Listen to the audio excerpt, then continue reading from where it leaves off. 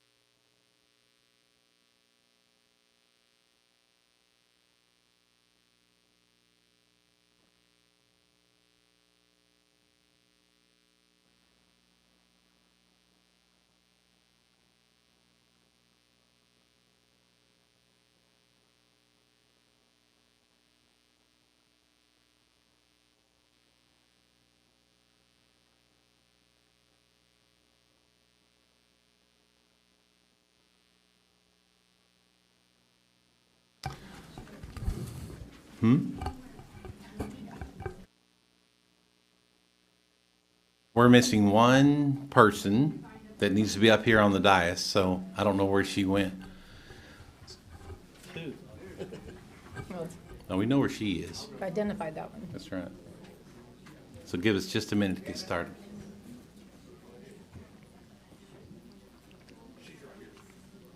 Okay. Okay. She's getting a shot of the sun.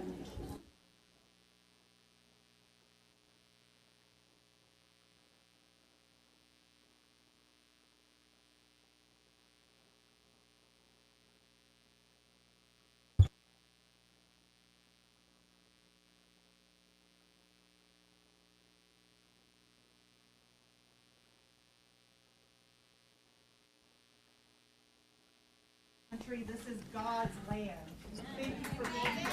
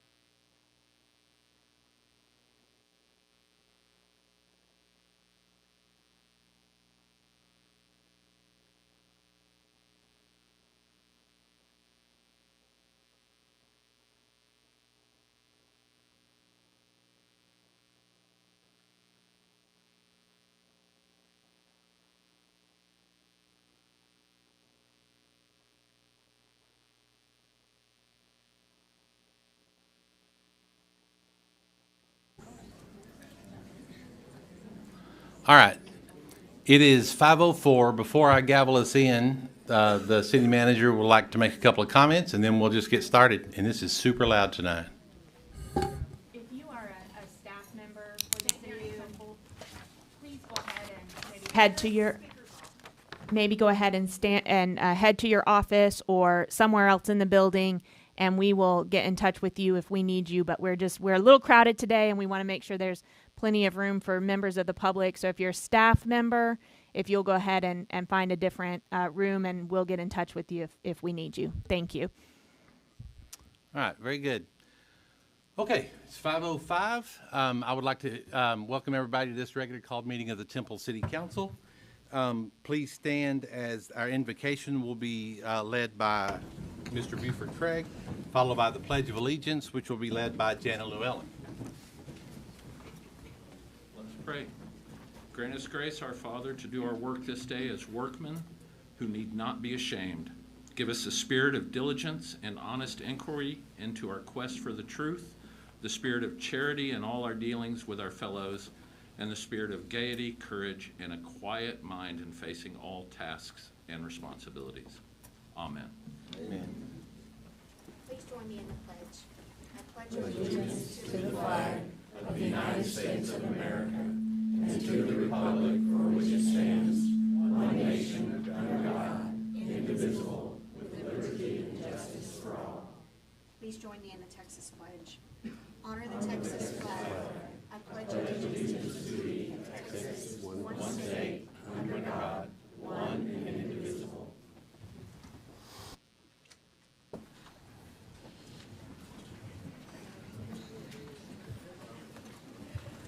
This is good. You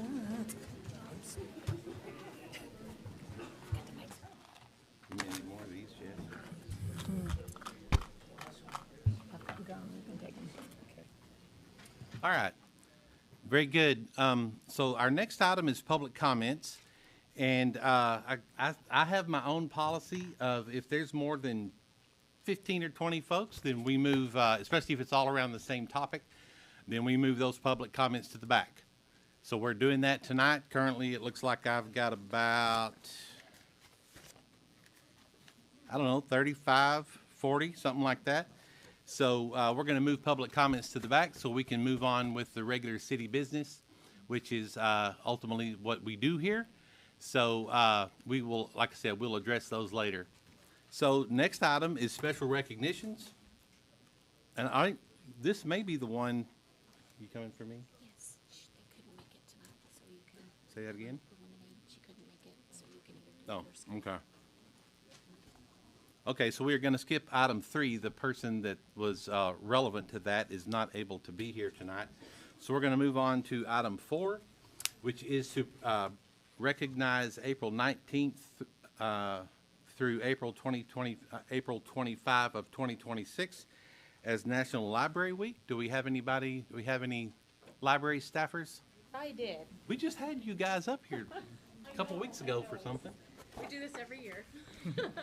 Well, I've got a proclamation. Okay, yes, I'll go, just quick comments beforehand. Got it. Thank you for helping us celebrate. This is something that happens every year, and it is a program of the American Library Association.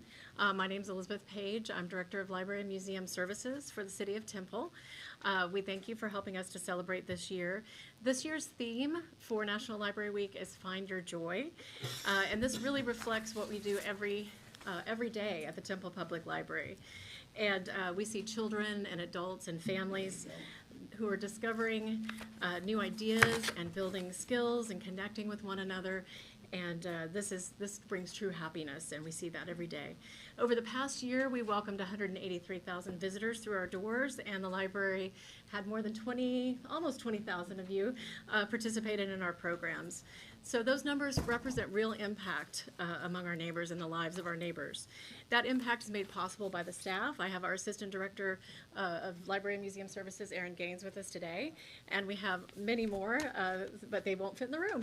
So we have 34 staff members who help this happen every day. Their expertise really does help us serve the patrons who come in. We also want to thank our Library Advisory Board. We have probably some members here, Friends of the Library Group, and our other volunteers. Volunteers gave more than 5,500 hours of volunteer service last year to the library, really making us the true heart of the community, as we think. We're grateful to all of them and to city leadership for the support. And Mayor Davis, I'm honored to accept the proclamation whenever you're ready. Sure. Thank you. It's my pleasure. So if I may, I'd like to present this proclamation. Whereas Temple Public Library sparks creativity, fuels imagination, and inspires lifelong learning, offering a space where individuals of all ages can find joy through exploration and discovery. Whereas Temple Public Library serves as a vibrant community hub, connecting people with knowledge, technology, and resources while fostering civic engagement, critical thinking, and cultural enrichment. And whereas Temple Public Library provides free and equitable access to books, digital tools, and innovative programming, ensuring that all individuals have the support that they need to learn, connect, and to thrive. Whereas Temple Public Library nurtures young minds through story times, programs, and literacy initiatives, fostering curiosity and a love of learning that lasts a lifetime. And whereas libraries make choices that are good for the environment and make sense economically, creating thriving communities for a better tomorrow. And whereas dedicated librarians and library workers provide welcoming spaces and vital services that encourage discovery, collaboration, and creativity for all. And whereas Temple Public Library is joining with libraries across the country to celebrate National Library Week 2026 with the theme, Find Your Joy. Now therefore I, Timothy A. Davis, Mayor of the City of Temple, Texas, do hereby proclaim April 19th through April 25th, 2026 as National Library Week, and I encourage all residents to visit their library, explore its resources, and to celebrate all the ways that our library helps our community find joy. In testimony whereof, I witness my hand in the seal of the City of Temple, Texas, on this 16th day of April, 2026. Congratulations. Thank you for all that y'all do.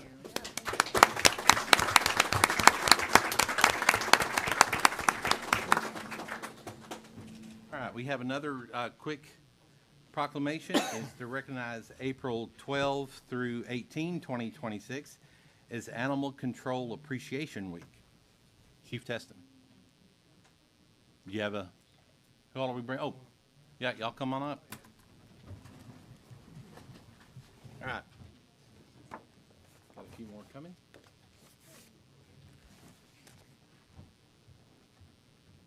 All right, thank y'all for being here. This proclamation is from the Office of the Mayor of the City of Temple, whereas animal control officers and animal care and control personnel work tirelessly to protect animals and people, enforcing laws, rescue animals in need, and to promote responsible pet ownership. And whereas these professionals respond to emergencies, assist law enforcement, and safeguard public health through disease prevention and humane enforcement. And whereas their dedication ensures the safety and well-being of our community animals and residents, often working in challenging and unpredictable conditions. And whereas Animal Control Appreciation Week is nationally recognized during the second full week of April, honoring the vital work of these professionals. Now therefore I, Timothy A. Davis, Mayor of the City of Temple, Texas, do hereby proclaim April 12 through 18, 2026 as National Animal Control Appreciation Week in the City of Temple, Texas, and I encourage all citizens to pay tribute to our animal control personnel and to recognize the substantial contributions that they make to protect our animals along with the health, safety, and welfare of our community. In testimony whereof, I witness my hand in the seal of the City of Temple, Texas, on this 16th day of April, 2026. Is that to you? And would you guys like to say a few words? At least introduce the crew? I'll let Amy introduce the team, but I just want to say it's, the police department works hand in hand with the animal services. They work as part of our team, and it's been a privilege to work alongside of them and see the dedication they have to care for the animals that come into the facility and their ultimate goal of finding forever homes for every pet that comes through there. So, Amy, do you want to take the time to introduce the staff?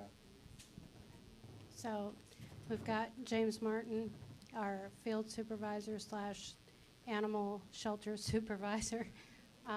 We've got Takaya Bills, one of our shelter staff, animal control officer. Ruben Carranza, animal control officer. Serenity Petruca, our newest animal control officer. And Veronica Herrera, correct me, Vasquez. So she's our newest arrival, so we've got a really good crew, so. Very good.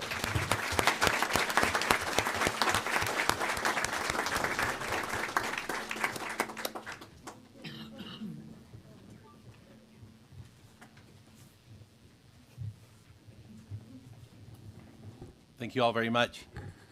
Where I live, I had neighbors on either side of me were feeding cats, and then one passed away and the other one moved away. And so now I have this colony of cats that come to my house, and every night on my back porch it's like Thunderdome with all these cats fighting. So I haven't called animal control yet, but it won't be long. There you go. Okay, next is public comments. Nope, that's not true. Next is consent agenda. All items listed under this section, the consent agenda, are considered to be routine by the City Council and may be enacted in one motion. If discussion is desired by council, any item may be removed from the consent agenda at the request of that council member and to be considered separately. Council, during our workshop, we discussed the a consent agenda, and it's my understanding that we decided not to pull anything for a separate vote. Is that still correct? All right. With that, then, council, I'll entertain a motion on items 6A through 6O. I'll make a motion to approve the consent agenda. Second. We have a motion by Mayor Pro Tem Walker. We have a second by Councilmember Pilkington. Council, please cast your vote.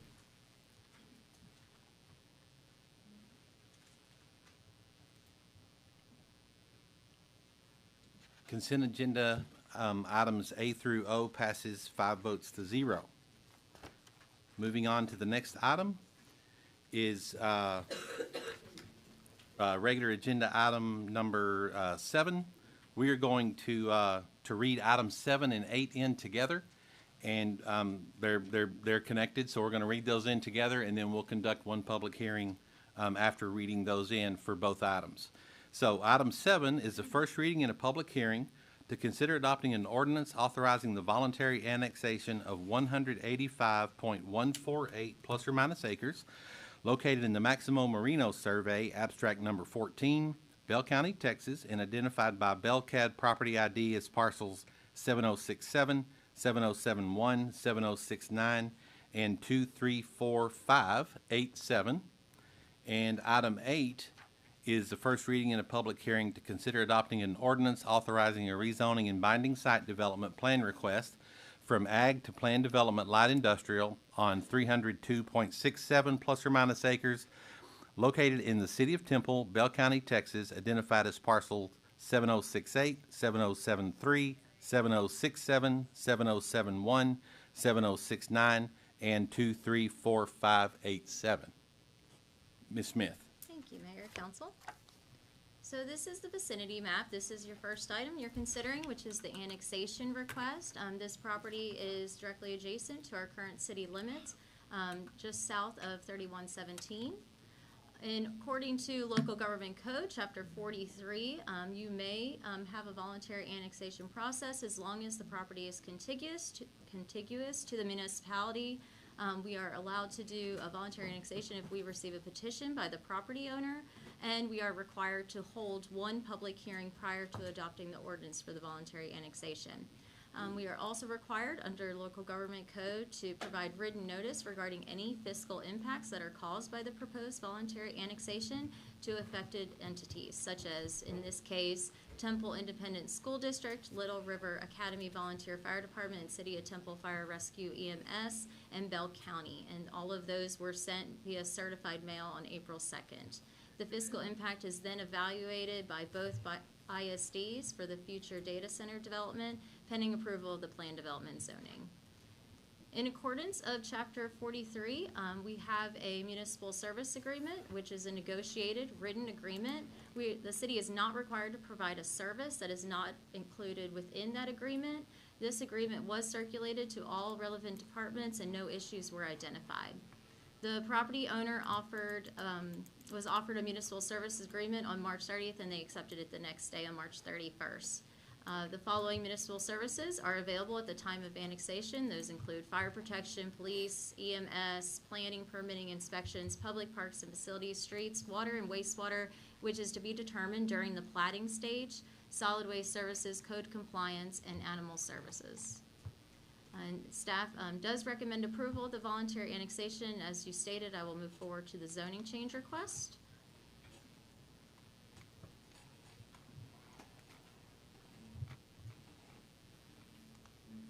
So the zoning change request includes the property that is proposed for annexation just south of 3117, as well as a property that's currently within the city limits. So this is a total of a little over 302 acres. Light industrial development is proposed here for a data center. They have provided us with a site plan, as you can see on the screen, that includes their boundaries, their setbacks, and we will see a final site plan at the building permit stage. They're required to have 50-foot setbacks along the boundaries with 2 proposed entrances into the development. This is part of a larger economic development in the area, which is intended to be light industrial development, and the light industrial request is in line with surrounding land uses. So as you can see here, that property just south of 3117 is the one proposed for annexation, which is included in the zoning, as I stated, and then the property north within the city limits is currently zoned agricultural. The comprehensive plan identifies this area as a little mixture between industrial, employment, mixed use, and rural estate. As we talked about, though, there are several properties that have developed within this area to light industrial, therefore it does comply with the future land use plan and the comprehensive plan.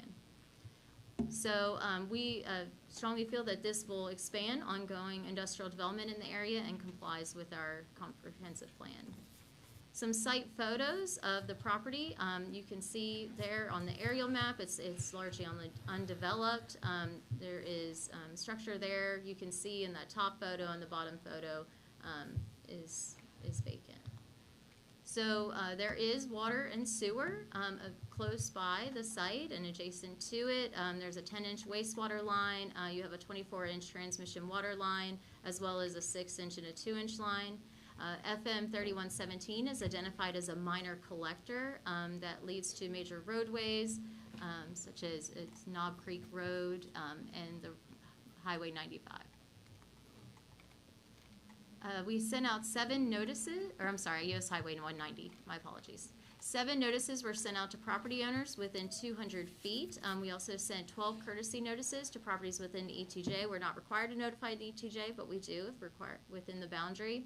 We received 1 response in agreement, 1 response in disagreement, and the notice of the hearing was published in our local newspaper, the Temple Daily Telegram, on March 26th. So you can see the compliance summary table. It complies with the future development plan. It's compatible with surrounding uses, and public facilities are available. We recommend approval of the rezoning request from Ag to Planned Development Light Industrial, subject to the following conditions. The approval conditions under the planned development would include that access. The owner would agree to work with both the planning director and fire marshal on location, configuration, and size, and for all proposed access points. If there are any site plan modifications for future phases of development, that can be approved administratively and will not require any additional city council hearings. Landscaping and screening must be provided between non-residential and residential uses. The company shall use or commercially reasonable efforts in design, construction, operation of the project to minimize noise to adjacent properties to the greatest extent possible, and they will be required to submit a noise mitigation plan for this. They'll also be required to submit a preliminary traffic impact study for the city to review and evaluate the need for a traffic impact analysis. There will be a utility service agreement that will be developed as well. The developer must enter into this agreement, addressing responsibility for any infrastructure damage caused during development. And then they also have the requirement for a preliminary plat. If it's divided into 5 fewer lots or more than 100 acres, it would not be required, but in other cases it would. So on Monday, April 6th, the Planning and Zoning Commission recommended approval from Ag to Planned Development Light Industrial with a vote of 8-0, and today we recommend approval as well. I'll be happy to answer any questions you have. Very good. Thank you, ma'am. Thank you. Council, anything for Ms. Smith? All right. So both items 7 and 8 are subject to a public hearing. As stated earlier, I'm going to put those together into one public hearing. So anyone that'd like to speak, we ask you please step to the podium, state your name for the record, and we'll go from there. Yeah. If we're going to have lots of folks, how many people would like to speak during this public? Let's get a, okay. So here's what I do. When I don't have your names here for public hearing, but in the interest of time, if you would please, if you're going to speak, don't all line up now. But if we can have 1 or 2, you got one at the plate, and I need 1 or 2 on deck, okay? And that way we can we don't have to watch you walk clear across the room as we go. One thing I always say during these, and I'll say the same thing at public comments, we want to hear from everybody, okay? Now, one thing, if you don't mind, I will totally leave this up to your discretion. If the person that said, if someone has already said what you wanted to say, then, and if you don't mind forgoing, if you can say, yep, I agree with her, and that's good enough for you, that's fine. Don't feel like you need to come speak. But if you want to say word for word what the person earlier said, that's fine too. In no way do I want to to appear that we're trying to, that we're attempting not to hear from everybody, but we have this public hearing and then we have a long public comment, so we could be here until 10. Okay, so let's keep it moving if we can. You're Mayor up, sir. Davis, could you please, if we could please not have the queue block the Yep. aisle, if you could please ask folks to queue somewhere that doesn't block the aisle. Okay, Thank is you. it okay if they go down there where the lady in the red shirt is? Is that good enough? I lost my fire chief, but We have I think a as long fire as, marshal. yeah, please just don't block the aisle. Okay. Thank you. Landy, is this clean enough? Are these aisles okay? We're good. Okay, very good. So no more than 2 on deck, it sounds like. Okay, take it away. I'm Joe Royer. I live in District 2. And for those of you who may not understand city speak, this is the next step in what would have been Temple's 5th data center. I'm sure we're all here to stop that. This is they're rezoning and annexing land to start the Ranger project. And City Council, as you can see, we have a lot of upset people here tonight. And I don't think any of us want this. And as you know, there's been talks of a recall, and honestly, I don't think I could stop that at this point.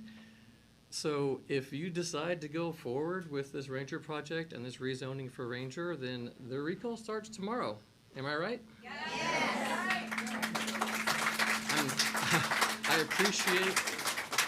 I appreciate the things you've done for this community. I mean, I recognize that you guys have done a lot of great stuff for us, right?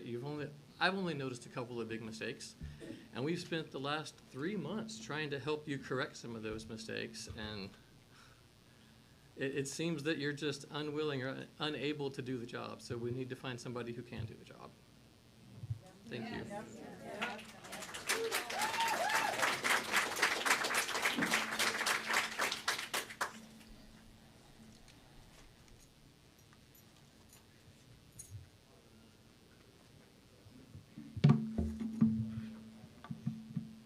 My name is Stacy Gordon.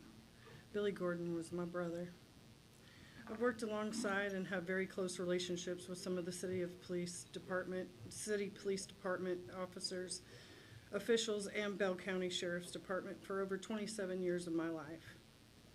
I helped start the meeting of the police department and all property managers in Temple to get our stat reports back in 2000 and to help get the drug crime down with Baskerville, Mueller, Prado, Lopez, many others. One of the first things that officers are sworn to do is protect life.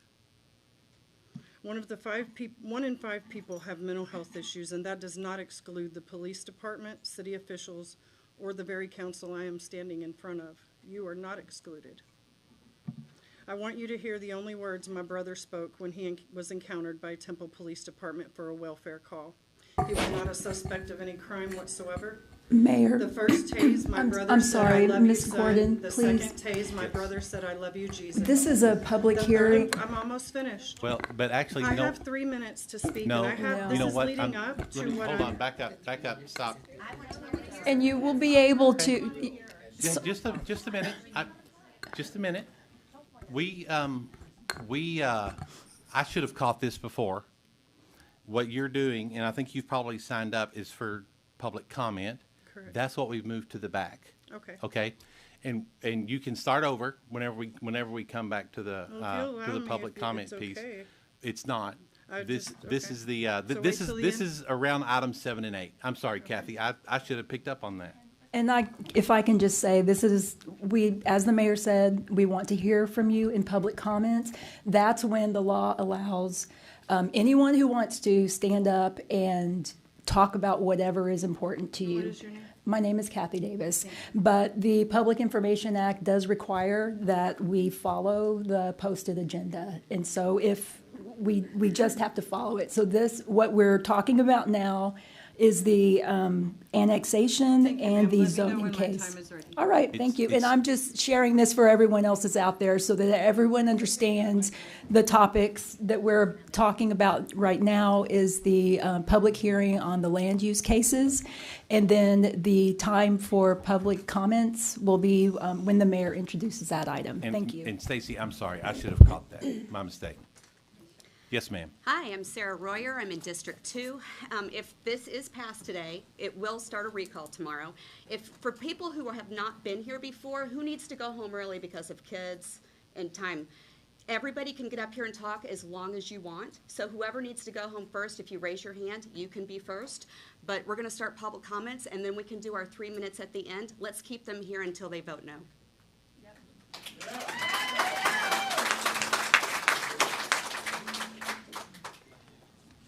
My name is Nell Brindley. I've lived in Temple all my life, and my heart is breaking.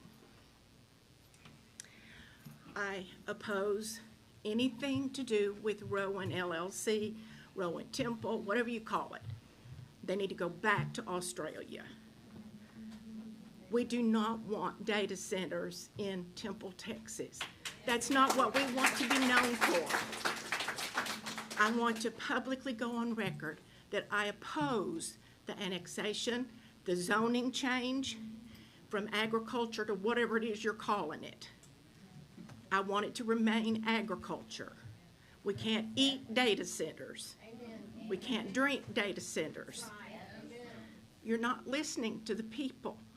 And it breaks my heart for you, and it breaks my heart for our city.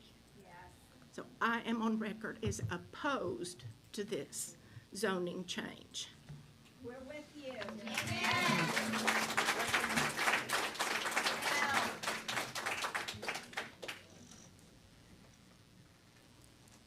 Alan Lytle, I live here in Temple, and you all know me. On a lighter side, I don't care about the data center stuff. What I'm concerned about is the fact that we have a major road, or not a minor arterial, I think is its name, going through the project property on both sides. We're doing a traffic study. The concern is if the traffic study comes back as detrimental, are we then in a position to totally cancel the project and tell them, sorry, you can't do it? Or do they have to make some kind of correction to that major street? Because there are still people living on that street on either end who have to get to their homes or to work. A traffic study would include, would be around traffic calming measures, changing of speed limits, putting in decel acceleration lanes, signalizing the intersection, et cetera. That's what that will be for. But it would not resolve any issues of traffic jams between the two properties. That would be included in the traffic study. So if, any sort of traffic jam mitigation, that would be part of it. And if it results in saying no, does that mean they can't do it? No. That's what I thought. Thank you, Alan. Hello, my name's Jenna Hall. I live here in downtown. I'm a homeowner in Temple, Texas. I grew up here in Texas. Show of hands who grew up here in this state. Real quick. Nice. I grew up here mostly because my grandpa came here to work for NASA in the 60s. He was a von Braun rocket scientist who helped make the computer guidance system that got Apollo to the moon and back. I've been thinking about a lot of him lately because of Artemis and the success of it. My mom told me yesterday, actually, that he was nervous wreck the entire week and a half that Apollo 11 went to the moon. Today, I'm very proud to say this, that my grandpa was a NASA scientist. What will your grandchildren say? Will they be proud that you were mayor or city council? That you stood up for democracy? Or that you were voted off by your own citizens? My grandpa believed in science and education, but he approached technology with caution, never blindly. He had a lot of sayings. I'm sure your grandfather had sayings too, Mayor. One of his sayings was, if it walks like a duck and talks like a duck, it's probably a duck. I see a lot of ducks in this situation. The rush to push these projects through, the lack of response or concern for citizens' thoughts, and the rising temperatures and vanishing lakes, and the discrepancy of wealth between Rowan and the people of this community. Another thing he taught me was the mark of foolishness versus wisdom. You see, a fool makes decisions thinking that they know what they don't know. A wise man knows when he doesn't know and acknowledges it, allowing education to occur. My question to you all is, do you know what you don't know? Are you making foolish decisions thinking that you know some things when you actually don't? We have multiple data centers in this state now being built simultaneously in a drought. How will the noise and heat affect our property values? You see, Texas didn't always have nice, shiny things like highways and Californians. And one thing every kid in Texas learns about is the Battle of the Alamo. It was a small group of citizen fighters, mostly settlers, defending their right to own land against 5,000 Mexican troops. The troops were far better equipped and trained. Sound familiar? At one point, Travis, the man our southern county is named after, drew a line in the sand, and he said, "You're either with us or against us." Well, this is the time in this issue that Texans draw a line in the sand. We are not giving up our water, electricity, and independence to a group of foreign millionaires, losing our independence in the process. Why should we take all the risk? And let me remind you that the way you vote today and every day thereafter will be reflected in the history books. Your great-granddaughters will know that you shut your mouth at the flash of fancy money, that you were the generation of council members who went with what was popular and not with what was right, that you lacked the values of those generations before you, that you were the part of the reason that our aquifer was at risk of or was finally drained by outsiders. Thank you.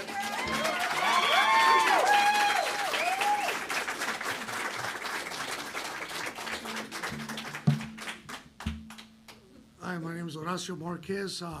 Moved out here from California, moved to here to Temple, and to be quite honest, I actually found love with the people here at Temple. Quite nice folks, very wonderful people. Welcomed me with open arms out there on the baseball fields. So I am a union member out of Local 529 Plumbers and Pipe Fitters Union. Okay, so I understand what a lot of folks' concerns are as well, and I get it. Mayor, if you would be so kind as to also kind of, show that, hey, if in fact there are issues, transparency, right? Right, a little transparency would go a long ways. Now, if I'm not mistaken, I believe these data centers are also supposed to produce 20% more than what they use, if I'm not mistaken.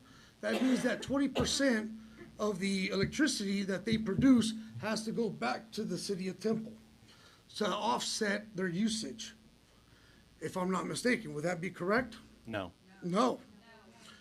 Well, then then somebody must have gave me some wrong information, but maybe perhaps that could be part of the contract.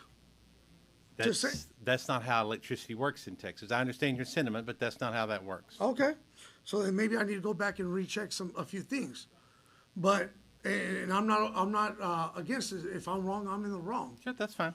Now, what it has done, at least for me, was it provided me with work here locally instead of having to commute an hour and a half to 2 hours. They paid well, and I have no problem with that. A lot of people actually from this area, from everyone from, Temple, Killeen, Waco, Hewitt, all throughout our area, we're all employed to come out here and work. So they're not just hiring people from way out down yonder. No, they hire people here locally as well, because it was the local members out of Local 529 from all these areas that were actually doing that job. For $12 above scale to allow us to have the things that we have, to allow us to live in the manner in which we live. So that way we can actually feed our families, take care of them. Okay, it also allowed me to actually sponsor the baseball team out here in Temple out of my pocket, buy a pitching machine, a junior hack attack, which is $2,600, so that the kids can get better training. It has allowed me to do good things for this community. So not everything is a negative, folks. There is positive. You just got sometimes it's in a haystack. But there are good folks that do good things with their money for the kids of this community. We're worried about the generation. Okay, hold it. So hold on. Go ahead. A little decorum would be very, very much appreciated. I know that this is I know that this process is very emotional for many people, and that's fine. But the banner back and forth, in fact, really, as all speakers move forward, your time at the podium is there to address council. So it's not to poll the audience. It's not for a raise of hands. It's, you know, I've let that go a couple times, and that's okay. But from now on, let's have some decorum. Mhm. Whenever anybody speaks, please speak directly to council, because Okay. you're here making, it's a public hearing, the public to the governing body. So I would appreciate that. And the applause and the yelling, I would really appreciate it if you wouldn't do that too. This isn't a circus. This is a time for people to come together. Exactly. This is an opportunity. I do, and I can also have people taken out of the room. I've never done that before, and I don't mind to not being the first. So please, just a little decorum. Like, how about not yelling at council? Let's just talk. We are here to listen. Let's just talk. Okay? Please. Thank you. Go ahead, sir. So where I stand on is that I am for the data center. Thank you. And I have no issue with it. Okay? So that's where I stand on it, because it does provide a lot of work for a lot of construction workers like myself. It may be temporary, but there's also maintenance work that goes with it. You know what I mean? And maybe that also needs to be part of the contract as well. You know, keeping local hands working. So that way, those individuals have a way to feed their family. Because in the long run, if we keep allowing like you said, the outsiders to keep coming in, to work, and then not invest in the community, there's an issue. I may have been an outsider and I want to be a part of this place.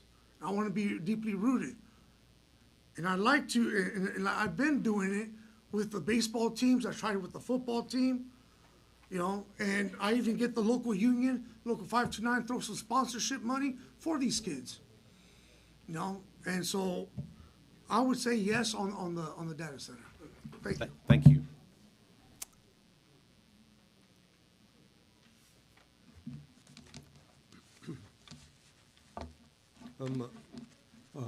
Excuse me, Jose Martinez. I'm a resident of Temple, and just wanted to point out a couple of things overall. For one, there's not much transparency. The council and a number of people, be it Rowan or whatever, have not been honest, straightforward. Much of what is said often about the data centers is false, it's incorrect. That is to say that the data centers say and what they claim. Just a few quick things overall. This is something that's been in the news lately, national news, local news. I think it was in the paper today, something about that also as well. So the news is everywhere. Harvard University just put out a study on this, basically stating, summarizing much of what they say, that these data centers deplete the water resources, electricity also, eat up a lot of the electricity that instead citizens could use, residents, that is to say. And as far as jobs are concerned, a minute ago it was said that providing jobs. No, that's incorrect. The Harvard study that came out today, I think it was, said that most and other also sources have said that outside individuals come over to construct these data centers, not local people. The reason for that is because these outsiders don't know, in a word I could say they're ignorant about the issue, and that's how the data center wants it. Wants them to be ignorant. And they go back whenever they finish. Now, as far as anyone wondering about the jobs, there are only about 20. Harvard study pointed out only about 20, no more than 50 per data center. These are people that service the servers. That's it. Overall, about 20. In other words, there aren't any jobs to speak of that it brings to a community. Just a couple other quick things, though. Overall, You know, San Marcos, I don't know how many of you know about San Marcos, but they defeated the data center. Construction of the data center there, people there, and kept the council till about 3 o'clock in the morning or so and defeated the data center. Keep that in mind, recently. One or two other quick things about some of this misunderstandings overall, and that is that a lot of people often think about AI, artificial intelligence, that this is what this is for and so on. Let me tell you what the situation is about that. The reason you're seeing a lot of these data centers now being developed at this point and recently is because the administration, the Trump administration, has been proposing that for surveillance. Keep in mind, ICE has been using them extensively, and surveillance, I refer, when I say surveillance, I mean of you as citizens as well, surveillance of you. That's what these data centers, many of these data centers are doing. You know, a couple other things that are kind of interesting in a way. Corpus Christi, you know about Corpus Christi, they have a real problem with water right now. And I just found out from the studies that are just now coming out that people did not know before. The refineries and other industries take up about 60% of the water, and 40% is left only for the residents. That's the situation, by the way, elsewhere with the data centers as well. They're left now with not much of any water in Corpus Christi and elsewhere also. So the point that I'm making about that is that many of these things that we might find out about water resources, depletion and whatnot, we're going to find out later. The council puts over all these rosy pictures, so does Rowan or whatever. That's not the case. You're being fooled. And also I would add, by the way, as far as transparency, one other thing, and honesty. I wrote recently about censorship at the library a moment ago. There were folks here from the library and quite a lot of censorship. I have purchased hundreds of dollars of books that have been censored. That is, say, let me give you an example or two. I've had over 100. Just an example or two. And I have these. Mr. Martinez, books. You're getting off topic. I'm talking about transparency from the city. Well, you hire the city library. Aren't you responsible for a city library? Yes, but that has nothing to do with item 7 or 8. Okay. Hang with item 7 or 8, please. Okay. Well, anyway, that's basically what I wanted to point out, and basically that the council hasn't done anything about the censorship. That's your job, your department, the library. They made a pretty picture a minute ago here. It's not quite the case. Thank you. Thank you.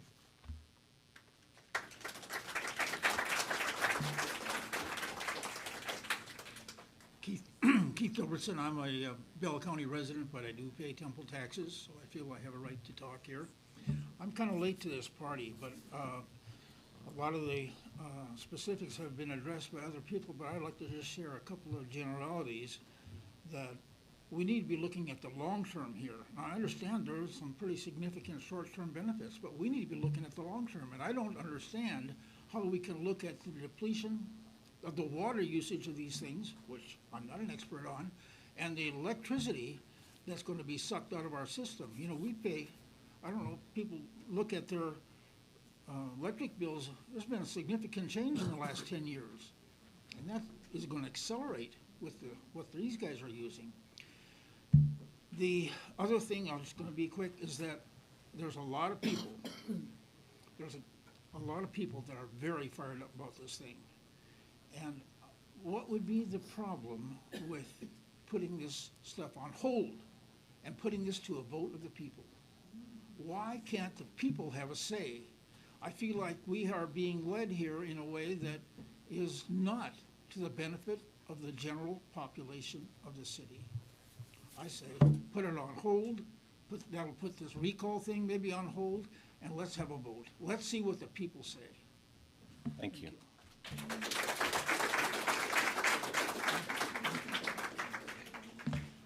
Good evening. My name is Lori Broughton. I'm a resident of District 3. First of all, I want to address the zoning that you have announced that you're looking into. Your zoning doesn't address flood issues. Data centers are known to have weather pattern changes, increasing the risk of rain events that turn into flood events. These sites are all hardscape, no flood control is built in, no retention ponds. Also, weather pattern changes have not been taken into consideration. EF3 storm producing tornadoes. Below that, they tend, when they hit the weather, the heat dome that the centers put off, tend to dissipate. Anything above an EF3 increases. So you are putting the residents of Temple in harm's way with anything over an EF3. And nothing that I have seen has been addressed to that effect. Can you define EF3? EF3 tornadoes is the rating of the strength of the tornadoes. You're talking about tornadoes? Yes. Gotcha. So I have seen no studies done on that. And for the people that have just lived through the last tornado, you should be scared. Because guess who is responsible for paying the expense of your repairs? It's not anybody sitting up here. You have to go fight with your insurance company, and you have to rebuild or leave. That's your only two options. Now, So the May tornado a couple of years ago was caused by a data center? no, Okay, I didn't say that. I Okay, didn't say just- that. just asking. Now, let's go to conflicts of interest. All of you voted to approve data centers while taking donations for your nonprofits, for your own self-interest. Now, let's go to Zoe Grant. How much money did you take for your NAACP, for your Zoe Rings, for your New Life? Jessica Walker, you sat there and you have a lumber company. Ma'am, items 7 and 8. Yeah. We're, This is no, 7 and 8. this is off, Directly related this is off because you topic. took donations from Rowan personally to enrich whatever nonprofits and all of that. So it did go directly in your pocket, but it went to your favorite organizations. Now, that's a big conflict of interest, especially if you took the money and then voted in favor. Now, and back to conflicts of interest again. Y'all did a tour of the data center. Well, Where? I thought you were going to go back to me. So No. building materials, I no longer own the lumberyard, and we don't sell that type of building material. We don't, Yeah. it's residential building. So unless that's being built with cedar, it would not come Mike from my Pilking- yard. Mike Pilkington, Bell Contractors. Okay? Tim Davis, Novera Insurance. Bo Harvey is your partner, BFD Worldwide Business. Okay? All right. Bo and I are acquaintances, and I eat hamburgers at his place sometimes. He and I are not business partners by any stretch. Okay, so back to, well, let's talk about the Conflict of Open Meetings Act. You went on a tour of a facility. Did you have a quorum? Did you have 3 or more of your members there during that tour? Not if had we had a quorum, it would have been posted. No. So My question was, did you have a quorum? No. No. So I've- was I've- that pre-planned so that you would not have a quorum, so that you could go on this tour and state that you did not have a violation of the Open Meetings Act? We can track this down. That So would- if you're not being honest, that will come up too. Okay. Really, I mean, I don't know what to say to something like that. We, Well, we- you know, well, it's a okay, it's a okay, then violation let's of the make- then Texas I have Ethics never Commission. I have never been on a tour of any facility with more than one other council member. And was that pre-planned? Because if it's pre-planned, that's another violation of the Open Meetings Act by the state No, attorney of course general. it's pre-planned so that there's not a quorum. That's what I mean. So that we're not in violation. It would be in violation if a quorum went and it wasn't posted. That's the violation. But it wasn't posted. Because it Nothing wasn't. was posted. Because it wasn't a quorum. But you still owe us a transparency. The transparency of saying, we're gonna go and we're gonna have a tour. We're gonna see what this is all about. If a quorum is going, that you are 100% right. But now I'm getting to the fact that there is no transparency. So if, help me understand, if I go on a tour, and if Jessica goes on a tour with me, we need to publicly say You should. that we are not in violation of Open Meetings Act?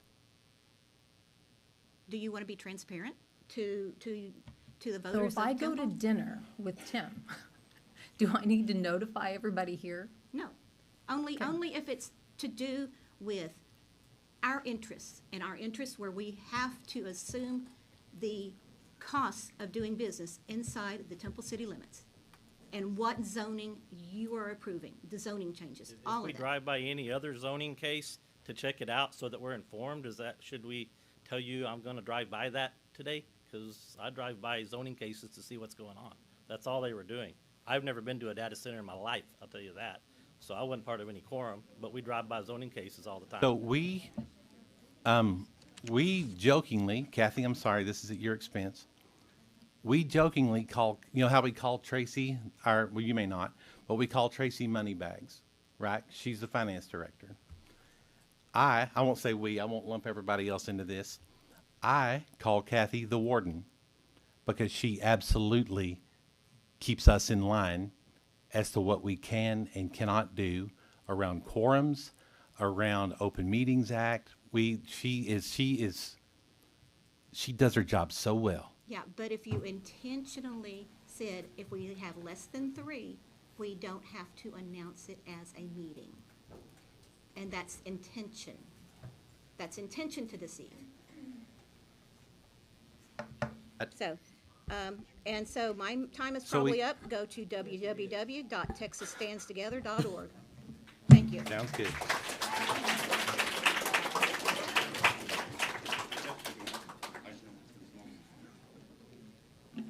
Good evening, everybody. My name is Larissa Longoria. I am a resident of District 2. I did not think I was going to find myself standing in front of the City Council, especially coming off of work. I'm a nurse. I work for the Department of Veteran Affairs. I'm also the president of my local union. You probably have seen us in the news. Decorum is not new to me. Lobbying is not new to me. Bylaws are not new to me. And nothing else when it comes to City Council, when it comes to open information, and when it comes to the Public Records Act. I didn't find what Miss Kathy was doing appropriate. We want to talk about decorum. She was on her phone while all the speakers were speaking. What I think people don't understand about these data centers, you read in there what it states about the water usage. You're going to hear a lot of terms about a closed loop system. But what they're not telling you is a closed loop system will evaporate. That water evaporates. The sludge runs off somewhere, okay? I came from an agricultural town close by Lubbock, Texas.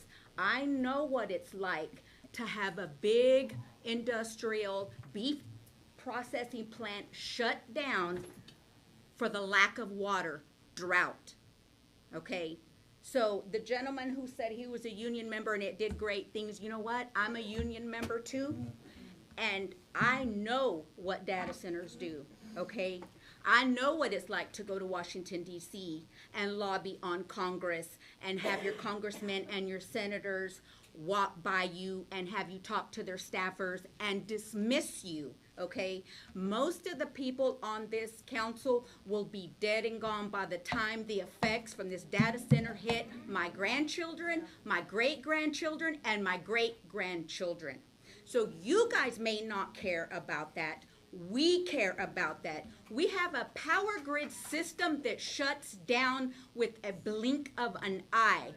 Governor Abbott does not care about the power grid system. You can't have an ice storm without the power grid going down.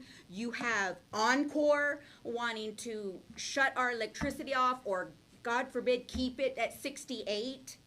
We cannot maintain a data center here. It's not about having jobs. It's not about limiting outsiders to come and work here, because that's not what America is about. America is about allowing everyone to come and work and come and feed their families and come and do what's best. But when you allow people to come, well, they need to be honest and say these jobs, maybe 3 to 5 years, maybe 10 of what it's going to cost to build that. Afterwards, maybe they're pushing it with 33. They're pushing it when they tell you it's going to occupy 33. I think most people here, and I'm looking at everybody here in this audience, are very smart. And what I will urge you to do is stay outside of the basic news and educate yourself on what a data center is. It's poison, it's toxic, and it will just absorb, worse than a sponge, the electricity here. Someone posted on Facebook their light bill was $1,000. My light bill was $465. A basic 3-bedroom, 2-bath house. And that's just the beginning with the basic data centers that have started here, okay? I understand how big corporations come in, okay? You can smirk all you want. I fully understand how Ma'am? big listen, No. I know how decorum works. I know about policy and procedure, but Then if you know that, please stay on topic. I'm staying on topic. But what I'm saying is, if you guys want respect from the residents here, I think the respect is both bound. Look interested when we speak, because we live here. We all live here, and we all have to drink the same water. All of us. We all have to drink the same water. I'm sitting here in my scrubs, coming straight off of work. That's how invested I am in this data center. These tax breaks cannot continue for these wealthy companies while most of us are here scrounging and can barely get $150 worth of groceries. Currently, everything is being gutted to pay for all the rest of the stuff. And they will suffer. Veterans will suffer because it will impact the Department of Veteran Affairs. And it will impact Temple and all the small surrounding cities. And if you ever have any farmland, you can say goodbye to that because it's going. And I know, I lived in Plainview. I was born and raised in Plainview, Texas. I know all about cotton. I know all about agriculture. And I know all about water. As a nurse, if there's any nurses in here, we know that water is life. As human beings, we are 95% water. And they're going to fool you. They're going to tell you that it's a closed loop system. We all know, anybody that grew up in an area where you had a water cooler instead of refrigerated air, water evaporates. So how are they going to replenish that? A mega data center uses about 5 million gallons of water a day. A day. Okay? That may be with just a few AI searches. That's how many gallons of water it uses, okay? I think most people came here educated, but it would behoove everyone to further their education on these data centers. They're not good for any city, any city. We love AI, don't get me wrong. It's great, it's fabulous, it's fast. I can put it in there. I probably could have drafted my speech to you guys off of it, but I didn't.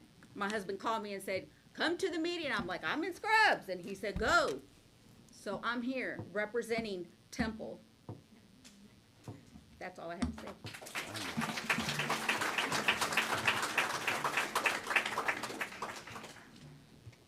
Hello, Council. Thank you for the opportunity to speak today. I'd like to begin with just a short point of order. Is there a time limit for my comments during this public hearing section, so long as I'm on topic? No, Okay, please stay on top. And also, Thank you, sir. please state your name. Oh, my name is Nicholas Stone. Stone? Yes, Very good. Stone, Thank you. S-T-O-N-E. Okay, so first I would like to thank the council for the opportunity to speak today. Unfortunately, as the same as many of my other residents here, I believe it will most likely have no effect on the decision you make here today. It is very clear from your reactions that you have already made up your minds and you are simply exasperated by us citizens coming here to speak. We see the eye rolls. We see the slow blinks, Miss Walker. We see your face getting red, Mr. Davis. We see the smirks. We see you on your phone. I will address your decorum more later during the public comment period. I will move on to the topic. The point was that it is clear you've already made up your mind and you are simply only having the public hearing section because you are legally required to. I would implore you to reject this resolution if I thought it would make a difference. However, time and again, you've shown you do not care about the opinions of Temple's residents, especially as it relates to data centers and how it will affect the citizens of Temple. As the former citizen said earlier, I did not catch their name. This will affect our children, our grandchildren, our great-grandchildren. It may be very easy for you to sit there and simply say, well, this is going to be past my time.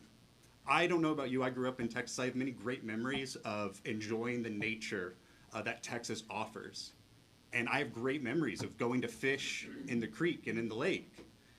When your grandchildren don't have those opportunities because the water is not there, what will you say to them? Well, you'll say, well, I made a buck. It was worth it. And simply put, you've heard many mentions of transparency during this, and it is very clear that there has not been transparency, despite whatever your statements may be. If we have this council room more full than it has ever been before, to where you're having to send your own staff out to make room for your citizens, it is very clear that there has been some information lost, and I don't believe that that is an accident. I cannot believe that, because you are obviously all very intelligent, professional individuals. You have been in your roles for several years. You know the rules, you know the laws, and you know exactly how to circumvent them. And you have shown a great skill for that. As many other people have mentioned, there is going to be a significant amount of water use. The simple fact that you handed us a data sheet from Rowan already shows what side you're on, but let's go through point by point. So to start with their first point, Rowan states a myth is that they will use up to 5 million gallons of water a day, but it is a closed loop system that will only require 1 to 2 million gallons during commissioning. Now, as many other people have stated, these numbers are often reported as much lower than they truly are, because it is in Rowan's best interest to portray it as less than it is going to be. They have no obligation to us citizens to be truthful. They have no obligation to the citizens of Temple to do the right thing by us, to make sure that we are taken care of. Their obligation is to their shareholders, to make sure that their bottom line goes up. So they are not going to be completely honest with Temple residents. And if you expect me to take a fact sheet that they printed out for you and take that as the full truth, then I don't know what you expect of us citizens. You must think so little of us that you can hand us a printout that the company itself gave you and we'll smile and walk away happy. And it's simply insulting. So let's go on to the next point. Rowan data centers were negotiated secretly with the city, as we've said many times. Yes, there have been public hearings. Yes, this has been posted publicly. But there have obviously been many, many details of these agreements, such as in Resolutions 7 and 8, that have not been discussed with the citizens, that most people in this room know nothing about. And as we're having a public hearing, trying to voice our opinions, trying to find out this information, trying to impress upon you how important it is that the citizens know this, and you are dismissive. You roll your eyes. You smirk at us. You're on your phones. And again, I will address your decorum more during the public comment period. Let's move on to the next point. Rowan's projects will cause brownouts. Yeah, they most likely will. Let's be completely honest here. There's going to be an incredible amount of electricity usage. And again, they have no obligation and no reason to be honest with us about this. Of course, they're going to tell us it's not going to use enough electricity because they know that it'll get you, the council, to sign off on it. And you'll get some nice kickbacks to your, to your organizations. And then you can just sit there and bite your lip and get red in the face and just be, man, I can't wait till this guy stops talking so I can vote yes. Let's go on to the next point. These data centers being built on land that wasn't even planned for industrial development. Literally, one of the resolutions that we are discussing is about rezoning this to light industrial from agricultural. So it is simply a bald-faced lie to say that this is land that is already going to be used for industrial development. This land is currently zoned as agricultural. It requires you voting yes on this to rezone that to light industrial. So simply put, that point is a bald-faced lie. This is land that is zoned for agricultural, that we are talking about a resolution to rezone it to light industrial. If that is not building something on land that wasn't planned for industrial development, I don't know what is. Let's move on to our next point then. These data centers are going to raise our electricity rates. Again, obviously they will. Rowan, again, has no reason or no obligation to us Temple citizens to be honest about these points. Of course they're going to tell us that, no, it won't affect your electricity rates. We'll be so nice. We won't ever go over the limits. And for anyone who isn't aware, the way these contracts are often written, they have a limit. Yes, they are given a limit. And the penalty for going over that limit, it's not like when me or another citizen doesn't pay our electricity bill. You don't go there and turn it off. They pay a fine. What that tells me is that they are allowed to go past that limit as long as they're willing to pay. So this is saying that, yeah, oh, we'll only use up to this many kilowatt hours, unless we really feel like using more, and then we'll just give you a few $1,000s and call it square. So again, I am not going to take it that when you say, oh, they've told us they're not going to go over these limits. Same thing with the water. Because these contracts, I'm sure say, does it say when they get, and I'm not asking you a question, I understand this isn't a back and forth. Does it say that when, they go over this limit, that it's a hard cutoff, that they cannot go over this limit? No, it does not. And I haven't read this contract, but I guarantee you it does not. It says there's X penalty, your rate goes up by so much, so forth, whenever you go over the limit. And they are going to go over that limit time and time again, because the reason they're building so many of these data centers is they print money. These are people with billions and billions and billions of dollars. They have infinite pockets, endless pockets to reach in and pay your little fines and pay your little fines and pay your little fines. And they will do it at the cost of every citizen in this room here today. At the cost of our water, at the cost of our children's water, at the cost of our electricity, at the cost of our schools. At the cost of us. At the cost of you and me. At the end of the day, you all do live in this area, and you have families. That's, again, why I implore you. Again, I can tell from your faces, most of you already made up your mind, but I implore you, really think about the long-term impacts that this will have, right? Because we're not talking about just, oh, it's going to be, the lake's going to be a little bit lower. We're talking about year over year, there will be less water. Year over year, the electricity price will go up. That creek that you grew up fishing in, that you have great memories, that you want to take your grandchild to catch their first catfish, you're going to go there, and it's going to be dry. And you're going to say, man, it's never been dry in April before. We'll try again next year. And you'll go next year, and guess what? It'll be dry. You'll walk farther up the creek, and it'll be dry even farther up. How many years are you going to have to walk down that dry creek bed before you realize the mistake you made? Let's go to our next point, please. These data centers don't bring long-term local employment, and that is the truth. Even in this own data sheet you gave us, it points out that there will be 500 jobs temporarily while they build it. And you have individuals coming in here basically begging and hoping that they're going to be one of the lucky few to get those 40 permanent jobs. We have thousands of residents in Temple. 40 jobs is not a significant amount. Is it? Yeah, 500 jobs temporarily is great, but what about the long-term effects? And again, as another individual pointed out, most of these jobs are their high-level positions. When you're talking about a data center, you're not just having a regular plumber working on your pipes. You have an engineer doing your pipes, right? So this is going to be mostly college-educated people, and they do need these jobs. But if we're talking about who most desperately needs the jobs in our area, it is not our well-educated citizens. They have more opportunities. It is our tradesmen. It's our plumbers. It's our day laborers, right?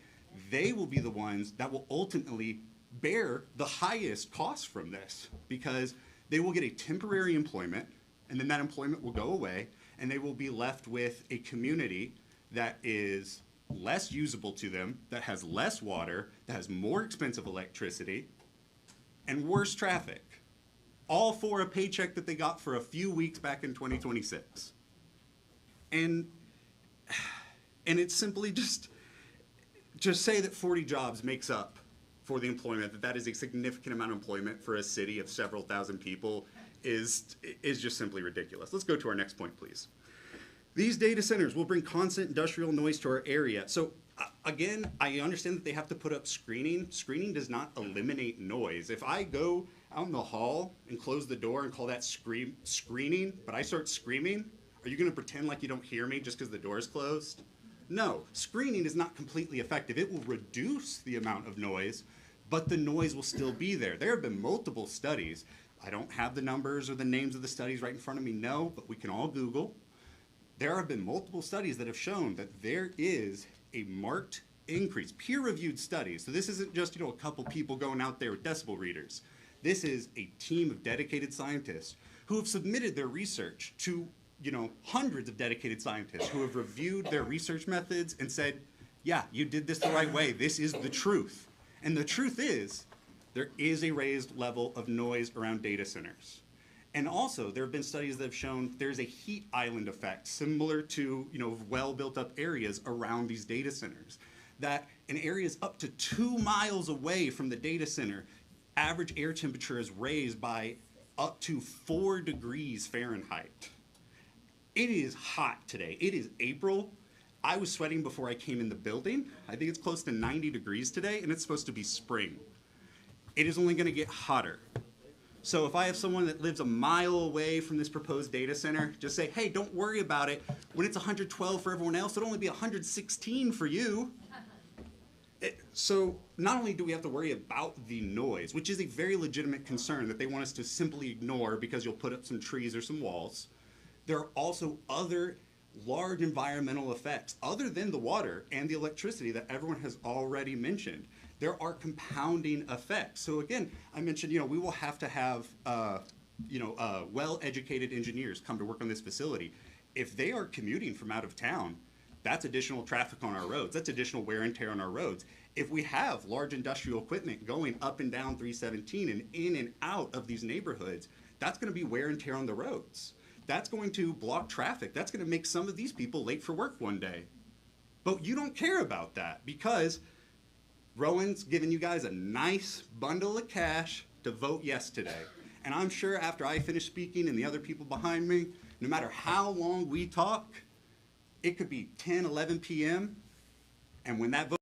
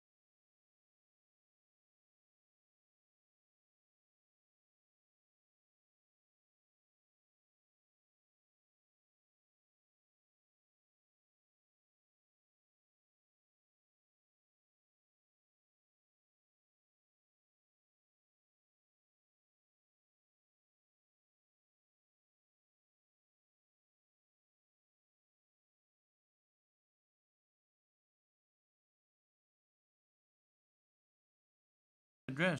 Also, I'm sick and tired of good farmland, rich farmland being taken out and scarfed up for our food supply. I went last week to H-E-B to get bananas. There was no damn bananas there on the shelf. And there's times that the bread gets short. Also, I told you, I don't not only work at the hospital or farm. I worry about this. I used to have as much as 1,000 acres working there. Of course, I had somebody working on the farm for me.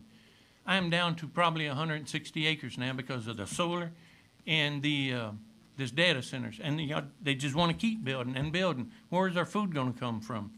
And also, since I ran for commissioner and I made a runoff, I had the privilege of being flown over these solar farms, which same thing is going to be with the data center. I found and took pictures and videos of every single solar farm that had a retention pond. The water was gray. The creeks, the rivers, stock tanks were pretty in blue. Even Panda Power Plant was pretty in blue. This data center is going to ruin our water, just like the solar farms did. So anyway, I spoke my piece, and before I leave, if y'all don't listen to the people here, then election day is coming up. And I know these people are going to remember. They're not going to forget. All of y'all will be out of a job. Thank you.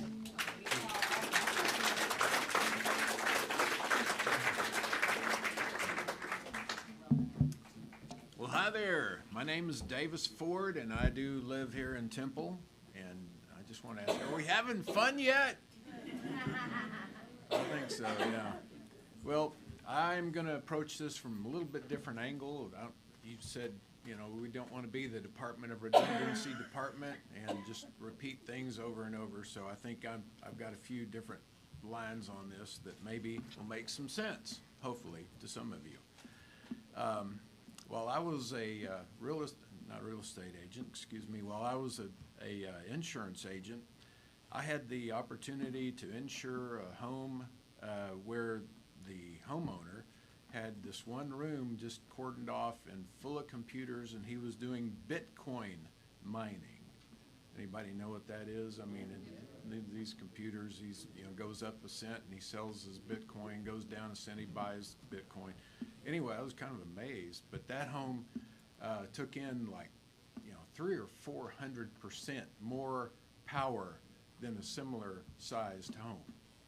And I found that amazing that his computers were sucking up that much power for his little computer generation. I was thinking his little deal had to be. All right, how about now?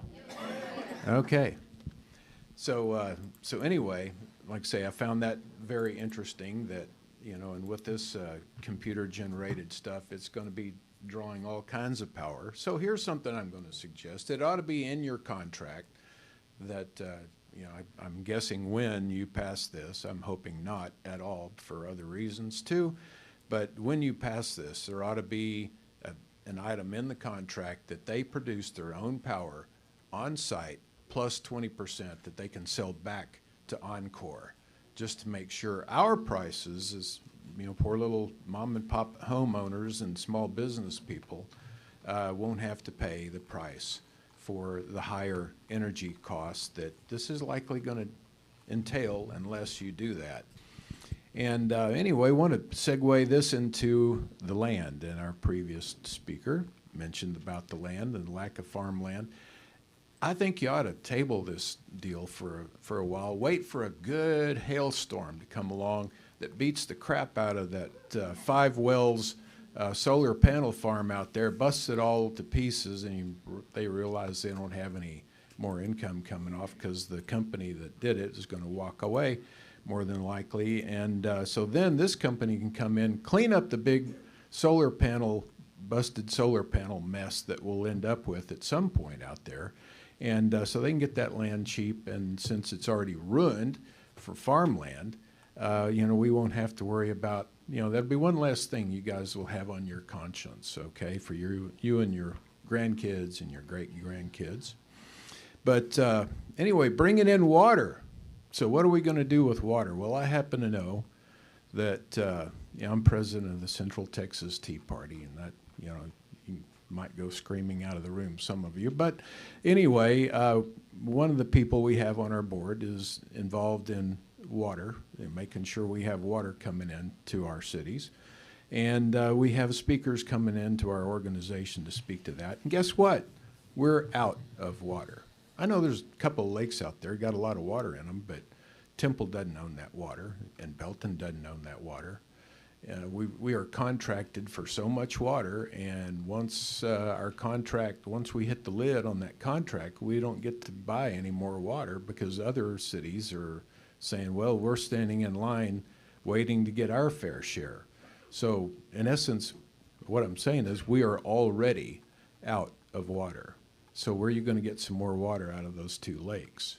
They're talking about plans to, during rainy season to pump some underground in caverns and pump it back out. But anyway, that's another thing. But like I say, where are you going to get that water? Now, did I hear somebody say, and you guys correct me if I'm wrong, did I hear somebody say that there's a 25-inch water line runs through that property or near that property right now, the proposed property? Is that right? Did I hear that? I think I did. Okay. 25-inch line.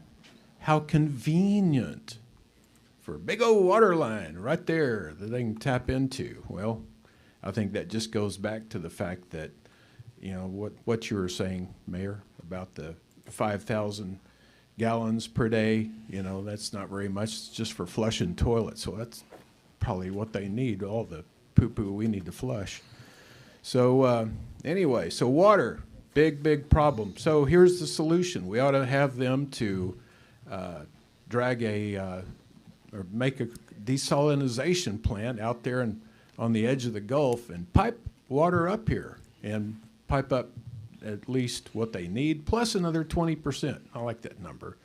Let's just make them do a desalinization plant, pipe the good water that they're going to need up here, so make sure that we don't run us out of water, and the over 20%, that'll just allow for problems they might have along the way and help out the community, really help out the community. Let's see.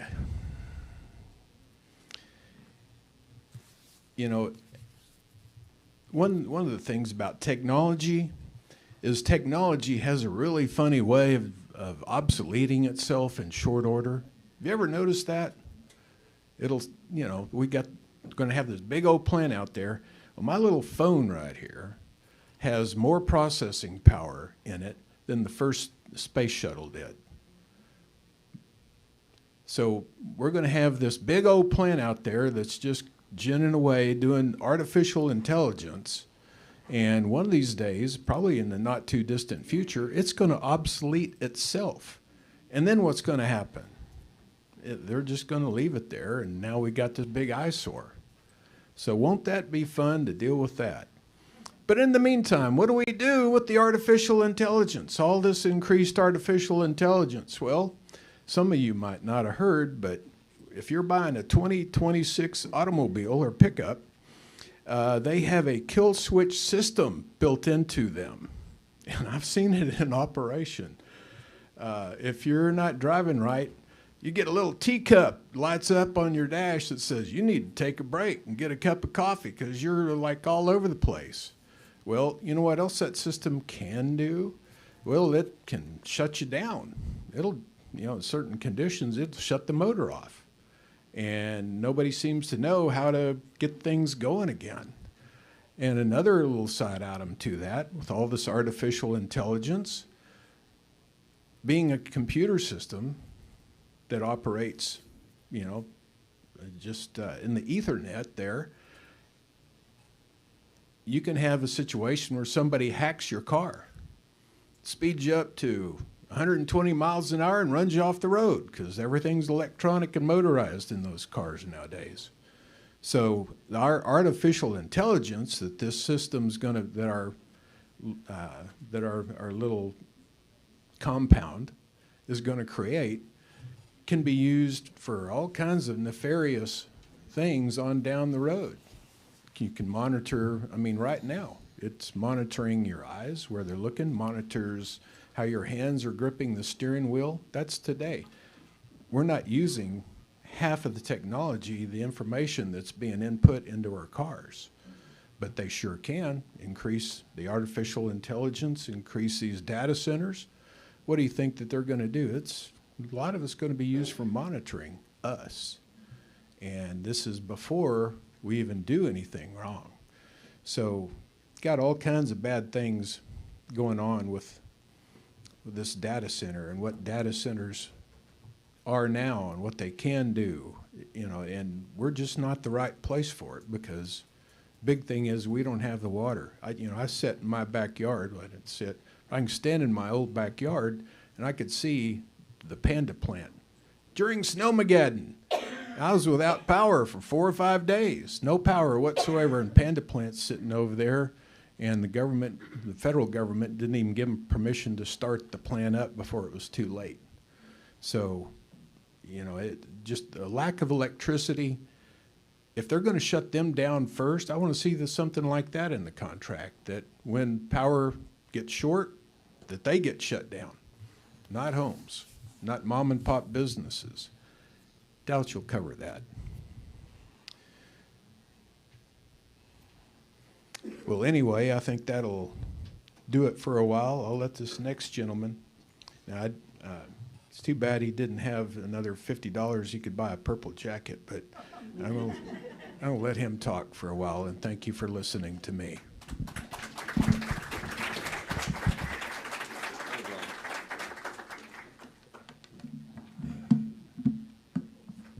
All right. I think I can hear me without picking it up. So first, I'm going to start with some positive. I think we got a good police chief coming in. CJ, CJ Grisham, you got to state your name. CJ Grisham, citizen of Temple. But kind of glad to see y'all have done a good job, at least on one thing, and we've slowly improved our police department over the last decade. There's still a long way to go, and I hope that we continue that trajectory with this new police chief. So good job on that. We have I think the city council has a problem here when you've got me and Mr. Martinez on the same side of an issue. Because we could not be any further. He's an extreme left-wing lunatic. I'm an extreme right-wing lunatic. And we all disagree with this. And I've been watching. I just got back from Rains County. That's why I was a little late. And so I was watching online until the feed went out. I think I only heard one person oppose or support this particular thing. And that was because he's an employee. He's got a financial stake in it. So apparently the only people that support this are people with a financial stake in it. So we'll see how y'all vote. I wanted to get a little bit of detail. A single mine, and I've been doing some research on this. And the second thing that was good, thank you for giving me, I finally got the discovery or the open records request information. I'm still going through it. But I did some research in general. A single modern AI center can consume as much electricity as 100,000 homes, with larger ones using far more. This growth has brought economic benefits to some communities, such as tax revenue and construction jobs. Those go away. The tax revenue comes in, and then it gets wasted. But also significant strains, particularly on the energy grids, water supplies, and local environment. Impacts vary by location. We don't have to wonder, what is this thing going to do? We can look at what it has done in other places. And, you know, we've already got this Meta Center. We don't even know the impact of that thing. And then before the Meta Center, we had the water plant that y'all brought in here that, by the way, when we have water restrictions, they can still pump out as much water as they want. And now we've got 2 more data centers on top of that. So in high-density areas like Virginia, the impacts vary by location. Concentrated hubs like Northern Virginia's Data Center Alley, parts of Texas, Georgia, Arizona, and the Midwest feel them very acutely. And nationwide trends, so rising concerns from residents, utilities, and regulators. In high-density areas like Virginia, wholesale electricity prices have surged as much as 267% over 5 years near these data center clusters. And we're about to create a cluster here in Temple. Residential bills have risen sharply. One Virginia homeowner reported a jump from $100 to $281 in a single month in expenses. The surveys show that most voters there blame the data centers. Now, again, that's kind of colloquial. I just wanted to bring in as much of the data as I could. Nationally, data centers push average U.S. electricity bills up by 8%, with regional spikes over 25%. And of course, you've got as high as 267 over a 5-year period. In the Mid-Atlantic, in the PJM grid, data center-related costs have already contributed to billions in rate hikes. Data centers require enormous amounts of water, primarily for evaporative cooling to prevent servers from overheating. And I heard a previous speaker talking about that, so I'm not going to go into that too much. I also heard a lot of weird things that data centers can do. They may even turn frogs gay. I don't know. In Texas, projections reach 49 billion gallons in 2025 and nearly 400 billion gallons of water by 2030 just by data centers. The single meta facility in Georgia used 10% of its county's daily water. I heard that there was somebody here from Belton. This doesn't just affect Temple. This affects our neighbors. It affects the whole county, anyone that uses our water supply. Phoenix area centers and other Southwest sites exacerbate these droughts. Effects on communities include higher water rates, rationing risks, depleted aquifers, and reservoir. And by the way, we have rationing risks without all of these things. And competition with households, farms, and ecosystems. Many draw from municipal potable supplies or groundwater, though some are shifting to reclaimed wastewater. U.S. data centers recently accounted for 105 million metric tons of CO2 emissions. They rely, which with carbon intensity, that's 48% higher than the national average around data centers. They rely heavily on fossil fuels in many regions, delaying clean energy transitions and prompting new gas-coal capacity. On-site diesel generators sometimes run for hundreds of hours, emit particulates, noxious gases, and other pollutants, creating local health hazards like asthma and heart issues, and we heard about downstream effects. Facilities can span hundreds of acres, often converting farmland, forests, and wetlands into impermeable surfaces. This affects stormwater, biodiversity, and local agriculture. And then you've got the constant humming from cooling fans, generators, and turbines, which can be heard, depending on the AI data center, up to 2 miles away, and really anybody within 3,000 feet, it's terrible. Infrasound and heat exhaust create heat islands that raise local temperatures and disrupt residents and wildlife. Do I think it's going to create an F3 tornado? No, but it is going to affect the weather, at least that locally. I mean, it could even just create a little bubble if we've got a little hotter area. This is why some cities face different types of storms than some countries do, or some country areas, rural. These impacts are most pronounced in rural and suburban areas where data centers cluster for cheap land power and often lead to community opposition, which you see here. And then finally, I'll just leave it with this. You know, my family's been here for generations. We've been farming, Temple. I mean, heck, the place where I was arrested was country. And now there's a big giant park there. You know, and that's just 2013. We're talking 13 years now. I live in a place my family used to farm. And the fact that we're getting 20 to 40 jobs out of this after construction's done is about as much as a big farm employs as well. So my final question for you, and it's rhetorical, because I want each and every one of you to think about this individually. What are we really getting out of this? What is in it for us?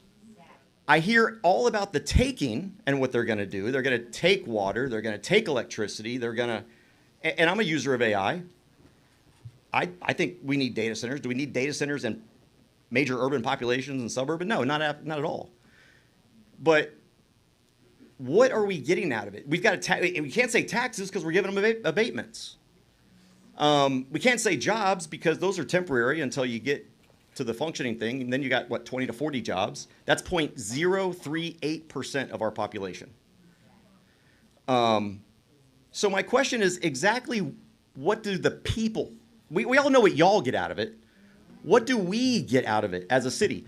Are they going to contribute more to our tax base? Are they going to give us free health care by funding Scott and White? Are they going to pay for a new school so that we don't have to have another bond so that my property taxes don't go up? What are we getting? I haven't heard a single thing from all the meetings that I've been watching about this sole issue, about what's in it for us. Now, Australia's got a great deal going on. We know what's in it for Australia. That's all the money that's going to come from this. But what are we, the people in this audience, getting from that? And that's what I will leave for you as a rhetorical. Thank you for your time. Hey, CJ, one of the things I always appreciate about you is that you ask good questions, and then we can have a good discussion. You and I have done that many times. So just as a point of clarification, Niagara Bottling is subject to water curtailment, just like every citizen is. So if we are on rationing, at my house, if I can't water my yard, it impacts their ability to bottle water. Thank you. I didn't know that. Yeah. And you know I'll yell if I have to, but yeah. I appreciate being corrected because I'm not always right. And that's only what 90% of the time. I know. And that's what I appreciate about you. Thank you, sir. You bet. Good evening. I'm going to go ahead and do this. Good evening. My name is Caitlin Warner. I did not come here intending to speak. In fact, my heart is racing like crazy right now because I do not like public speaking. The gentleman in front of me was correct with the fact that this is not something that's just a City of Temple issue. I manage a youth camp on Belton Lake. My entire job is to get people, adults and kids alike, comfortable in the outdoors. This impacts my personal livelihood. This impacts my ability to potentially provide outdoor experiences on and around the lake. This also impacts the growth of the area. I moved to Temple in 2015 for the job I have now. And when I moved here, the Walmart on West Adams was brand spanking new. There was nothing else there. And the area, Temple, Belton, Morgan's Point Resort, have all boomed over the last 5 years. To the point where we are getting to the brink that the infrastructure to handle the increased homes that are being built right now, I just have 2 developments happening outside of my gates. And everywhere you see, more and more homes are being built. There's already going to be an additional draw on our infrastructure as is. The information that you were given from Rowan that has been passed out here is some great information, but that is information about the impact of one data center. The truth of the matter is that this is an approval of the 3rd data center in the Temple area. We do not yet have an understanding of the overall impact of the already 2 approved data centers will have on the environment, on the economy, on everything that's around here. With the growth that we already have, we do not know what this looks like. Being able to slow down, take a minute, see what happens with 2, because those have already been approved, before we start adding more.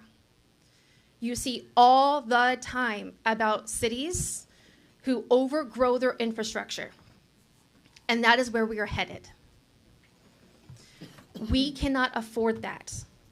We have heard so many people talk about our future. And I can tell you, as with my job, it is hard enough getting kids comfortable in the outdoors. It is hard enough to get them to step away from technology, to be able to take a break from social media. You can read all of the data there is about the harm of social media on our kids. And I work about 80-hour work weeks to try to combat that. And this could tear it all down. I do sailing programs, canoeing, kayaking, kayak overnight programs. My job is contingent on that lake. I also see summer after summer where our infrastructure in this state threatens to do rolling blackouts. Do you know how kind of scary it is when you have about 60 to 80 kids you are overseeing, where you may face where the facility that they're living and then where you can feed them may have power outage because this infrastructure of the state cannot handle it? and then you add 3 data centers in the area on top of that, that's a scary thought. We know what one data center can do, even according to Rowan's data, what they will do. But you take that times 3. And if I am correct with my understanding, that's also more in the future. Heard the number 7, that was my understanding. We can't handle that. My ask is not that you just say outright no. My ask is that you say, let's wait. Let's see what the impact of 2 fully running, fully functioning data centers have, and if we can handle another one. Other than that, you're putting the cart before the horse. The possibility of it going well, there's a possibility. The likelihood that it's going to have detrimental effects is larger. I also want to point out to you the fact that there are very few issues in this country that can bring so many people of different walks of life together with one issue.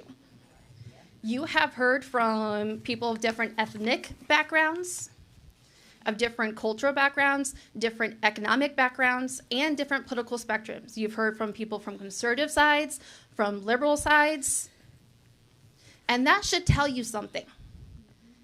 If one thing can bring together that many people of that many different perspectives, there's a clear answer. Because trust me, there's very little that people from different, particularly political sides, can agree on. And the fact that this one, most of the political sides that I have heard can't agree on this is huge. So consider that. This is not just a financial or not just an economic. An issue that can bring together so many different people from so many different walks of life together with the same answer should tell you something. Thank you, and I hope you take that into consideration.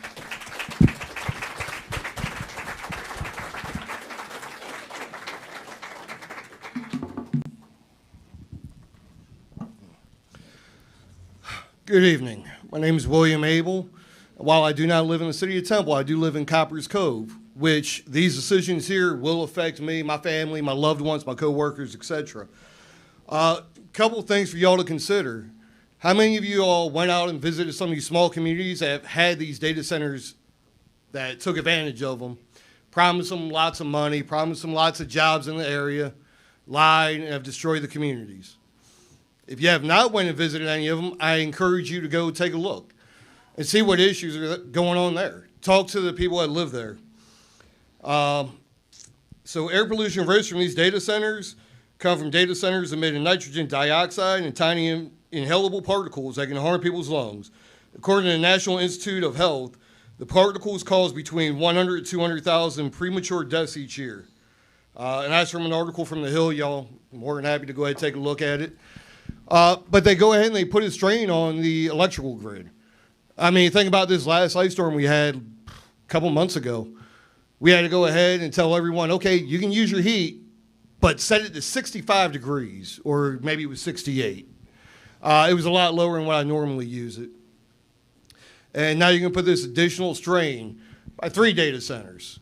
You know, I guess you're talking about just the one tonight, but 3 data centers, that's a lot. And I really don't think a whole lot of research has been done on it.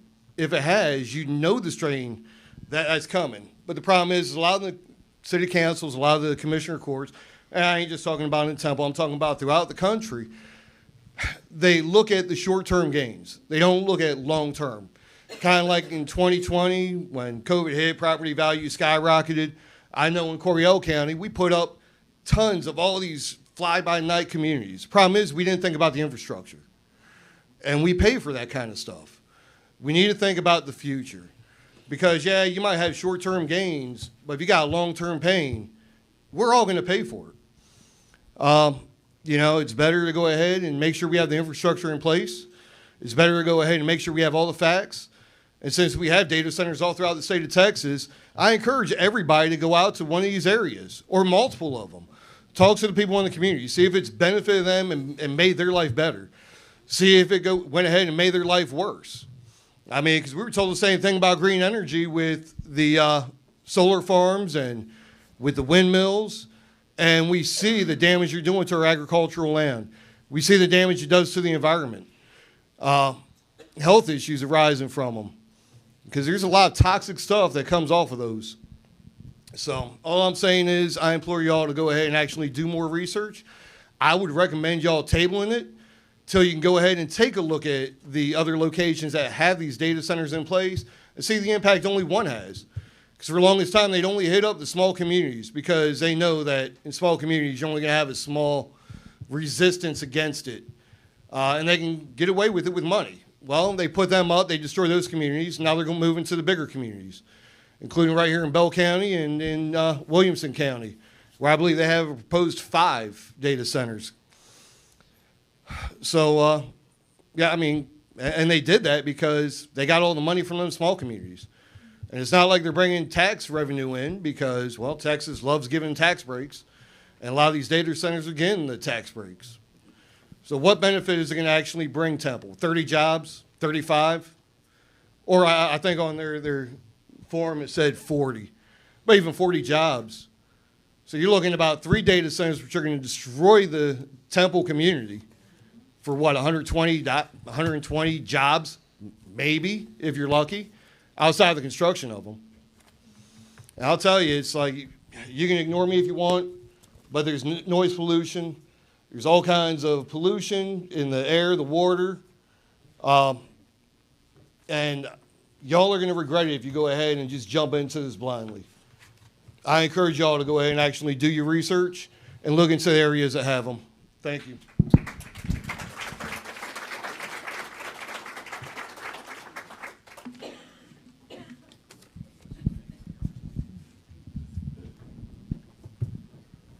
My name is Inez Cobb. I do not live in Temple, but I have lots of family that does live in Temple, and I live 20 miles east of Temple. And what's done in Temple as far as these data centers is going to very much impact our lives. I think I have the privilege of speaking to y'all because we are a 3rd generation farmers. And I don't have the figures in front of me now, but it has been, farmers put a lot of money into Temple's. They spend a lot of money in Temple. They always have. And the farmland is being taken away from us. It's a sad, sad thing. The thing that is concerning me, I think, the most is that you say you've been working with the county and have had long-term planning. When we asked our county commissioner if he knew anything going on other than the solar things that are surrounding us, he said he didn't know. Somebody's not telling the truth. I don't know who is or isn't. But I do know this, that the noise from the solar is very distracting. It's the cooling, so it's the same issue, cooling, noise. I can't tell you how horrible it is for somebody that's lived on the farm, that's worked their whole life, to have a nice, quiet place, now has to listen to all that noise. It is not good at all. But the main thing there's several things I wanted to say, but I'm not cool and be able to say them like I want to. But I do want to say this to you, and I want to say this to everybody that's here. Several years ago, my husband and I worked against the Trans-Texas Corridor. We had a meeting over in Seaton that had more than 1,000 people there. I'm telling you, when people get together, we can do good things. Maybe you're going to pass this, but it's not over yet. It's not over yet. Let's all work together. Oh, by the way, there wasn't a Trans-Texas corridor.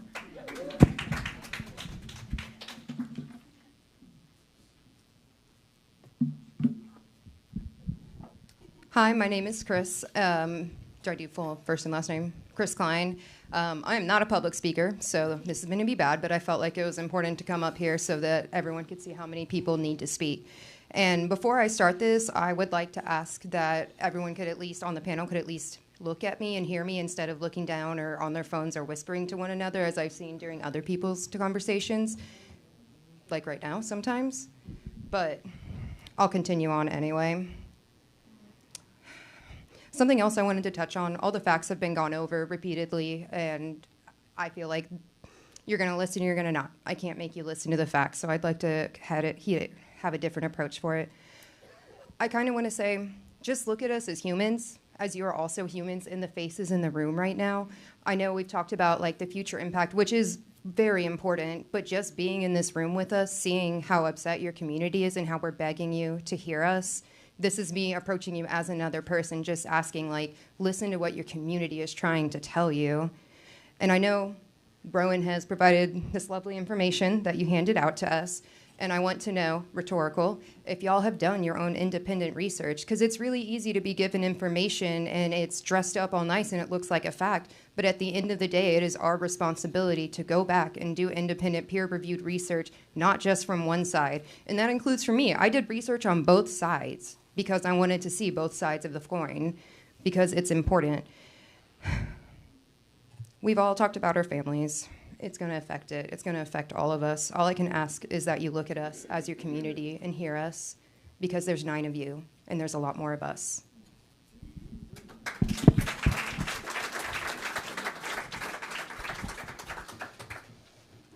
Hi, my name is Jamie. I'd like to talk about water. And we're talking about agricultural land that's being converted. I'm an Indigenous person. So water is life, literally. And I am called to be a water protector. My Indigenous nation, we have an origin story that we literally came out of a river. And I'm not going to say which one because all of them matter. And so many different nations have the same sort of stories that go to the depths of literally the rivers all across this nation. I'm also Catholic, if that matters. We're talking about holy water. Like, the holy water is also all over this country, and it's being sucked up right now by data centers all across the country. And yes, so that river that our origins tie us back to is being sucked out right now by 2 data centers. And yes, I am from the Central Texas area, and the water's going to run out. I don't think I have to go into how many laws have been orchestrated around my ability and my family's ability to have access to clean water. For my daughter to have access to clean water, she's 2. So I'm here today as a mother and representing her as well, and young people, because we're busy. We're putting our whole lives on hold. And what am I supposed to do? Just like keel over and let you guys just do whatever and have this river that I don't even have the right to get to know my Indigenous heritage because of? Like, the last of our native speakers died in the 60s. What am I supposed to tell my daughter when this river isn't even there anymore? That it once existed. That's all I have to say.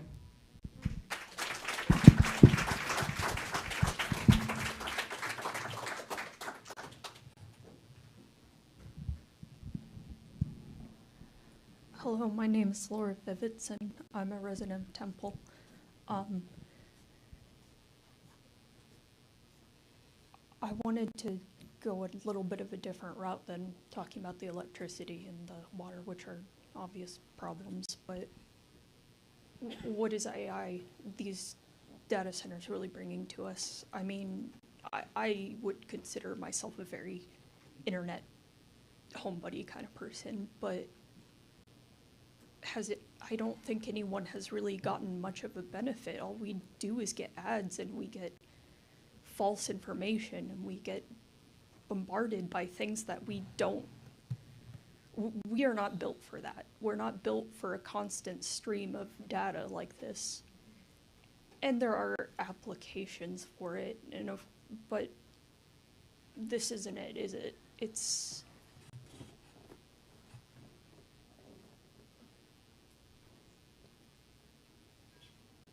Sorry, I'm not very good at this. It's my first time on it, but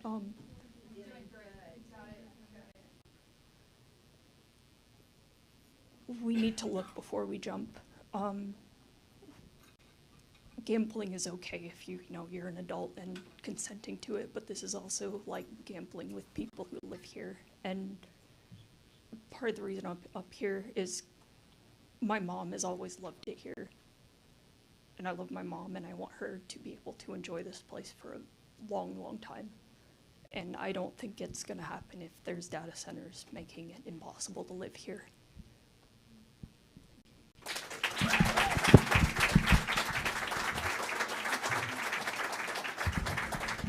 Hello, I'm John Asbury, and I am from Temple and been here for a long time. And I was raised in West Texas in the drought also, so I really know about water. I've got to clarify one thing for just some information at this point. The data center that's proposed here uses what they call a closed water system. And that's really nothing but a great big car radiator, is what it truly is. It's the engine in the car makes heat, the water comes in, picks up the heat, and goes to the radiator, and air cools it down, back it goes again and again and again at this point. It's some water is lost in the process periodically at this point, and every once in a while it does have to be drained, as somebody pointed out, and that will probably have to be taken care of in a special way at this present time. What you need to know is Temple has done an excellent job over the past 20, 30 years with the previous councils and I guess fathers of the community, and getting adequate amount of water for Temple for at least for the next 15 or 20 years. We use about 22,000 acre feet of water or so a year right now. We have got water rights for 40,000 acre feet of water. That's 1 billion or so gallons of water at this point. We still need to use it carefully. It comes from Lake Belton for the most part, and we have it available at this point. We have restrictions when the lakes get low, and that should be at this point. But Temple has got the water to use for this facility and other facilities if they need to use it at this present time. And again, it's one of those things that people don't talk about because we don't get enough information sometimes on how lucky we really are in Temple and Bell County about water. But we do have the water at this point. Thank you.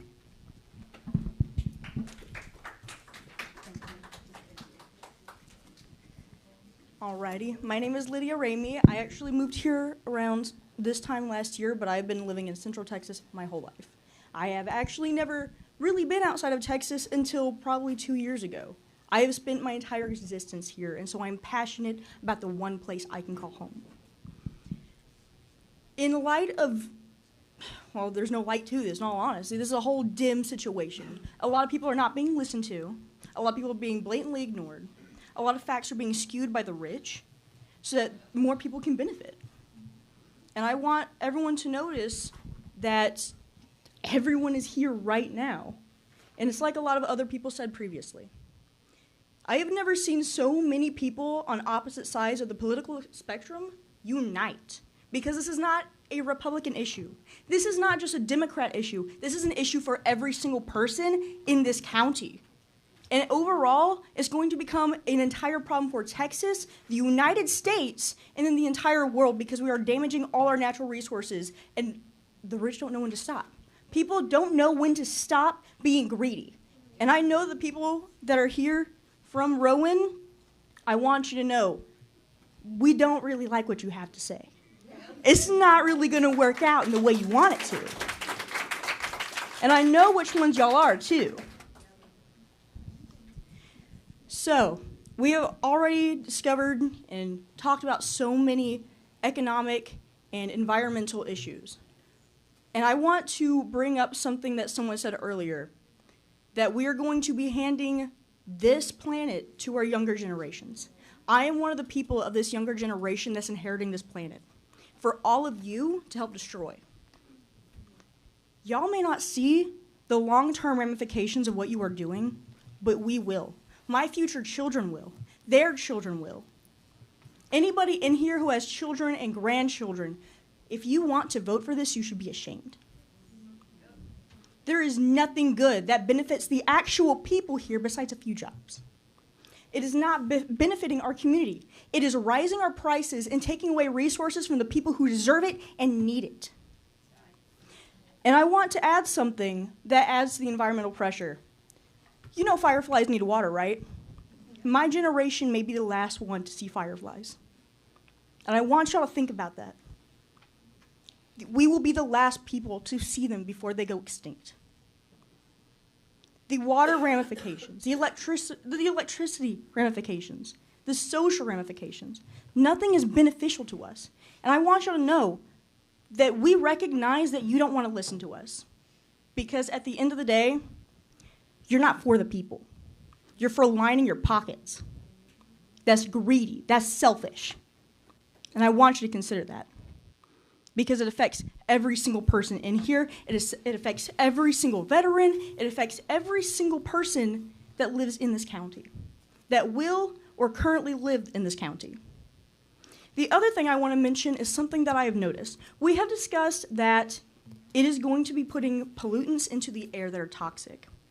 Now, specifically, Project Ranger is pretty close to the hospital, the Baylor Scott and White Hospital. And I know a lot of us have people who are vulnerable, health-wise. And you're going to be putting a data center that can produce these pollutants, and you're going to be putting it near a hospital for all these already sick people, vulnerable people, to inhale and become sicker. It's making healthy people sick. What is it going to do to our already sick? This is selfish. This is selfish and cruel to the people that are trying to fight against it. This is truly an issue that I'm glad all of us can unite against. Because I love Texas. And I love America. I love the United States. And I want to continue to see it flourish. I want our wildlife to flourish. I want our communities to flourish. But that can only happen if people like y'all listen to us. We need you to listen to us. Please. Because this is the one planet that we have that we can protect. There are people who have spent generations here. And why would you strip them away of all their resources? For now, I guess that's all I have to say. I hope you make the moral decision. Because at the end of the day, this doesn't just come down to economics or social economics. It doesn't just come down to, the little guys being stepped on, which we are being stepped on. This is a moral decision. And I want you to look deep into your hearts. I want you to look deep into your character as people. And I want you to figure out what you really stand behind. Is it your wallet or the people you're supposed to serve? Thank y'all for your time.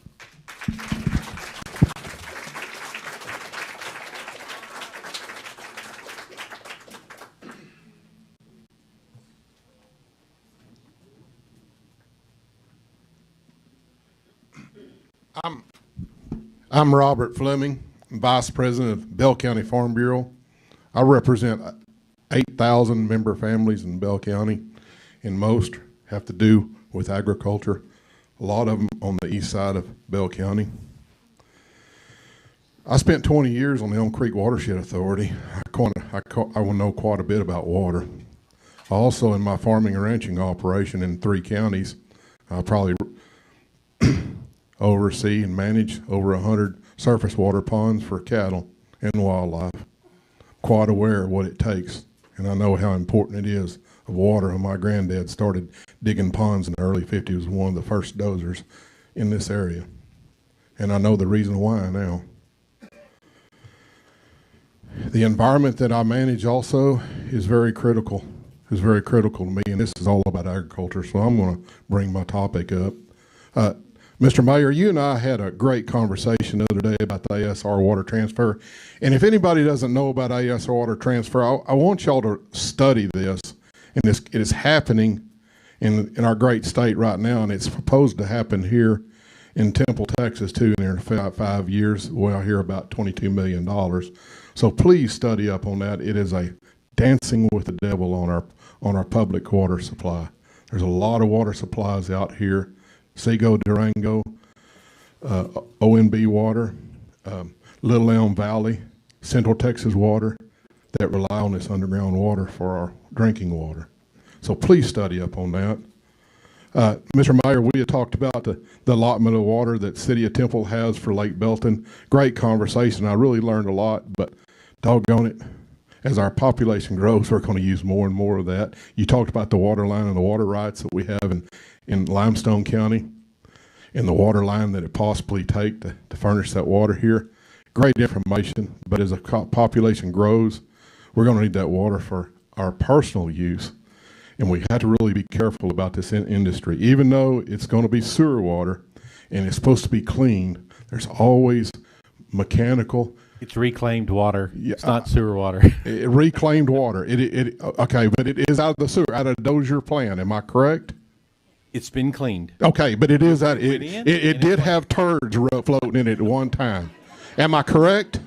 Well, by the way, so did the water that came into your tap from another community. It was just somebody else's turds. No, it wasn't local turds. No, my water comes from Central Texas Water and a well from ONB Water Supply you're right. that's 2,700 feet under the ground. There's probably not anybody crapping in your water. Okay, there's not. Okay. But this water is going to be clean. That's where it came from. I'm trying to make y'all realize this. It can be mechanical and mechanical and human failure at times. Nothing is perfect. Our cars aren't perfect. Anything mechanical is not perfect. Okay? Big Elm Water is the city of Troy, and it smells horrible. Okay? TECQ is supposed to monitor all this, and TECQ is a joke. I've been in their office twice fighting the solar facilities for 5 years. I'm very knowledgeable. I've been in commissioner courts forever on this stuff, so I'm quite aware of it. What I'm asking for y'all to do a moratorium, get some committees out there or something, go study this thing, find out what the heck is going on, what you're about to do. It may be good and it may be fine, I don't know, but just put a stop to it. There's 600 of these things in the state of Texas that are projected to be built. Go do some research and find out if it's true or not what folks are telling us from Rowan, if it's not. I know what the folks told us from the renewable energy, and I'm living it day from day because I live right in the middle of 25,000 acres of solar. So I know exactly what was told to us. Check out the environmental impact. Just put a hold on it. Just pause and breathe and study this thing. Get an individual, get a committee somewhere, hire somebody to go do the facts. That's all I ask. I did solar the same way. Did it get done? No. Okay. This is all about agriculture. The most damaging enemies of agriculture and rural communities are realtors, developers. I'm on the phone with them all the time. I know what this farm here sold for. It is a mind-boggling amount of money. I'm on the phone with the same guys who probably are after some of our properties too. Developers. Renewable energy landman. And now, it's new on my list, is elected officials. I don't really know. I got a lot of friends that are elected officials, and the more and more I get involved in this, the more respect I lose for them. I'm going to close in saying this right here. Just because you are elected in your senior class president doesn't make you have the requirements to become a politician.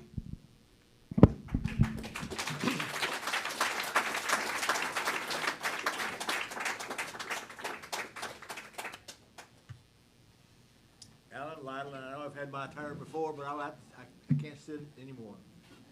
This is great. Look at all these people. You all know me. I've been coming to the meetings for years. Oh, thank you, Alan. I've been coming to the meetings for years, and many times I've sat in that seat all by myself because these people didn't give a about city government. I can't say that word because y'all get in trouble. But they didn't. Now, they found something to complain about, so they all came up. Where were you in June, July, August? When other issues were coming forward, why didn't you come up and talk to the council? Why didn't you come up and see how your city government works? I can't say anything about this issue because I'll get in trouble. But that's what it just hurts my feelings to see all you people up here on an issue, but next month, next year, you won't be here. You won't care.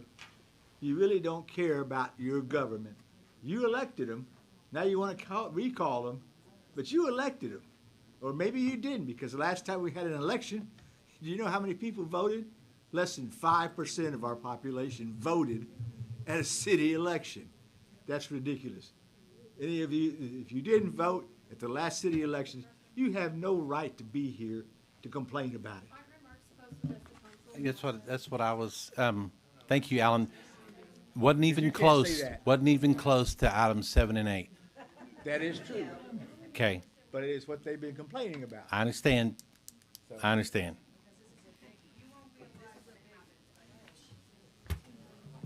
Margie Frazier, Bell County. I haven't been coming because I was told I wasn't welcome here a few years ago. You may need to take the mic. That's why I haven't been coming, but all of a sudden I'm welcome here, and I am welcome here. So, if you want to know why, Lyle, I wasn't here because I was told I couldn't come here to complain about anything because I didn't live in Temple City. I live in Bell County, but I come here and shop all the time. I have spent multiple dollars. I spend more money at the grocery store than most people, I think, because I like to shop. It's one of my things. I buy clothes. I buy food. I buy stuff. Okay? For my little farm country out there, you know, for the chickens 3 times a week, I go buy bananas and then other stuff because I'm in the store. Okay? Then, I am not in favor of you making ownership to Rowan on the 7 and 8. Why? Because you're just stealing our farmland.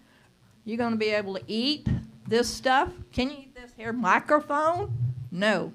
Can you eat the data centers when you've run out of farmland and water and electricity because you've screwed yourselves over? Is your kids going to be able to eat it? Your grandkids? Can they eat any of that stuff? You're not going to have any farmland to make food. What are you going to do? Grow it on your shelf in your bedroom or in your sunroom or whatever you have? Or are y'all going to just move out of here with all the money you're making off of this? That's what I see. I figure y'all are going to just leave Temple and you're going to go somewhere else. Please don't go there and screw them over too. That's all I can say on that one. I'm going to say some more though. I'm not done yet. Noise pollution. Noise pollution. Dangers of data centers. There are dangers to them that y'all don't seem to be aware of. Why? They're large facilities. They compute a lot of stuff, right? You think they're wonderful. But they cause noise pollution. Well over the 85 decibels that our ears are supposed to be. You know, right now if I was to holler and scream real loud, you might get it. You just might get it. But if you have that stuff going 24/7 and it's next door to you, which I think the data center should be just right outside of all your homes. You know, because I've been over to the Meta Center. I've driven through that area. It's loud. In the industrial area, it's very loud. Y'all need to drive over there because it's going into some of these neighborhoods. I know they're going into some of these neighborhoods because there's people here from those neighborhoods. They don't want it at their back door. Is it going to be at your back door? I guess not. But there's noise pollution. That's your number one thing. Okay? There's also light pollution. They generate a lot of light at night because they turn those lights on while they're running their data center. They have to have it. It disrupts, okay, data centers generate light to pollution. Hyperscale facilities, and this is not a little facility you're all talking about, require all-night lighting. Disrupts the natural rhythm of the body, which is what we get every year, twice a year, when we go back and forth and flip-flop between spring forward and fall back. I fall back, and then I spring back into bed. Okay? Light pollution's disturbing to the migration patterns, the habitat development among birds, butterflies, bats, cats, and turtles, to name only a handful, okay? The long-term impacts of noise and light pollution include hearing loss, tinnitus, of course, stress,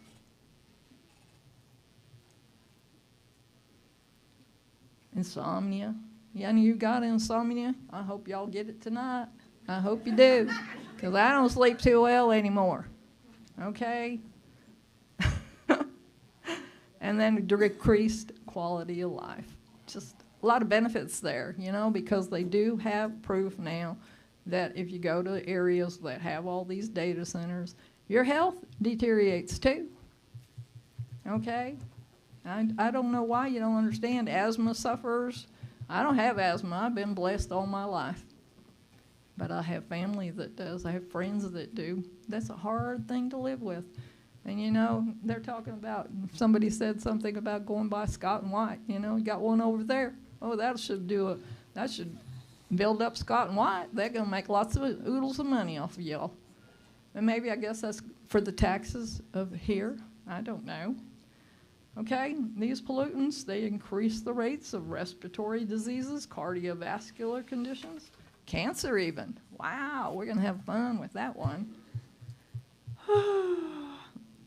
Says it indicates by 2030 there will be 600,000 more asthma cases,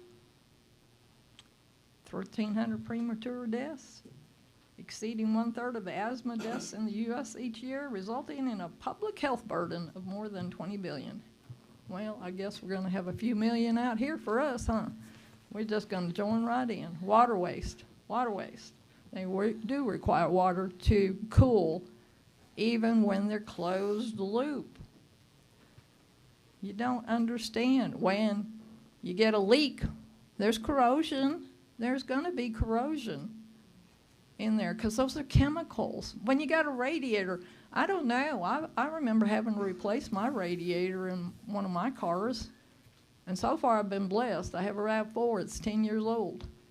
So far I haven't had to worry about it. And I keep my stuff up. I change the oil filter and I take it to somebody. I take it to Green's actually. Mr. Green is very nice. I take it to him and get my car serviced when I need it. And if I don't need it, I like him to look it over every once in a while. So I'm supporting the economy. But if your radiator goes out, you're stuck on the road. You got to have a new one. You get to call somebody. It's a lot of work. You just put corrosion on the ground. Well, my radiator is small compared to a data center. Their radiators are pretty big, I would think. And you guys just don't, it's an accident always waiting to happen. Always. You know, I'm just looking at all this, and, you know, increases the threat of water insecurity. I mean, I do know that we are out of water. Maybe we don't see it being out of water. I know that when Mr. Ford was talking, he's talking about the water people come in because you're only given so much water to use. We do have a lot of people here. We've got people coming in. We've got houses being built. I know we got, one of my grandsons just bought a nice house over there on the, I guess it's the west side, in that new development over there close to where the Walmart and stuff is. Those places. Okay? I've got children here, grandchildren. My grandchildren are in their 30s. Their kids, one of them, their kids are in 14 and under. Give me a break. They're aware of all this. They just let their grandmother come and talk because they know she's loud and proud. Okay? And it does have dehydration, whether y'all realize it or not. Even in a closed loop system, there is some dehydrating in there, let alone the chemicals that are there. Oh, okay. There's a cost to us. There's definitely a cost to us because we're going to pay higher electric bills. We're going to pay higher water bills. Why? Because we get to help support your abatements that you gave. You know, you pay these people to come in and screw over the citizens of Temple and any other area that does the same thing. You're actually doing that. They don't pay their fair share in utilities. You gave them abatements, 50%, right? Isn't that right? Yeah. Well, when are you going to give me a 50%? Huh? When are you going to give all these people 50% off on their bill? No, you're going to raise them 50% in the end because it's already a proven fact within 6 years people's water bills and electric bills go up anywhere from 20% the first year, then 15% the next, till you've hit at least 60%, and that's in 5-10 years max. And y'all are part of that list, unless, like I said, you take all the money you've made off of this, because I know y'all got some little projects and you got some money out of it, whether you say it or not. She can look at me like that all the time. Yeah, I guess. You're stuck with it.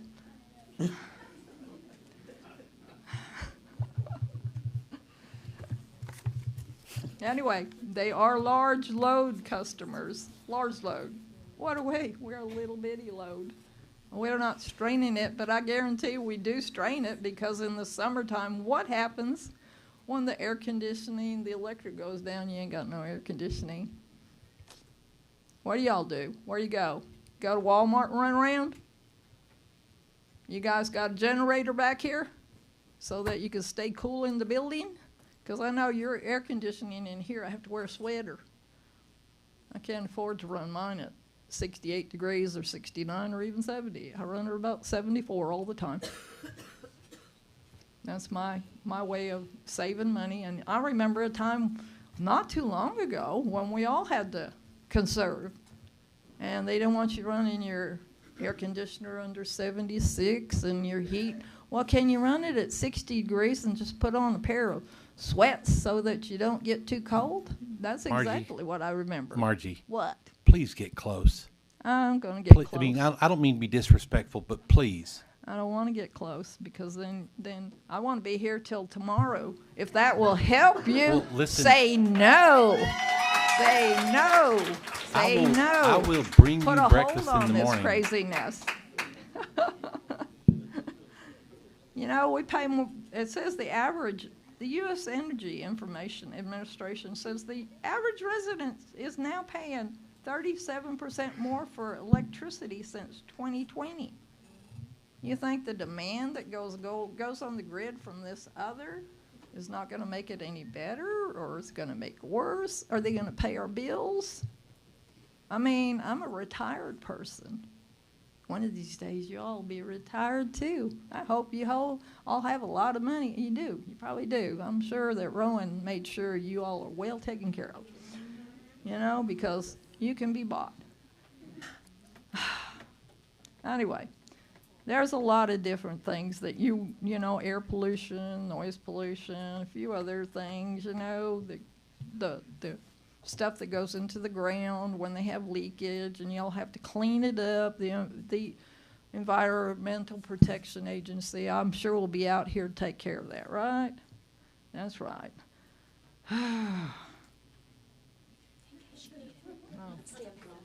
Oh, stay up here all night. Okay. Well, I know that I say these things. I don't know. I really don't know about y'all. I really don't know. I begin to think y'all don't have a conscience. Because if you did, you probably would have studied this even further instead of just taking the one-sided information. I don't see where you got the other side until you got it now. Until you have it now. When did you get the other side? Tell me. Did you all go into all the facts that they have proven now in the last, since 2019, they've proven a lot of this stuff that we are talking about. So you don't care if our bills go up so long as you got a lot of money under the table is what I call it. Under the covers. My mother-in-law always called it, people do it under the cover of darkness. I'm going to read a Proverbs. Proverbs 29. This is you all. Whoever remains stiff-necked after many rebukes will suddenly be destroyed without remedy. I think this goes with because you have been rebuked here tonight multiple times, and there's multiple people behind me that still want to rebuke you all. They still want to rebuke you. Why? Margie. When the righteous thrive, Please. the people rejoice. When the wicked rule, the people groan. Amen. My. By justice, a king gives a country stability. And by justice, a mayor and a city's council gives this little city here stability. You're not giving us stability, you're giving us more bills. Okay? But those who are greedy for bribes, tear it down. So you're tearing down your own city. Evildoers are snared by their own sin, but the righteous shout for joy and are glad. So, to me it's a sin to not tell your constituents what you were up to in the first place. You think you post a little note downstairs, you think people are in here every day looking at that stuff? I wish they had been maybe 6 months ago, maybe a year ago, depending on how long you've been up to this. I think more data is coming out, as they say, more information, and it isn't just through internet. It comes through newspapers, comes through word of mouth, other people that live in other areas. I mean, I have family all over. Go as far as Tennessee anyway. I'm sure you can tell. If a ruler listens to lies, all his officials become wicked.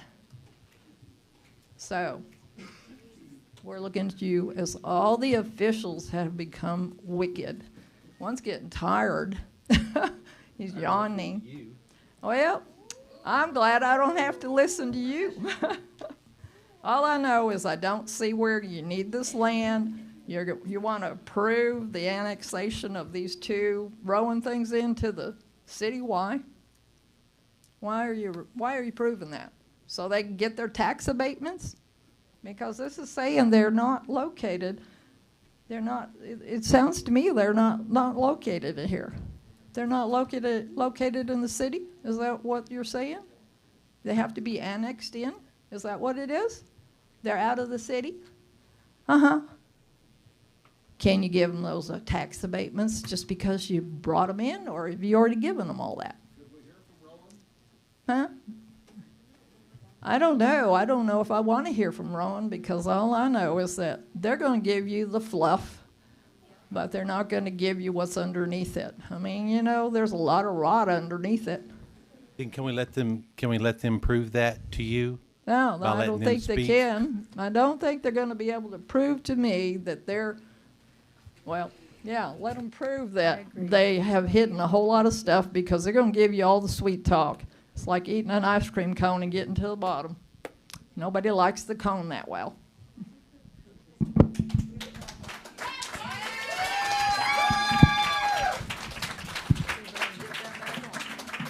There. Are you happy now? I am. I'm glad, because I can come back again in about an hour when somebody gets tired, or I get tired of listening to Rowan.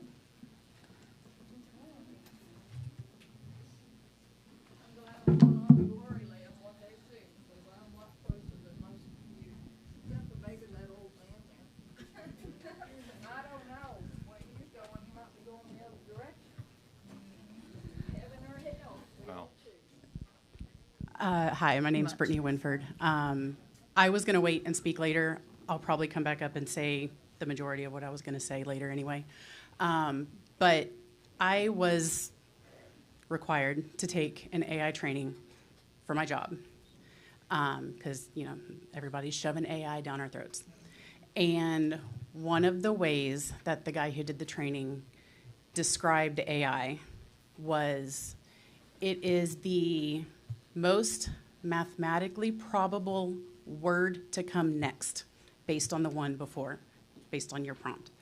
So our water, our air, our weather, our land, our farmland, all of these things that are going to be affected by it, seems like a pretty silly thing to lose all of those based on just, okay, what word's going to come next? That's all it is. It's pretty silly. So that's all. I will be back up in a little while.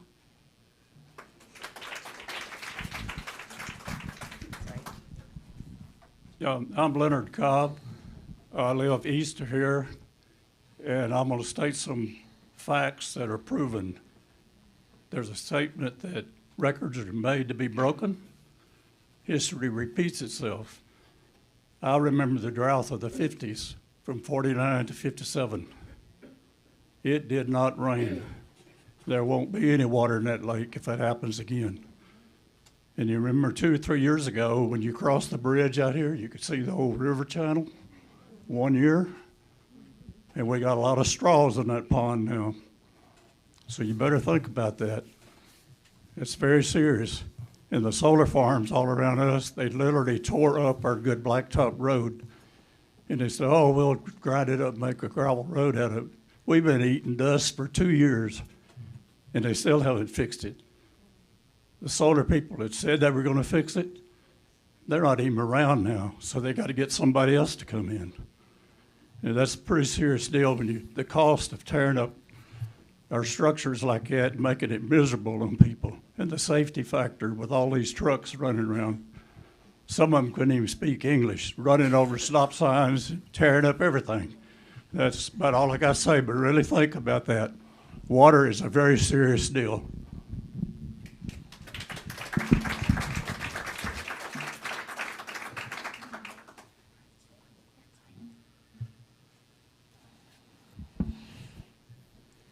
Hello, my name is Kyla Arredondo.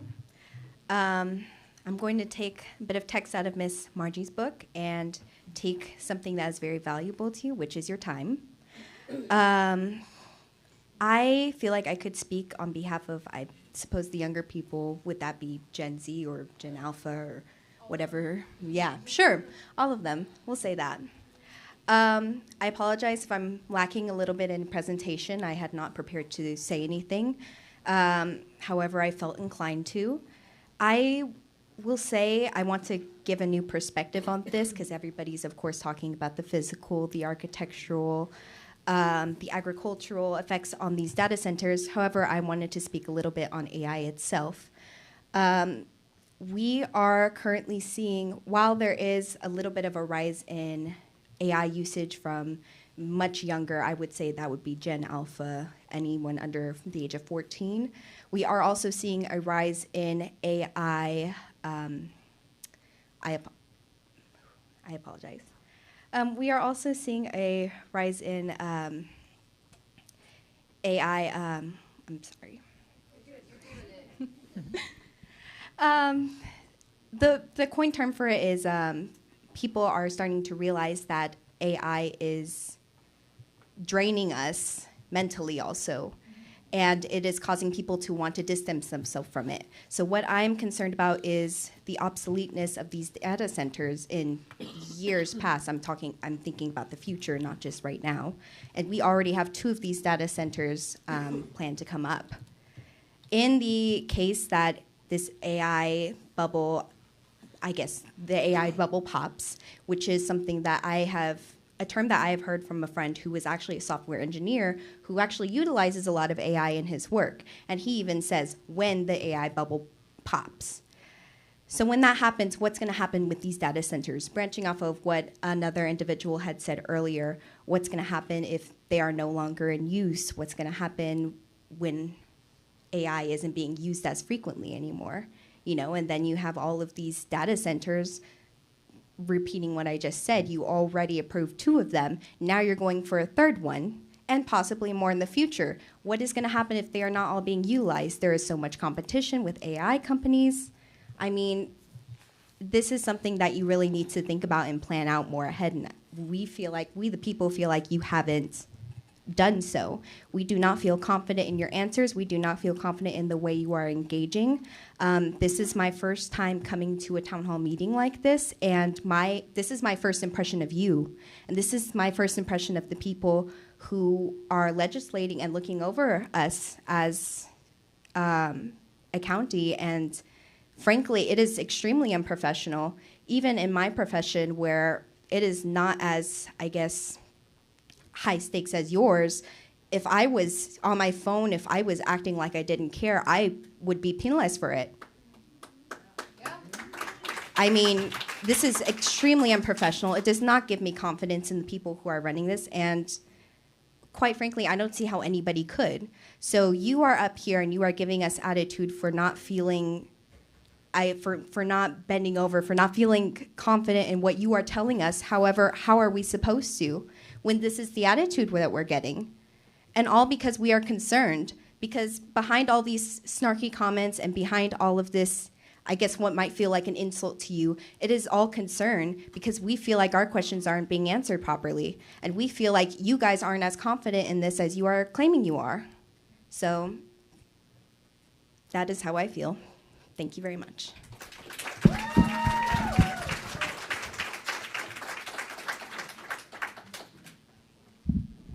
I'm Sarah, and we have another thing we can talk about as soon as they finish up this one. But before Rowan comes up here, Rowan, you guys, I'm not sure if you know, but we do, just got bought out 49% by Blackstone. They were also courting Kuwait, George Soros, and many other people to come in here. When we tried to do records request, it was pulled down by a company out of Austin. We asked for a records request between you and Rowan, and they're like, no. So the company out of Austin said, no, we decided we don't want that record to be released. So we looked into that company. You know who owns that company?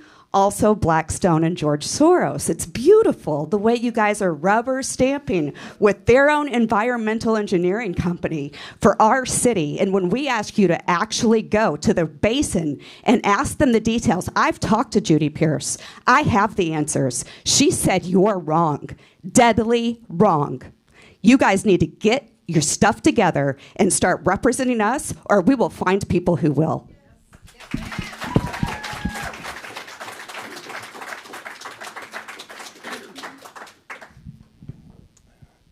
I'm David Sufall. I do not live within the city limits of Temple, Texas. Kind of glad I don't. I live in the county. I live in the northeastern part of the county, home to the beginning of roughly 25,000 acres of solar farms. The solar farms that we were led to believe by our county commissioners and how beneficial they've been to the county has really put an economic impact on the county, on your county taxes, on your county roads. It's also put a lot of emphasis on the state of Texas because all the state farm to market roads, and if you've traveled anywhere in Bell County, from the western side coming out of the Stampede area where they were hauling rock and stone, to east out in the Falls County area where they were bringing in gravel and material from that direction, all the way from Georgetown. The pressure that put on the county has ruined our road systems. We yet today have got any of those roads repaired, okay?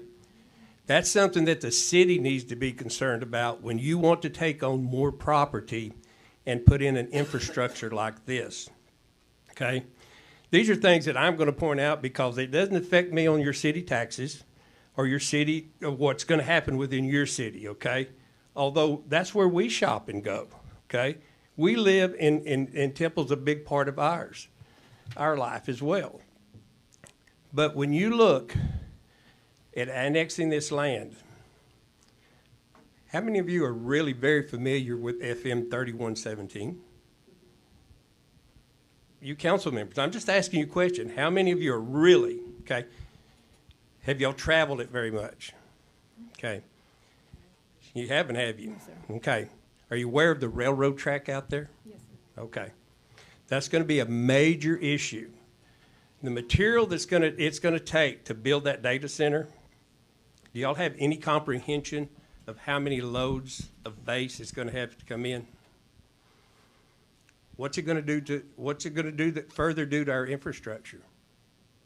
Are we prepared to handle that? When you access that land, are you prepared to go in there and rebuild those roads for those people that live out there that have to come in 3117? You know, here a while back, they were rebuilding a bridge over there. How many people in this audience are aware of Oscar Store? You could not even go that way till they repaired the railroad track, okay?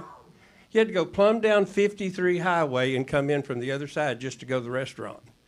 What economic impact did that have on that individual business? Have you thought about that? There's farmers and ranchers that still work land out there. Not a lot. Have you been out there and seen how many of those acres have been taken up with solar farms? They've done a great economic impact in this county, okay? I think the other thing you have to ask yourself before you annex these two properties, because that's really what we're talking about, y'all got to make a hard decision. When is enough enough? Ask yourself, when is enough for right now for what we know within y'all's confines, what you really know? We've got 2 data centers you've already approved. Is there two already approved ahead of this one? Somebody shake your head, you ought to know. How many? 2, I believe, have been so far annexed in and are ready to move forward. Okay, two. Okay, this will just be the 3rd one, okay? 4th one, okay? I've heard 5, I've heard 7. I'm not for sure because you're not privy to that information till it's after the fact. That's what a lot of these people are upset about, okay? You say, well, you know, we put it out. You know, it's kind of like when a new industrial plant goes out in the industrial park. They put a little thing in the paper that's in fine print that's about this big, and they post it about 3 or 4 or 5 pages in that tells you about this new industrial site and all the hazards that may be. You know, that's public awareness. People don't get to see that, do they? And for the most part, and I hope there's somebody here from the Temple Daily Telegram, because the paper has basically become worthless. You know, they hide in the background what's important, and they put a bunch of junk on the front page to hide and make you look for it. So, but what y'all got to do is make a hard decision about annexing property. When is enough data centers? Do y'all really know what the economic, did y'all do an economic impact study, an environmental study on the long-term effects of these data centers? Nope.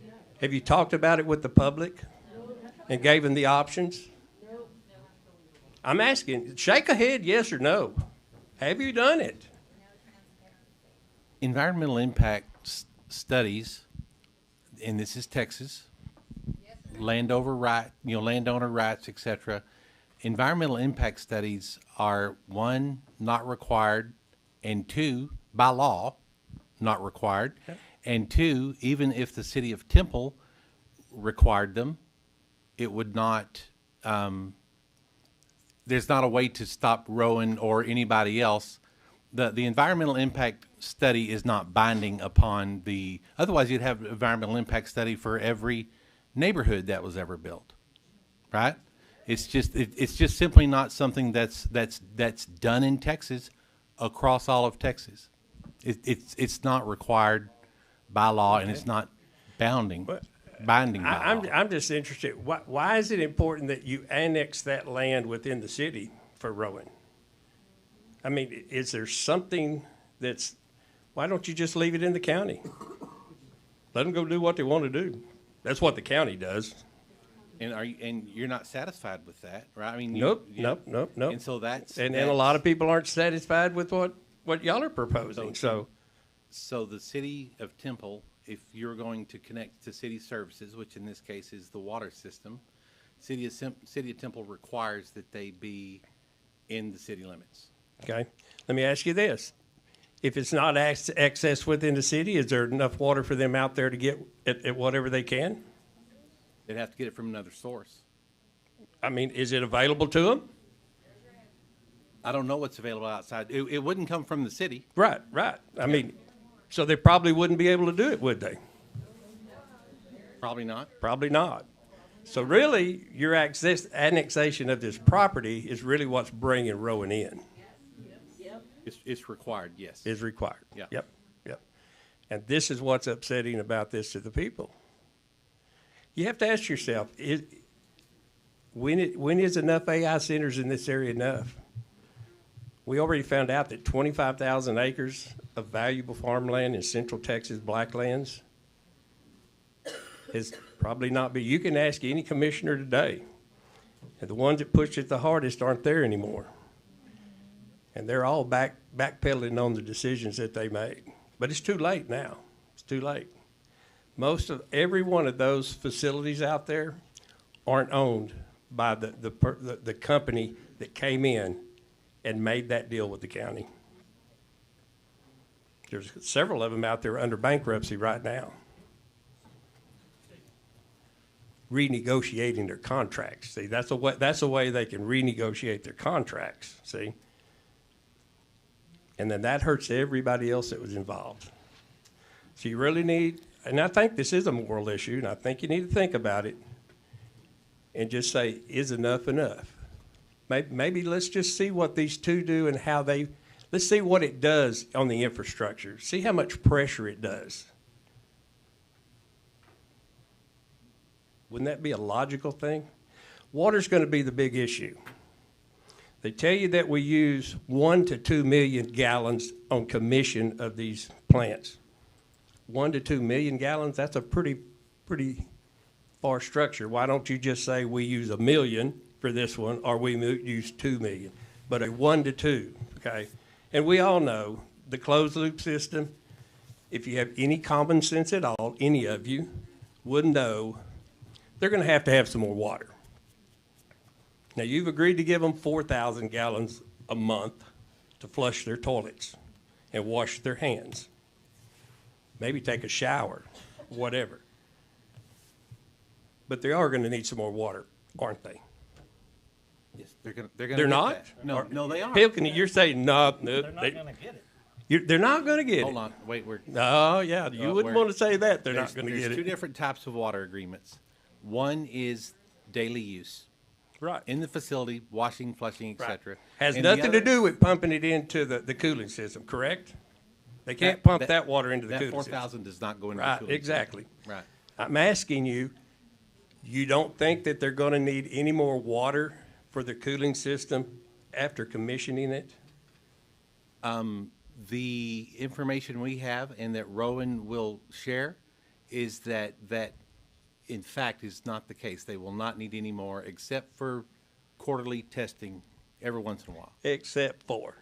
About 500 gallons or so per quarter. Okay, are y'all going to put that in a ironclad contract? Yes, everything that we've talked about is Believe me, they're not going to shut that thing down, okay? If they need more water, they're going to get more water, and you're going to give it to them. I guarantee you will. Okay? The other thing I think you need to be concerned about, in 2021, the ice storm that came through, we were without electricity in the rural area for 7 days.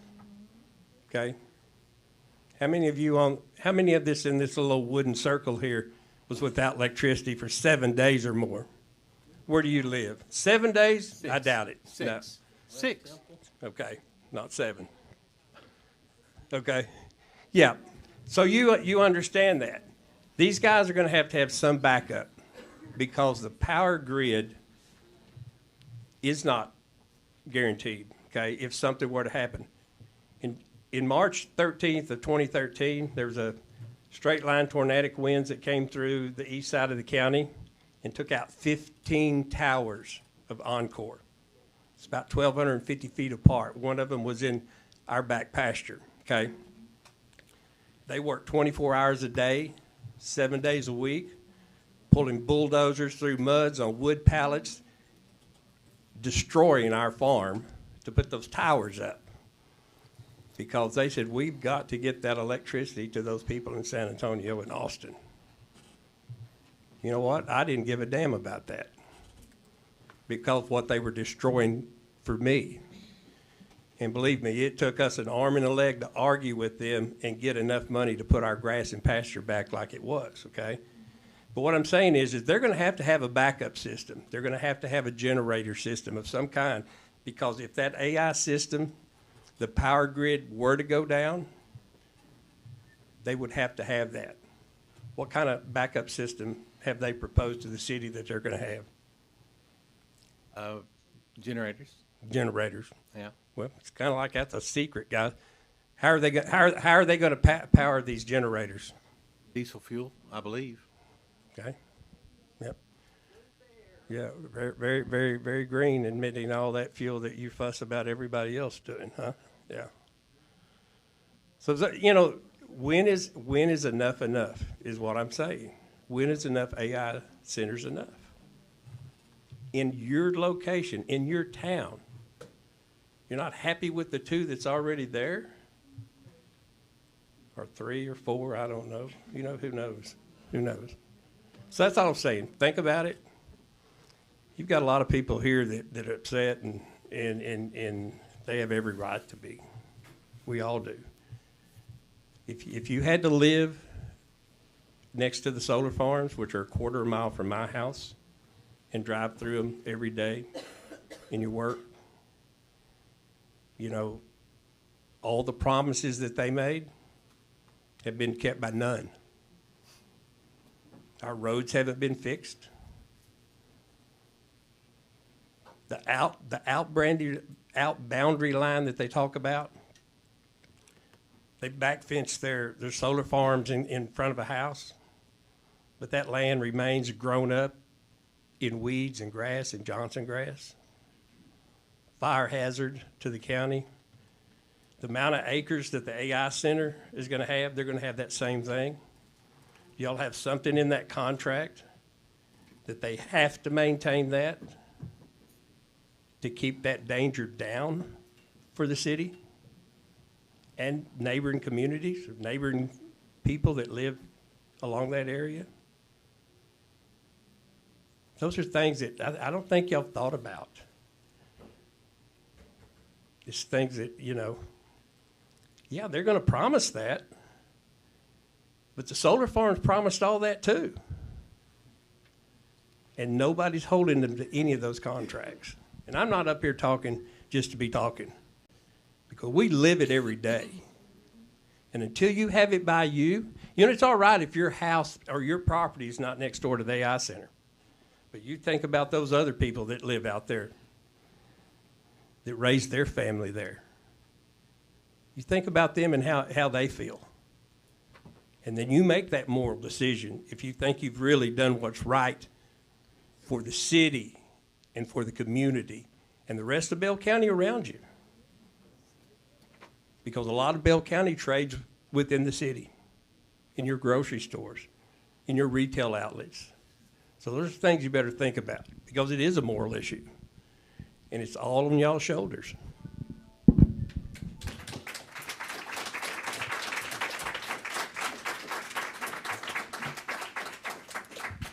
So since this is Joe Royer again, District 2. Since it came up, I want to come back to the environmental impact study. So I actually asked for this like 3 months ago, and I have since learned some new information. I've been corrected. There were apparently a lot of things I did not know about environmental impact studies. As you said, it's not required, which I already knew that part. But I had an environmental assessment firm contact me because they saw something on Facebook or something that I posted, and he's like, I want to correct you on this. It turns out an environmental impact study doesn't actually do much.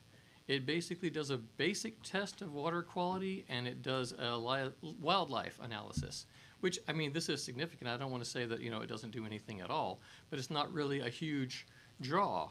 And he was telling me, like, what you really need to ask for is a baseline toxicity report.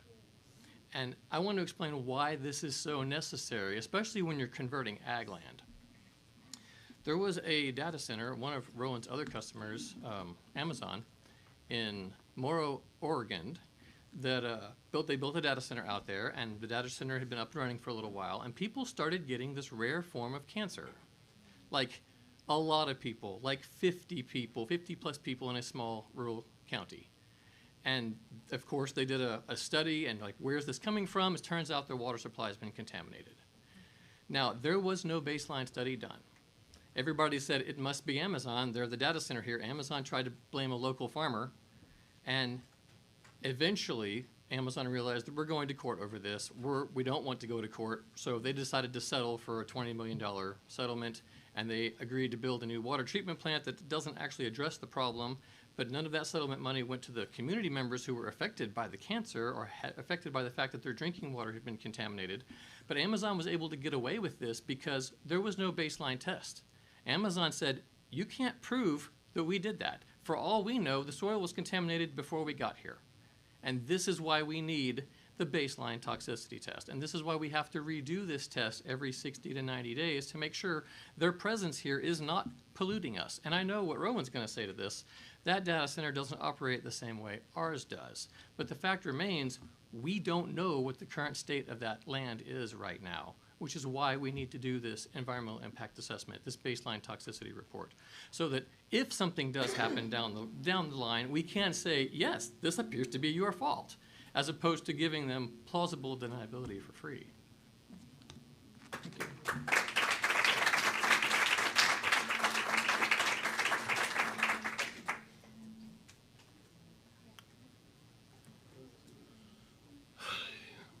Hello, my name's Joshua Meyer. I am a citizen of Temple. I'm from Temple, born and raised. And, well, generally speaking, there's no way in hell you would have ever gotten me up here. So this is a big enough deal that it motivated me, who has no political involvement in the city whatsoever, beyond the taxes I pay and the water bill I pay. Okay? I'm generally pessimistic about government, and I came to this meeting pretty well convinced that what's going to happen is already going to happen. Okay?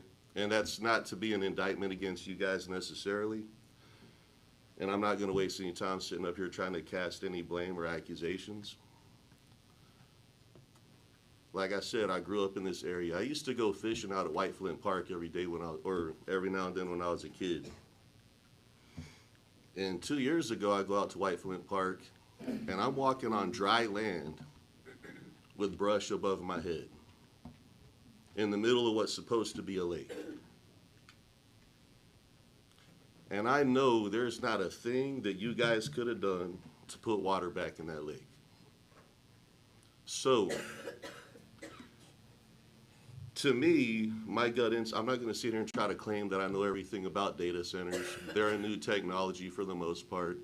We don't know long-term what they're going to do. I know there's a lot of claims that in Galveston, due to excess industrial use of their water supply, while they're right next to the Gulf, by the way, but through too much industrial use of their water supply, they're down to 10%.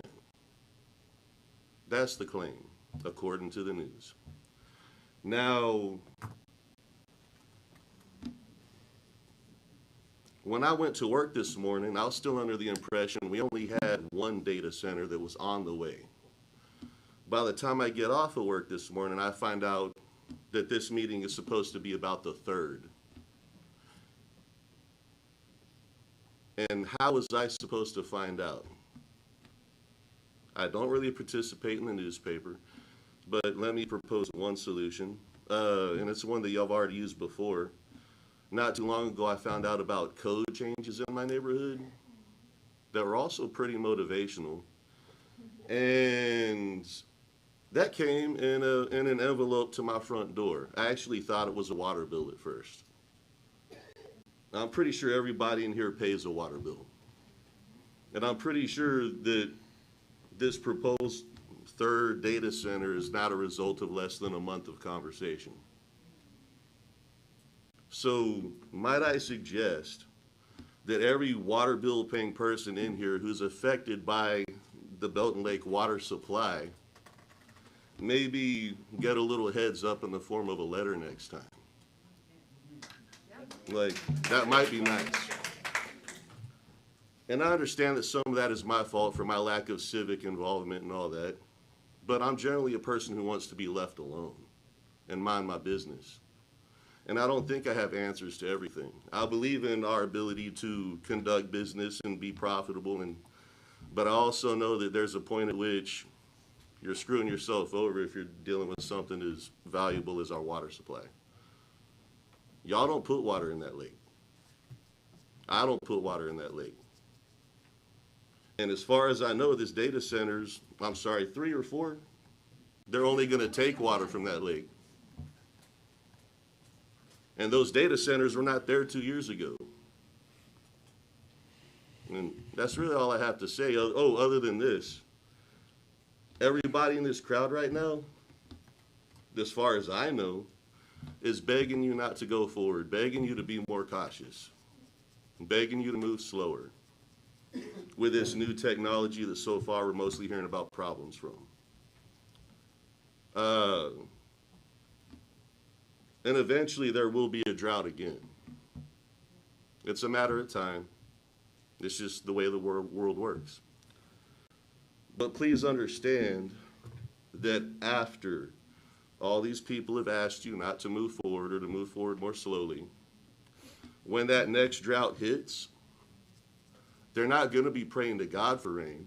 They're going to be looking at you going, why did you do this to us? And that's it. That's all I have to say. Y'all have a good night.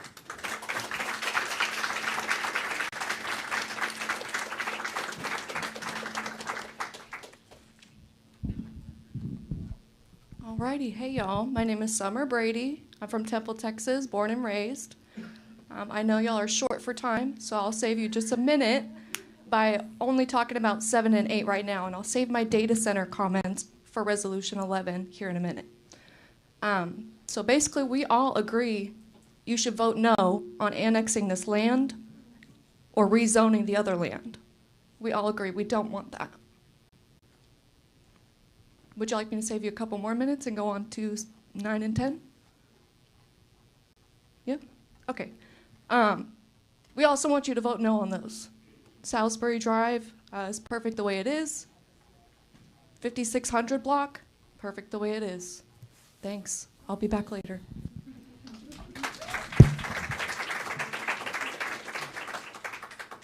Hi, my name's Delia Trevino, and I wanted to talk about transparency and this council.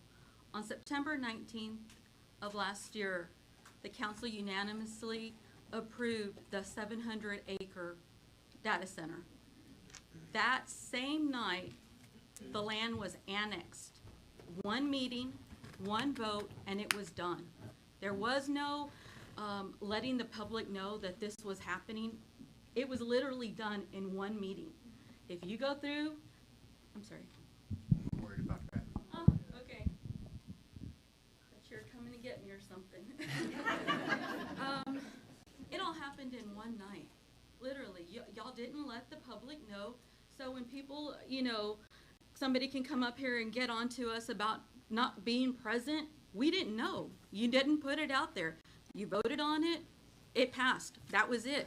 Done deal. The community was not meaningfully consulted at all before that vote. They weren't. I just have to put a pause because you didn't tell us. So the fact that y'all say that y'all are transparent, that's a lie. That's a complete lie.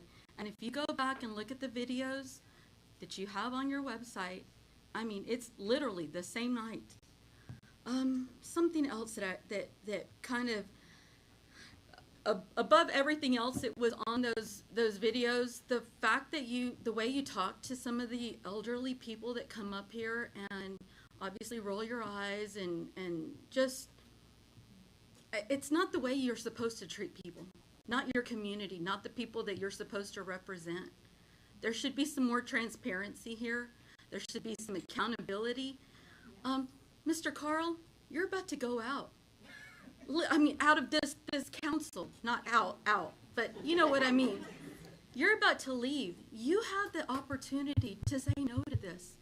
Listen to your constituents. You have one data center already in your district. You can put a pause to this. Put a pause. That's all we're asking. I mean, do the right thing. That's all we want. I'm not going to address you, Ms. Walker, because I think you're going to do what you're going to do. And obviously, the mayor, he's not even looking at me, all on his phone. Taking notes on what you're saying. Okay, all right, that's great. It's recorded. I don't think you need notes, but Mr. Mike, I went through your biography, and I was very, very disappointed in you with the kickbacks that you're getting from everything on here. And not voting on this, which is really what drew my attention to you. When there's things that come up to vote on, you recuse yourself. You abstain from voting. Why? What do you have to do with R.T. Schneider, who's our county commissioner on top of that? This is not the place, but I'll be glad to tell you all about that. Yeah, I would love for you to do that, honestly. And Miss Zoe, there are no words right now. But you, honestly, representing our communities out here, you can put a pause on this as well. So I think maybe there's two people on this council that can do the right thing. And Miss Walker, I mean, I know you have children. I mean, I'm as a mother, think about that.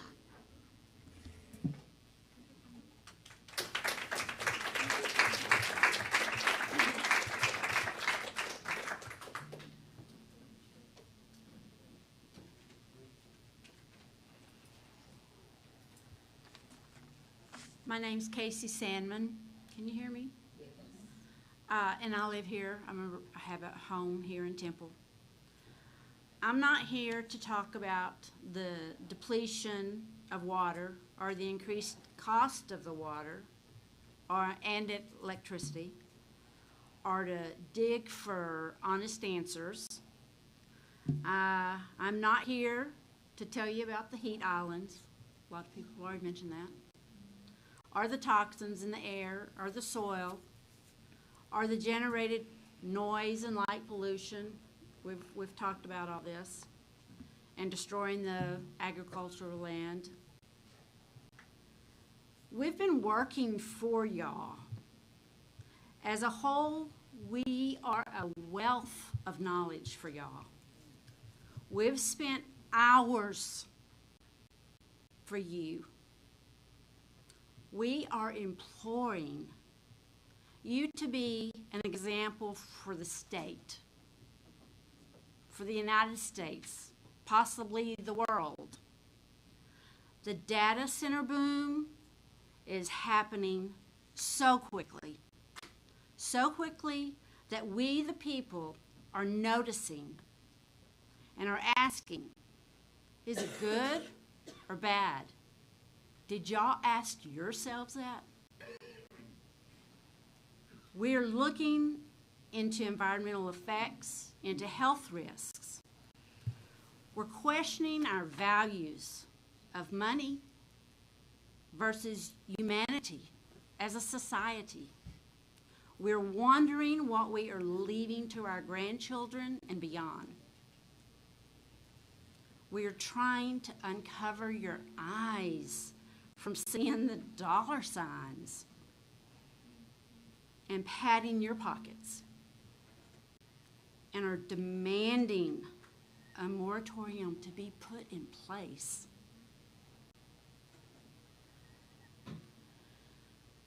Allow continued research.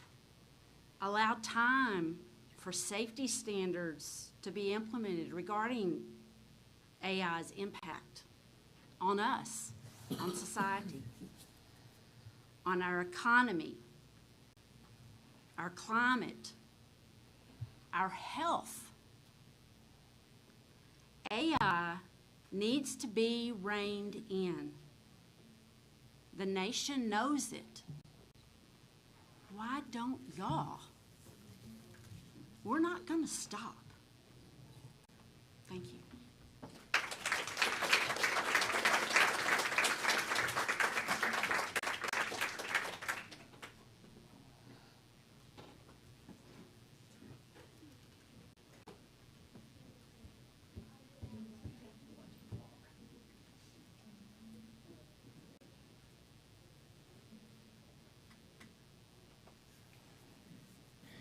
I'm Nell Brindley, and I was too emotional before to even say what I wanted to say, and I may not live long enough to get to agenda item 11.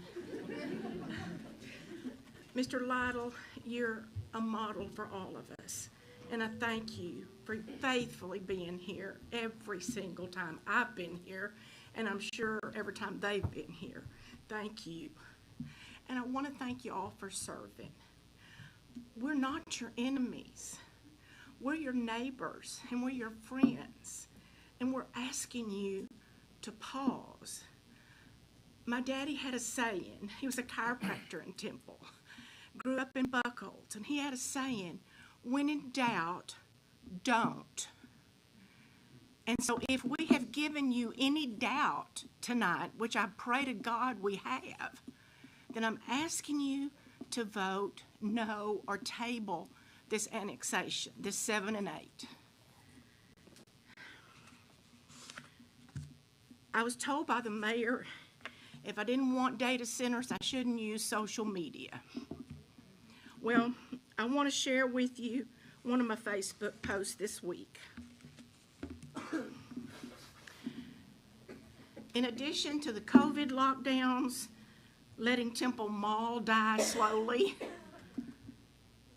I forgave you, Temple City Council, for DEI, trying to hire lesbian-owned Nova Collective, ignoring the residents' concerns over zoning changes. I've sat in this chamber.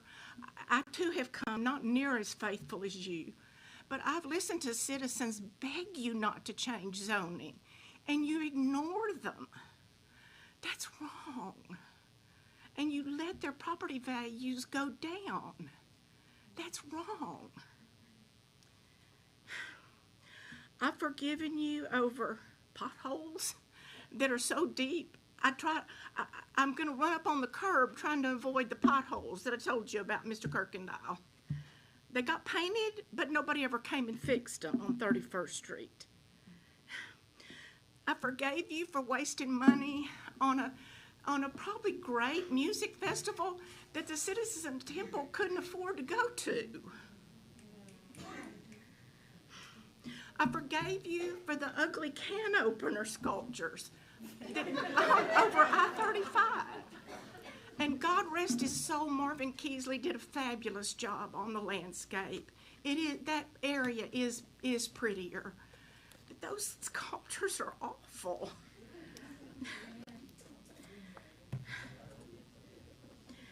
I just want you to know from my heart, these data centers are a red line in the sand. I'm against them with every fiber of my being. I'm asking you to listen to your constituents, not big data. Listen to the people. Listen to the people that pay your taxes. Listen to the people that elected you. The reason, Mr. Lytle, that the majority of the people in here don't come to the city council meetings is they've got jobs. They don't get off till 5 or 6 o'clock. And then they've got families to go home to and take care of. They don't have the privilege that you and I have of being old and having time to come. I'm sorry, you're not old, but I am. And so I'm just asking you to listen to the people. Gather more data. None of us know the complete answer.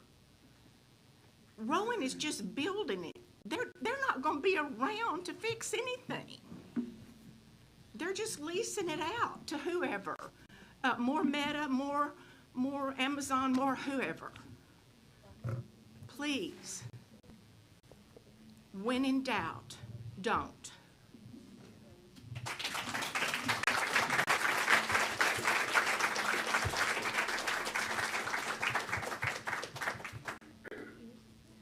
I just want it to be on record and make it clear that you're annexing it so they can have our city water. But when we asked the Brazos River Basin Authority, Judy Pierce, we said, are there any, what you're supposed to do in these situations is go get an industrial water contract from the water authority.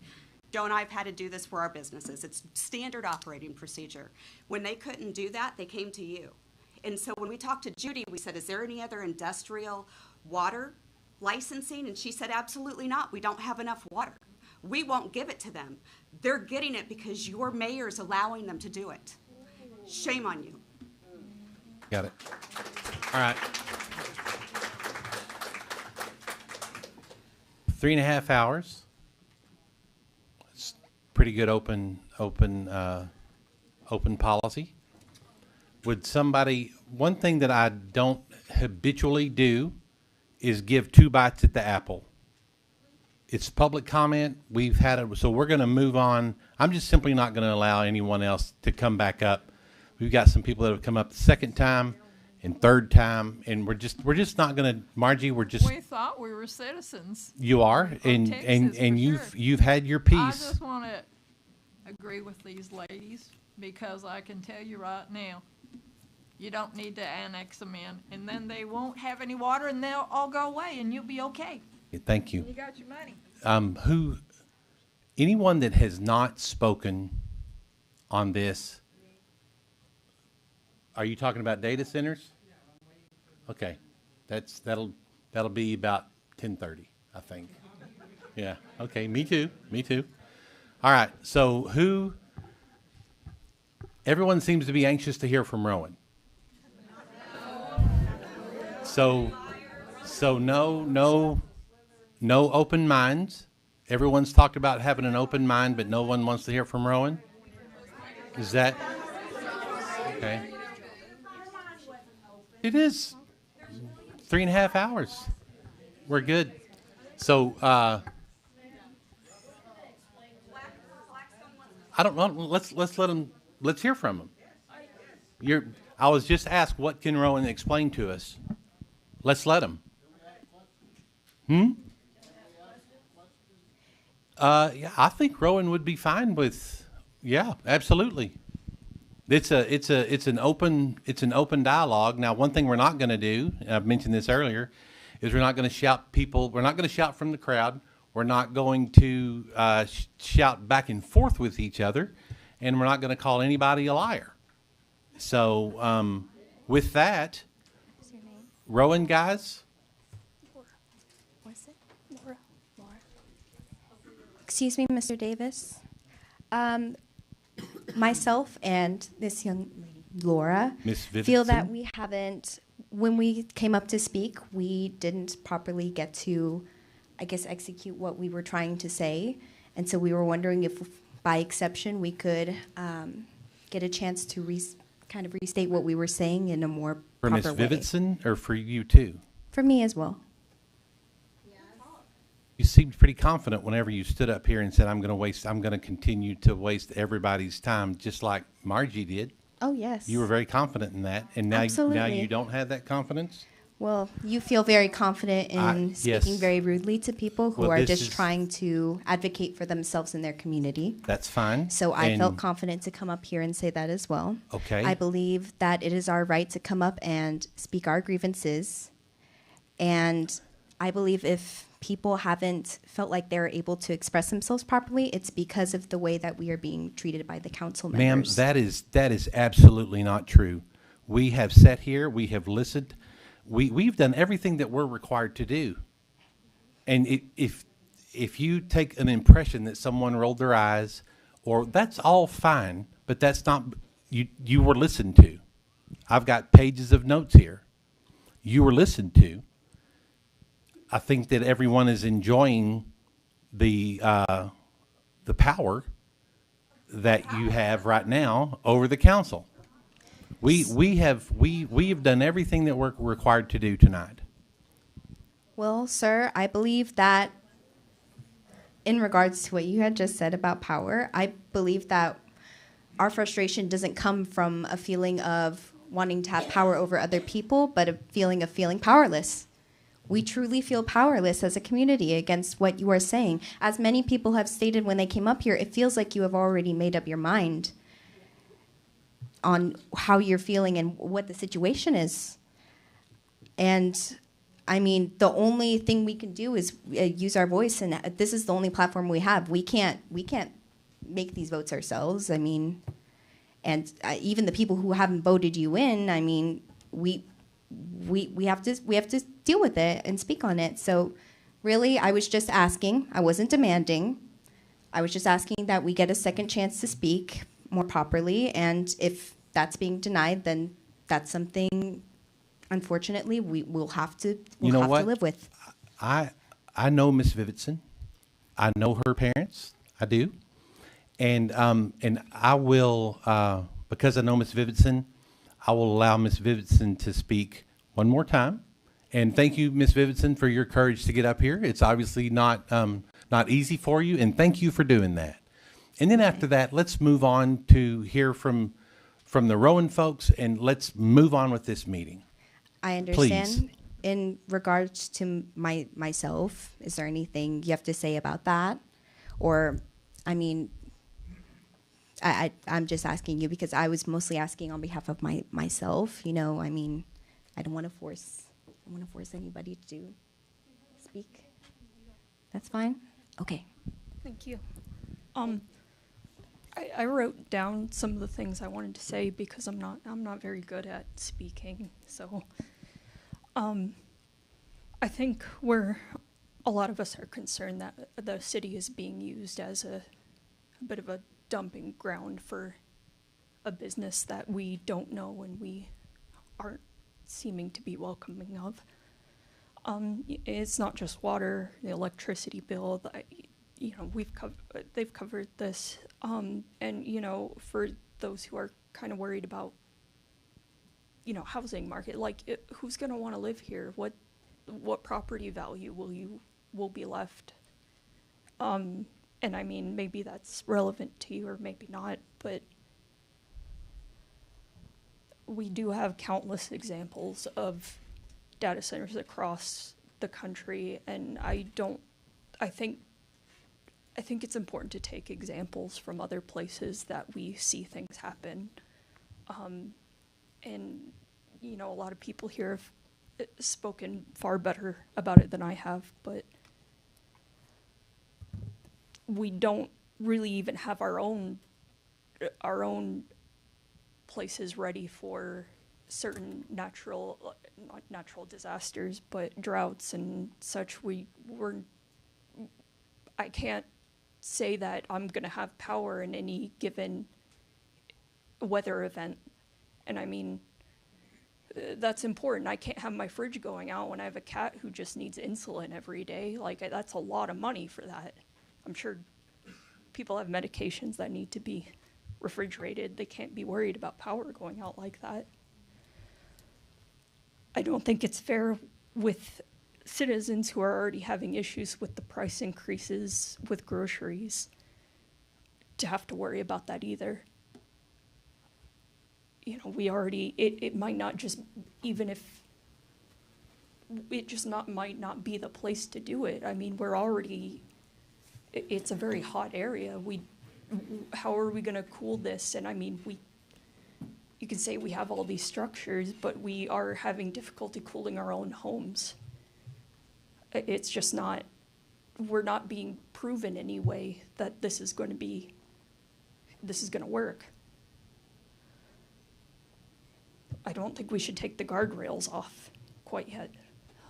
Many people in here, we learn from other people throughout our lives. Mr. Davis, your mom, not your mom, your wife taught me in middle school. Yes, ma'am. I learned history from her. Maybe your son learned art history from my mom. We grow with new information and people who know better than we do about certain things. And I think I've learned a lot today in terms of agriculture. And I think that's something we continue to do today. So when we say, please learn from the people who are saying today that we need to look at it because we have concerns, maybe we should stop and do that. It's important. And I worry because I mean, I'm scared to be up here, but I'm more afraid of what this could mean if this turns into a tumor that we can't excise. And if we do, it'll be very expensive. Anyway. Understand. Thank you.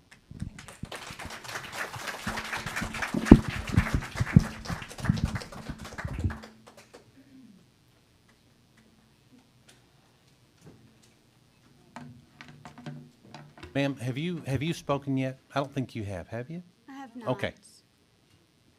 I wasn't going to, but I am now. My name's April Herbuth. I'm a bit nervous. That's my daughter, Kyla Arredondo. So now you know her mother as well. I don't appreciate the way you spoke to my daughter. I don't appreciate the way you told her that she wasted your time. She spoke eloquently. And she demands respect. And you should have showed her that. Shame on you. Okay. I don't think you should be speaking to people that way. I'm going to speak from my heart. But I did write something down so I wouldn't get tripped up.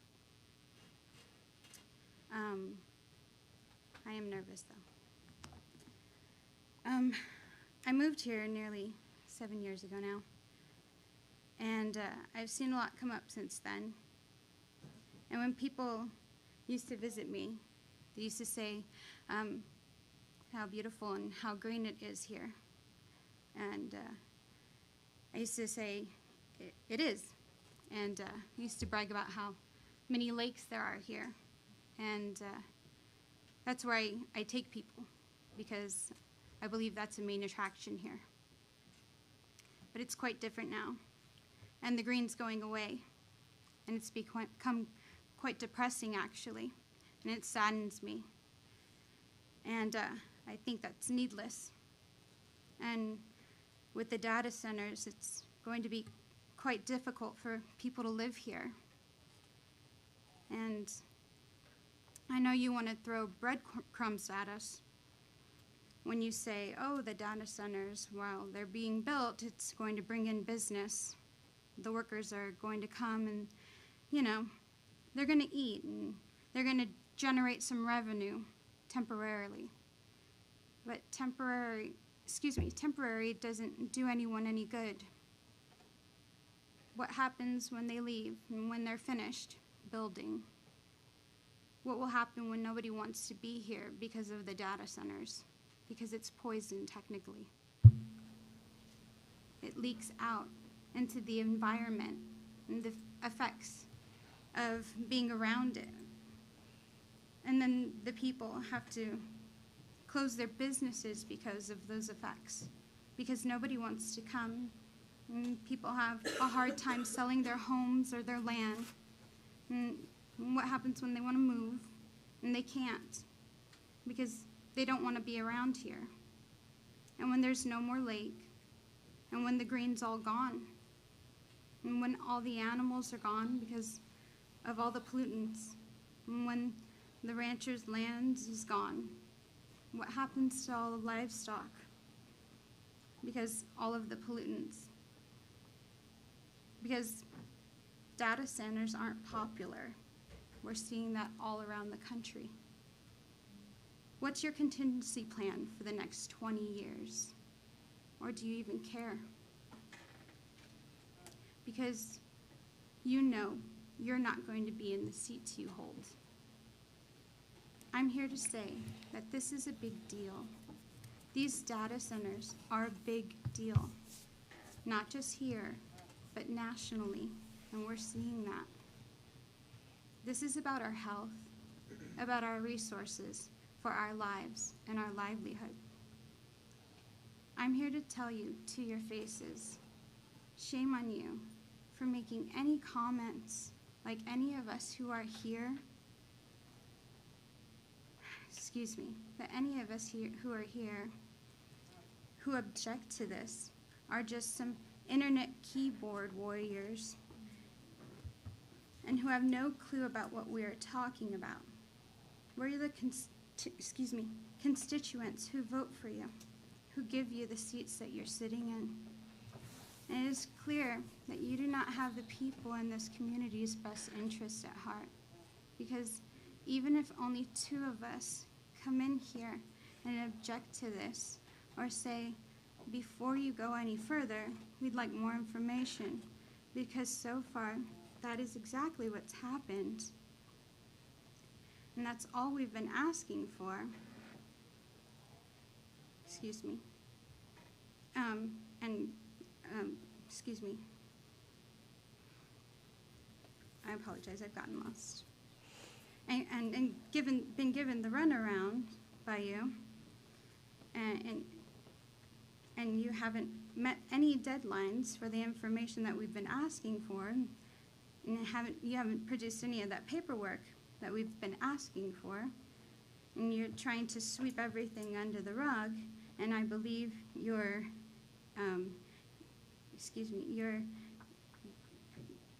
just trying to make us all go away. So when we come to you with our concerns, it should just be something that sparks your interest at least, because you represent us. You are our mouthpiece, and even if it's an objection by 2 people or 20 or 100, it should matter to you. But right now, it only seems like a certain demographic is mattering to you, and it's the one that fills your pockets. Your greed and your cowardice has fogged all of your sight on what's best for this community. You have showed that over a data center, you do not have the best interest of everyone in this room, let alone the city. And it's also brought to light that you lack the integrity needed to fill that position. You could have just said, we're going to put a halt on this. We're going to gather more information, because we can do that right now. This is the time to do that during the development stage. And we're going to go ahead and make sure everyone feels safe, and that you're going to do the best of your ability to, and understand that you can make we understand that you can't make everyone happy, but instead you've chosen to gaslight and stonewall people, which is a very pathetic technique. And for what? Why? What's the eagerness to get these things up and running? Because we don't need data centers. It's not a necessity, but we do need water. I know that I can't live without water, but I sure do know that I can exist without data centers. And I feel like I'm more passionate about this community than you people sitting up there. Every time those of you who are sitting next to him don't get up and help represent us, we feel like, and think based off of your actions by doing nothing and saying nothing on our behalf, it's that you agree with him, the mayor. So I don't believe you're fit for your jobs either, just like I don't feel like the mayor's fit for his. And I think all of you have lost the foresight of what it means to be in the positions you're in. And we understand you can't please everyone. We understand that there's no perfection here. That's not what anybody is asking for. So we're not being dramatic on that forefront, but we are asking to be heard, because that's what we deserve. And you refused. You pushed back on us and ignored us and played games. That's what we're receiving now. And because you did that to us, you're receiving pushback as well. And it didn't need to be this way. But because you didn't want to do your jobs for the people who elected you and put you in the seats that you're in right now, the people have to take it into their own hands to make sure that we're going to protect us and our best interests. So I really don't see I really don't see what you're doing in your position right now and what you're getting paid for. And I think even if one person in your community feels that way, you shouldn't be where you're at right now.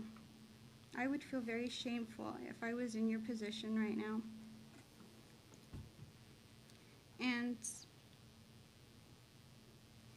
I feel like all that proves is that you've lost your humanity for your neighbors, and may God forgive you for that. That's all I have to say.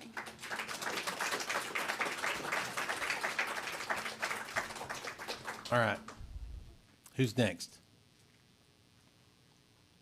That hasn't spoken or that can stay on topic for zoning on items 7 and 8? Are you it? Yes. Can you stay on topic? I can. My name is Carly Bird, and I've been a citizen of Temple for about 18 years. I'm here to speak to you not only as a resident, but as someone who feels deeply connected to the land, the environment, and the shared spaces we all depend on. There is real concern about the long-term effects on our ecosystems, our wildlife, our water, and the balance that sustains this community. That concern becomes urgent when considering the proposed data centers. These projects carry significant lasting impacts, especially on water usage, energy demand, and land. Many residents feel these effects have not been fully studied, clearly communicated, or reasonably understood. For that reason, I urge you to enact an immediate pause on any approvals or advancement of these developments until transparent, comprehensive impact assessments are completed and shared publicly. This is not a rejection of progress, but a call for informed and responsible progress. Once these decisions are made, they cannot easily be undone. Stewardship is not ownership. It is the ethical care of what has been entrusted to us. That includes our environment, our institutions. As elected officials, you are stewards of public trust. You are not here to stand above people, but to serve them with integrity, transparency, and accountability. At a time when many people are already struggling to keep up with the cost of living, trust in leadership matters more than ever. People are paying attention. They are asking hard but fair questions about transparency, priorities, and whether public service is truly being carried out in the public's interest. Your salaries are funded by the very people you represent, people who work hard every day, often for others they never even met. That deserves not just acknowledgement, but respect and humility. I'm not speaking in hostility, but in expectation that this council will act with care, foresight, and a genuine commitment to the well-being of this community. What I'm asking is just to please pause for now these developments until the public can be fully informed and confident in the path forward. The long-term health of our community depends on it. That's all I have to say, but I want to read a letter from another Temple resident. Her name is Tiffany Klein.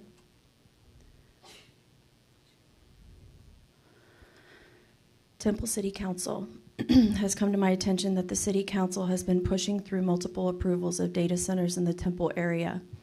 My primary concern is the speed and fever pitch of these approvals. I would request that the city hold on approving and continue to build on data centers unless the following are true. First, the center must not use potable water. The center being built must use brackish or gray water that does not remove potable water from our already strained system. Second, the center should pay taxes to the local community rather than contributing to businesses and nonprofits owned or directly benefiting city council members and their families. Sorry, that really pisses me off. Tax exemptions to buildings that will take up space, power, and water from the community without benefiting our children's education or development of the city's critical infrastructure. 3, the data center must not be used in any way that would replace current jobs. These centers are adding minimal full-time employment for the resources they consume and additionally taking jobs away from people, harming the local, state, federal, and global economy.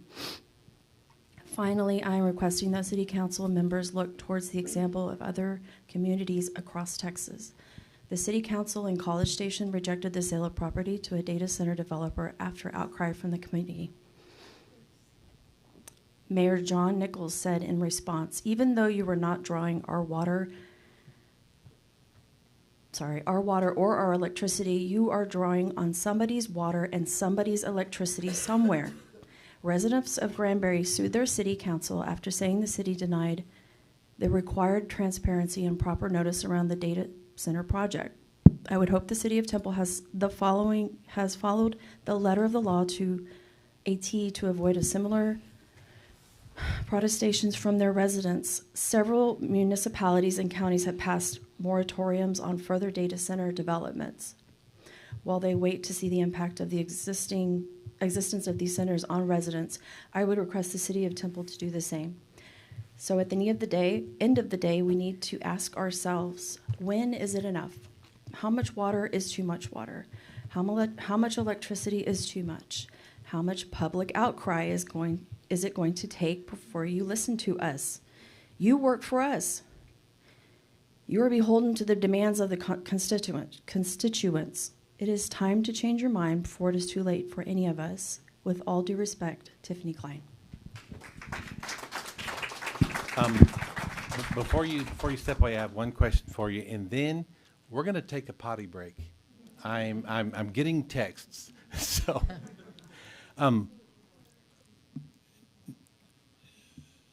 not meant to be disrespectful, but what do you think the mayor and city council make in salary from the city of Temple?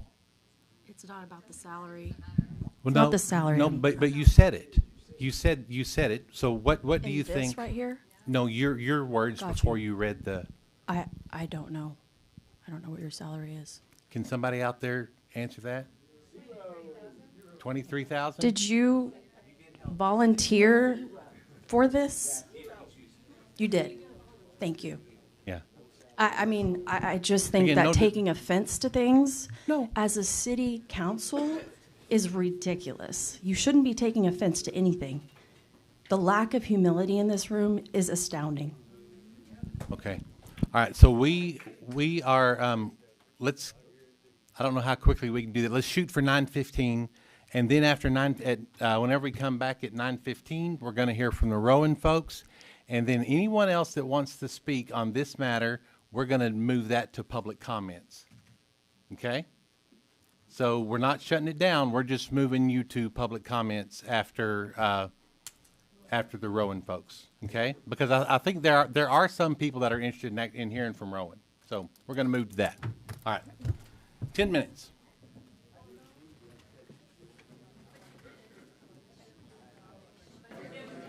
All right, let's get going.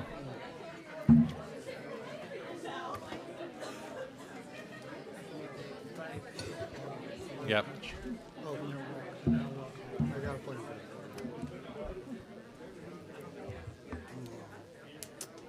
If we don't quiet down, I'll have to start singing. You don't want that. Okay, so we have the Rowan folks here. They are. A friend of mine asked if they would be willing to take questions. I said yes, but again, what we need to concentrate on is what in this conversation we need to talk about what Rowan has control of, and what Rowan has control of is the infrastructure.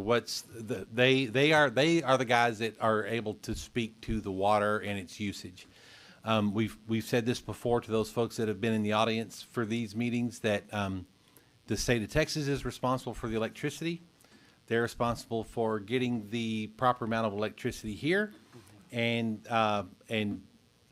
any data center, whether it's a Rowan-owned data center or anybody else, will not be able to flip the switch, so to speak, and begin to operate until the state of Texas says, yes, you've got the infrastructure there and available. So that is not something that Rowan will use a lot of electricity whenever the whenever the state of Texas gets the electricity to them, okay? So what we're going to talk about with the Rowan folks is the water, and as we've talked about here locally, is that the city of Temple has put procedures in place to number one, minimize noise that the data center actually generates, and then number two, if it's over a certain amount, then the city of Temple has the ability to require noise mitigation down to a certain level. So the city of Temple is responsible for the noise. The state of Texas is responsible for the electricity, and then the city of Temple is responsible to get Rowan the water, and then it's up to Rowan to operate their system as they are contractually obligated to do. So, real quickly, introduce yourself, kind of say who you are, what you do at Rowan, and what you're going to talk about. Yeah, no, thank you, Mr. Mayor. And first, I just want to say thank you to the citizens of Temple. Oh, sorry, is it not? I guess I'll try to hold it. Is that better? Yeah. I just want to say thank you to the citizens of Temple. It's very clear that you're very passionate about your community, and that shows and loud and clear tonight. So thank you all for talking. Thank you all for being here. It's really our honor to get to partner with communities like yours. I also want to thank city staff as we've been working through these various projects, of course, members of the council and the mayor. So appreciate the opportunity to speak. My name is Chris Kurtz. I am the Director of Water Strategy for Rowan Digital. And part of my job is to make sure that we have sufficient water for all of our sites. And so what that looks like when we start looking at a site is understanding the hydrologic setting.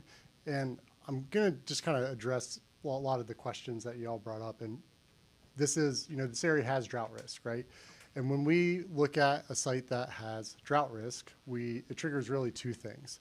The first thing is that it triggers, and I'll say I have my colleague here, Steve, who's going to correct any of the mechanical names that I get wrong for the systems, but it triggers use of an air-cooled closed-loop system. And I know there's various types of closed-loop systems out there. The phrasing air-cooled is important because that really means that it is fully closed.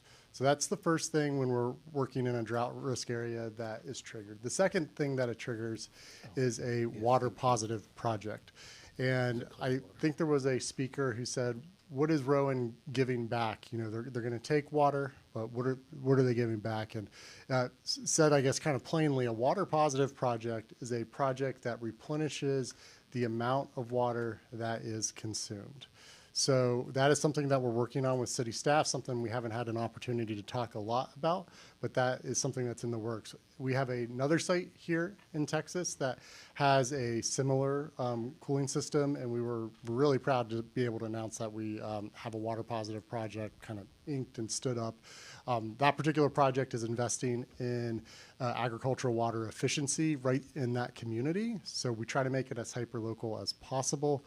And we're looking to do the same thing here, maybe not agricultural efficiency, it might be municipal efficiency, but we're looking to be a water positive as local as possible here in the city of Temple. So I just wanted to let you all know that we do take seriously drought risk, not only because we think it's the right thing to do, but it's also to our benefit, right? Like we don't want to run out of water, so we use an air-cooled closed-loop system so that we're not dependent on it. Our facility isn't subject to kind of the ebbs and flows of the hydrology of an area. So I just want to make it very clear that we take it very seriously, and it influences the technology we select and the water positive partnerships that we pursue. I want to talk a little bit about demand too, just kind of working through some of the comments that we received.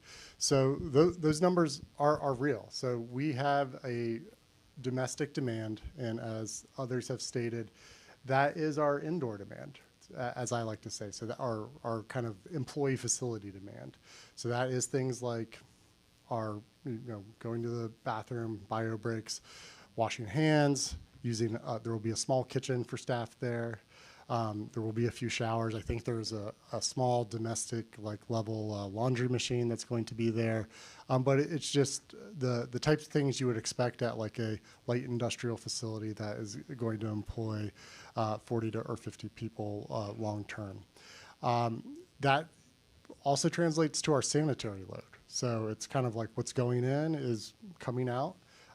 There's no really water loss there. I mean, there's splashes and stuff for sure, but like the water that's coming in is going back out, and that's going to go to the wastewater treatment plant. So that is estimated to be 4,000 gallons per day. The other demand, and we talked about it a little bit. May I make a quick comment on that? Yeah. That's the user service agreement, 4,000 gallons a day. There has been some questions from the newspaper around why has that not been, the newspaper has asked for that document, and we've told them it's not available, just not available. Well, the reason why it's not available is that based upon community input, the city of Temple has put some other language in that document that is still going back and forth. So that utility, that service agreement is not yet in place because it's not been executed yet. It's not been signed. That's true, and I guess I'll just say just maybe a quick aside. The staff that we work with when we negotiate the utility service agreement, I mean this from the bottom of my heart. They have your best interest in mind. They are asking us to justify every single gallon that we'll use for our domestic use and our industrial use. They're asking us to be held accountable, and we are okay with that. And that's why we're working with them on measures that I'll say will give them the physical ability to restrict the flow in the event that we went over. So the city of Temple is really, really concerned about water use as well, and has heard the community loud and clear, and has asked us to consider these types of restrictions, which are not typical, we'll say, but we're working on getting that into a finalized agreement, as the mayor stated. But there's no withholding of documents. The document. That's true, yeah. The executed document is what would be released. Yes. And it's not been executed yet. That's right. It simply doesn't exist yet as an executed document. Yeah, but the what we're talking about and kind of the description, it's all in the document, and you will see it. I would say soon, next couple weeks. We have no problem sharing it. You all can take a look at it. The other thing I wanted to talk about, so I talked a little bit about the domestic demand, and that's just like a typical office for kind of personal hygiene and those types of things, is what we call the industrial demand. And the industrial demand is truly a closed loop, fully closed loop system. It's that air-cooled closed loop system. I'm going to give Steve a second to talk about it here in just a few minutes. I kind of want to walk through a few other comments. Sorry to get you excited there. But it requires that 1 to 2 million gallons per day during the commissioning process. And the reason that it's a range is because there's a filling and a flushing process, and when you get into the field, you don't know exactly how many fills and flushes that you need, and this is just pure water coming in and coming out. So that's why it's a range. That's it. It's just kind of a geometry problem. It's like, how big are the pipes? How many times are you filling it? How many times are you flushing it? The other thing that I want to touch on is the discharge. So for sanitary or kind of that employee use, that's going to be just like any other sanitary discharge. That's, again, toilets, sinks, that kind of thing, what would come from your house, what would come from a typical office.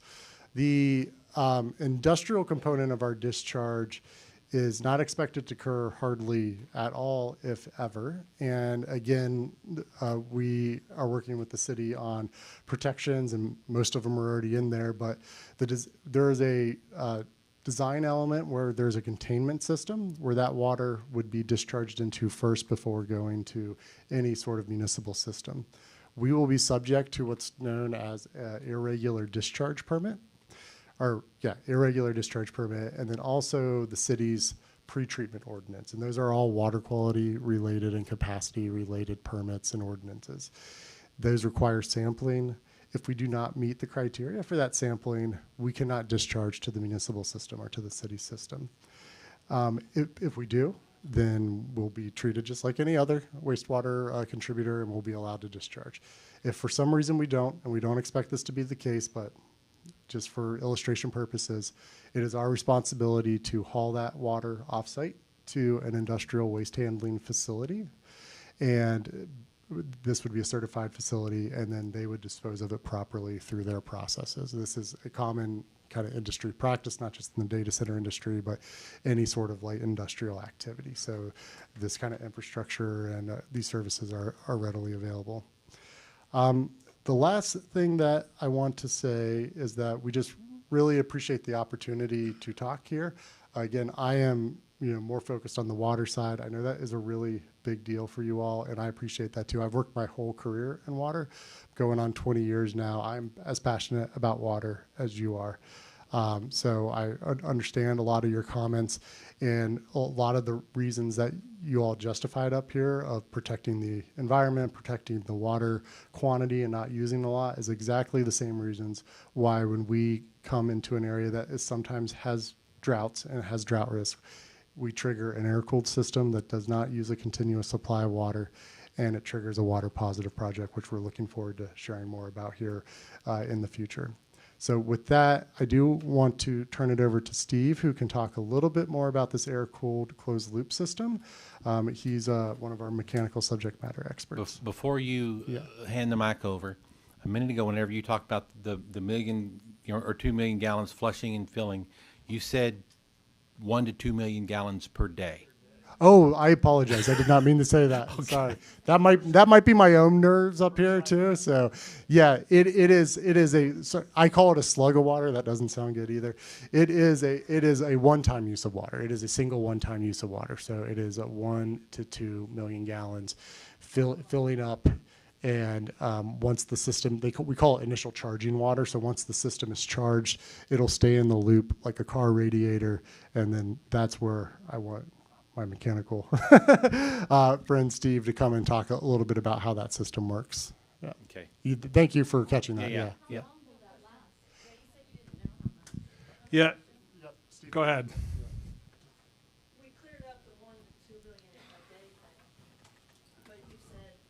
Just a sec.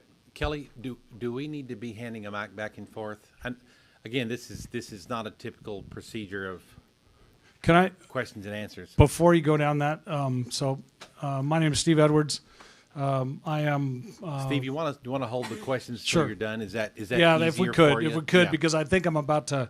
We're going to go over some things that will probably clarify some of your questions, and I hopefully that we're going to clarify some questions that were from some of the stuff that we've listened to, which is fantastic. So I absolutely copy what everybody from Rowan has said. Thank you very much.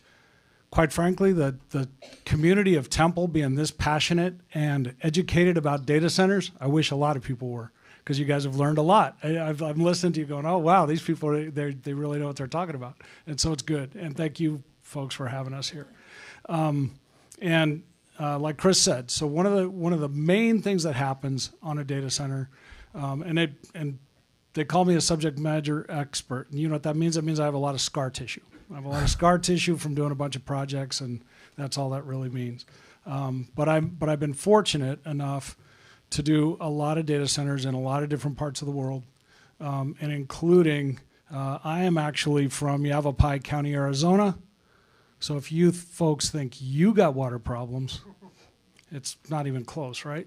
So we have the exact same thing. We've got extreme drought, and we go for years, right? We don't go seasonally. We go 2, 3, 4 years at a time, and it's the same situation. So when I was asked by Rowan quite a while ago, and they said, hey, would it be possible in this area of Texas to make a data center of this size, this XYZ efficiency, and don't use water? That's what I was asked to look into. And when I looked into it, the initial answer was maybe, because the technology is there. There was somebody, I was looking, there was a gentleman with kind of a, there he is, who talked about air-cooled versus water-cooled chillers. So we are using air-cooled chillers. And up until about 3 years ago, 3.5 years ago, the maximum size of an air-cooled chiller you could get is 500 tons. For us, that's not, for a data center, that's not big enough. We're going to need something much bigger to do that. And the temperatures that a chiller normally does, like what you've got over at the hospital, those temperatures are really low, which is what a chiller was originally designed to do. In a data center, our temperatures are actually quite high. We chill the water, quote unquote, down to 70 degrees. That's it. We're not going down into the 40s like what they do in a hospital or an apartment building or anything like that. So that's the first thing. And those two things combined are a bit odd, right? Air cooled with a really high temperature. Can you make it work? The other thing that I was asked was make sure that it's just water. It cannot be propylene glycol. And so the primary side, there's a primary and a secondary loop, and I'll talk a little bit about that. The primary side, the big side, is 100% water, and we were asked to do that. That adds another bunch of challenges, which I heard several of you talk about, and that is what happens in the winter? What happens if this dang thing freezes? Then what do we do? So we took mechanical systems into consideration with that. We took electrical backup systems, as you've talked about, and what we do is we actually heat it. If it gets below a certain temperature, we heat that water to make sure it's not going to freeze. We keep it flowing, and we've got sensors like you wouldn't believe everywhere to make sure we're not leaking, we're flowing, and we're not freezing, because that's a big deal, right?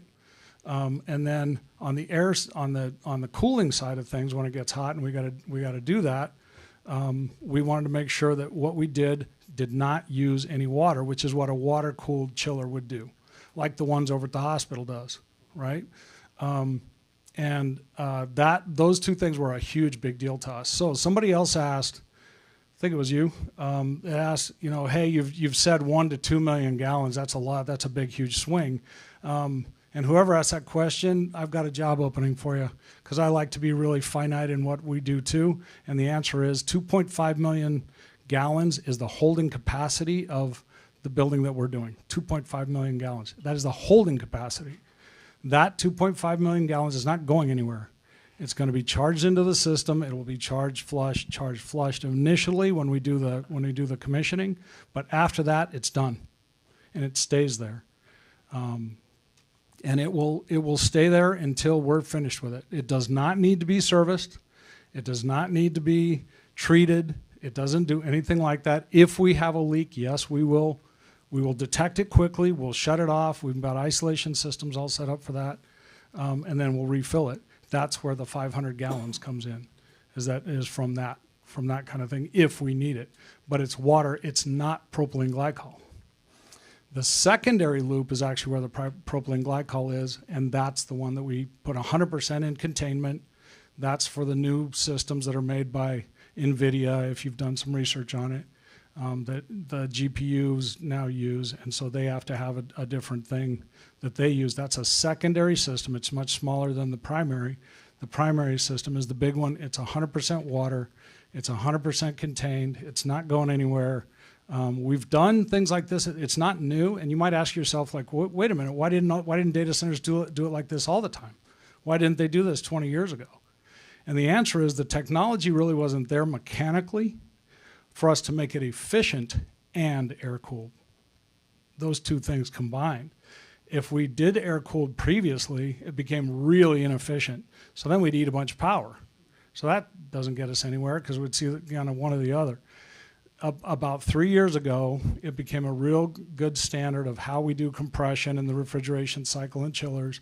It's made it much, much, much more efficient, so we could do all those things. It's water only, it's air-cooled, and it's efficient. We could do all three of those things. But if you came and asked me to do that 5 years ago, the answer is probably no. So as things have changed, this has gotten better.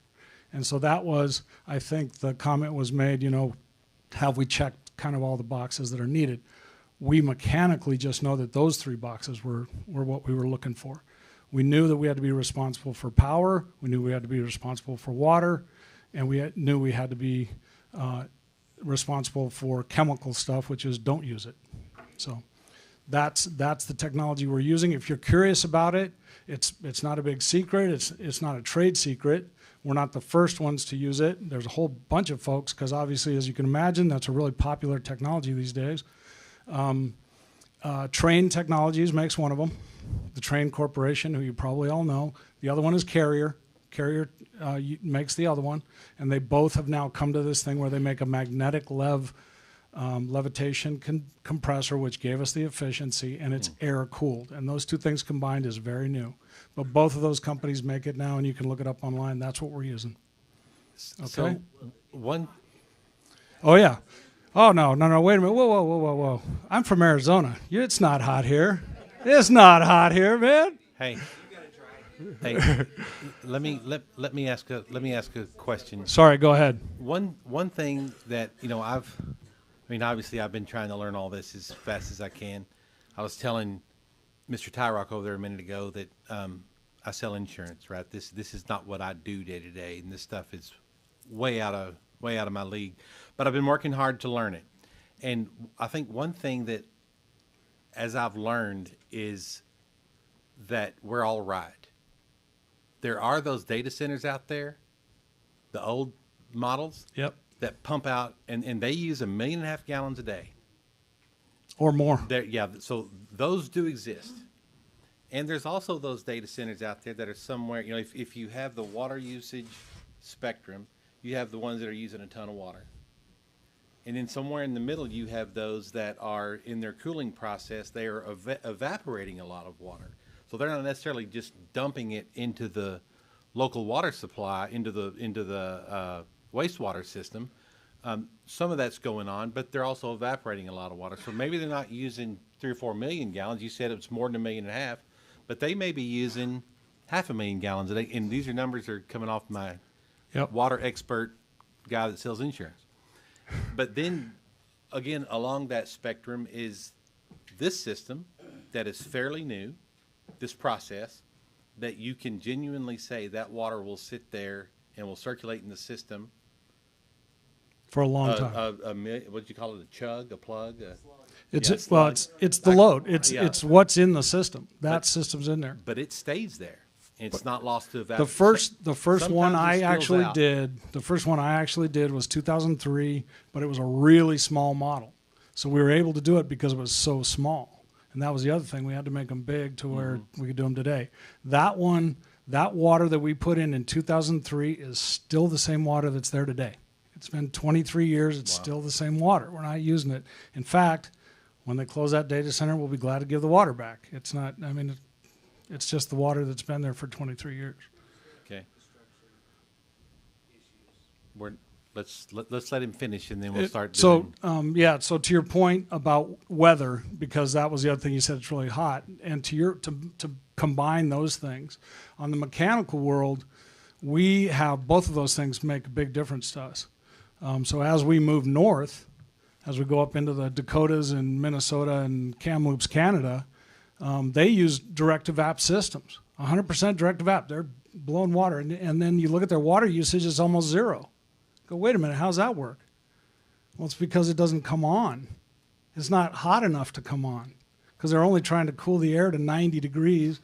Well, in Kamloops, Canada, they'll be really lucky to get to 85. So they just open up the air and let it go. So even though it's a direct evap system, if you go north, that can actually use very little water as well.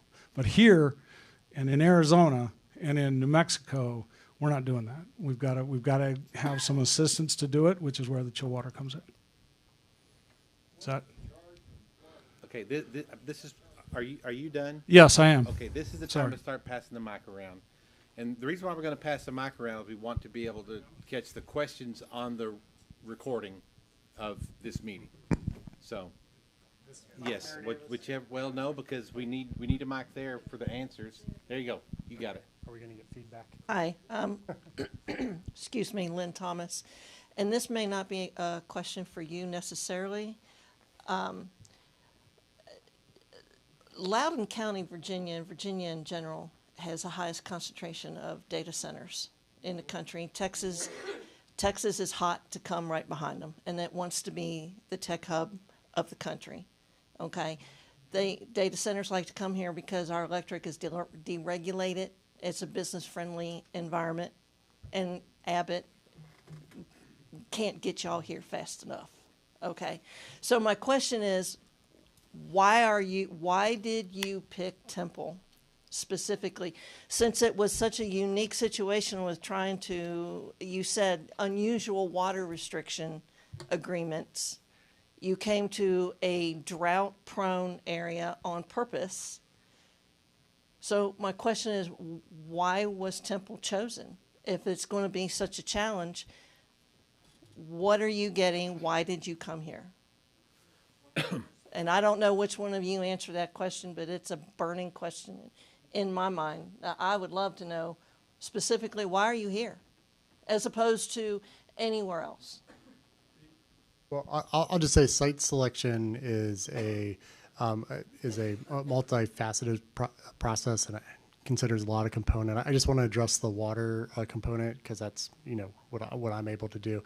So we didn't come here because it has drought risk. When we see a site and it does have drought risk, we choose to use, I'm going to say waterless, but a air-cooled closed loop system that is not connected for continuous supply because it doesn't need to be. So we don't come here because it has drought risk. And in terms of the restrictions for drought or the utility service agreement, those are unique to every community, and we're always trying to figure out a way to make it work. And so the restrictions we're talking about with your city staff, those are unique. And I would just say that it's a direct response from them hearing the community, and we're working on getting that finalized.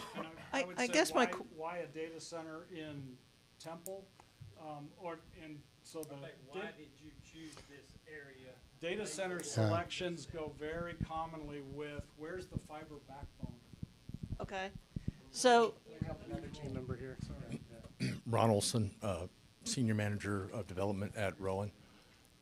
To your point, I mean, there are a ton of attributes that go into site selection. Just to break it down on an overbroad basis is line of sight to power. Obviously, demand from our customers drives that. Then the capacity to have enough property that would support a data center specifically. And then the ability to permit or entitle that property for data center usage, understanding the regulatory framework that we would have to work within to be able to permit one to be able to get to a point of operation. Okay, so you had to have an idea that you had a really good idea that the council was going to work with you. No, I don't think that's ever the case. Did I understand that incorrectly? No, it's just understanding the regulations that a city of Temple or any place in the country, is it something that we can work within that regulatory framework? For instance, if water usage is a big deal, and it's so restrictive, you can't even use $1 million or 1 million gallons to charge a system. So then you know that you're not a candidate at that point. So. And so with ERCOT being so unreliable, that didn't concern you a little bit, given that, well, it's not reliable and you need an awful lot of electricity. Don't deal directly with ERCOT. We Right. deal with utility in this instance. So, of course, we have those conversations with them, and their confidence levels, what continues. I mean, there's so The many. utility would be Encore. I'm sorry? Is that Yeah, correct? Encore. I'm Right, sorry, yes. right.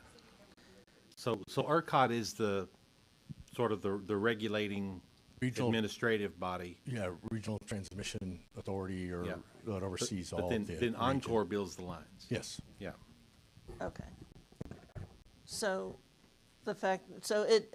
you feel confident that y'all are going to have enough electricity. We're not going to have a problem with it running.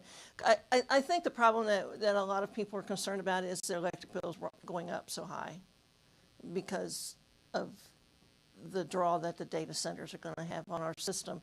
And we've already seen that whether, I know ERCOT isn't the one, it's Encore. Our system's unreliable. So I don't know. I think maybe that's a two-part question. Why did you come here when our system appears to be unreliable, when we have outages, and then what are we going to do when our electric bills goes up? Can you address our electric bills being raised? Because we think they will be. I'm going to add on to this specifically, the fact that it is not just about this one data center. Yeah. It is about this area's ability to uphold 3 or more. That is the question. You can tell us all you want about how this one data center can do this, and the pole on this, and the water on this one data center. The questions we want you to answer is, do you think that this area can sustain 3 or more poles? That's what we're asking. We don't want to hear about one particular data center. We want to hear about how this impact of 3 to 7 is going to impact the area on the water usage, on the electricity, on the areas, on all the infrastructure. So while we are open to hearing you one, it's more than just about one. So when you answer, give us those kind of answers. So the water usage, the design that we're doing on this one is the same for all, it's the same? So all of them, so 3 data centers are going to be using 4,000 gallons of water each per day. No, we don't use, we don't use any water. No, that's what your pamphlet said, that for the employee usage, employees, it's that's- 1,000 gallons of water per day. So that is already, we're saying for a third data center, that we're looking at just for 3, 12,000 gallons of water per day. Let me. Yeah, and I'm let- happy to let- jump into and Yeah, explain. give me, some but of- from the yep. city perspective, Yep, let yep. me address that. Okay. 4,000 gallons a day, it sounds like a lot, but in the water world, that's nothing. 4,000 gallons a day, our homes, the average home in Temple of 3 people, I saw, we had a presentation earlier, one of our neighborhoods has 2.9 people, 2.95 people per household. And I manage a facility that I have 80 to 100 people on site, and we don't even go through that. Okay. I'm just telling you, just a second. I'm telling you that the average household of 3 uses 500 gallons a day. That's average. And so again, in this, we have two different sets of water. We have the regular day-to-day water, the flushing and toileting, right? Just in an office of 40 people. 4,000 gallons a day. And then separate from that 4,000 gallons a day is the plug, the chug, the slug, The one-time fill, yeah. the one-time slug of 2.5 million gallons. To put that in perspective, the city of Temple, on average, cleans and uses 22 million gallons of water per day. So that is 2.5 million gallons is roughly 10% of one day's usage that goes into the system and is used. We have used 10 to 12 years. You say that y'all have a system that has been running for 23 years. So again, all of that millions of gallons seems like a lot, but in the water world, 1 million gallons is almost, it's not nothing, but it's not it's not a substantial amount of water. And whenever you take the slug, that will be timed with the city of Temple's infrastructure system. More than likely what will happen is they'll take that slug at 2 o'clock in the morning, 3 o'clock in the morning, whenever it's not an impact. I am talking about that even in their pamphlet. They said 4,000 gallons of water a day for employee usage. Oh. So for 3 data centers, That's almost, that's 4.5 million that is what gallons we are a year. concerned about. I don't want to hear about the plug, that's not what we're talking about. That's 4.5 million gallons a year. So you got 4,000 gallons a day for 365 days. That's 1.5 million roughly, times 3, you're looking at about 4.5 million gallons of water, which you're saying is a literal drop in the bucket compared in the water world, that's not that much. It's not. But what we're saying, and I get it, but what we're saying is when we're scared to death of how much water we're not gonna have in the future, anything that we give away is a big deal. Drought-stricken area, yeah. I think that's the difference. I understand you guys are looking at like in big picture, it's not that much water, but when we're out here going, yeah, but we're looking at a drought, and any amount of water is a big deal. And we're not willing to give any amount to an organization, we don't feel like we're getting anything for it, and we don't have to give it to them. Okay. I think that's my perspective. That's why I asked, why are you here? And another gentleman also asked, what are we getting for this? We could bring in any fast food restaurant and bring in 40 jobs. We could do that. What are we getting? Okay, I can address that. Is there anybody else that would like to ask questions around the water usage? Okay, let's do that now. Got one right here and one over here. I'll come back to you, ma'am. Come back to the 3 data centers does Rowan own all 3 of these? We had a whole bunch of hands just go up. So let's handle the folks that raised their hands. Where's the mic? I'm gonna pass it right here. Okay. Hey, so Brazos River Authority, which you didn't go through, you went through our municipality, which is kind of not the right way to do things, because you guys knew we didn't have enough water. They said, don't worry, we've got a contingency plan. So just so you guys can all feel better about this, they're going to dig out more of our ponds and our lakes, and it's going to be a $5.5 billion expense to us, to all of us. They're not paying for this. We are. I know this isn't to be clear, everyone keeps putting all these data center numbers around. We've got Meta. We had Mariah, which you guys failed. We have Temple Central. We have Stampede. This is Ranger. There's a 4th one coming on soon. And you guys have pre-decided 7 of them. Have you ever built 8 data centers in one location before? You say that, but we see the numbers you have. You don't even have one online. The only one that's been online is failed. Also, do you actually care about these people? Because if you do, then why won't you pause instead of giving them pressure to push it through so we can get a baseline test and you guys can be open and transparent about what actually is going on?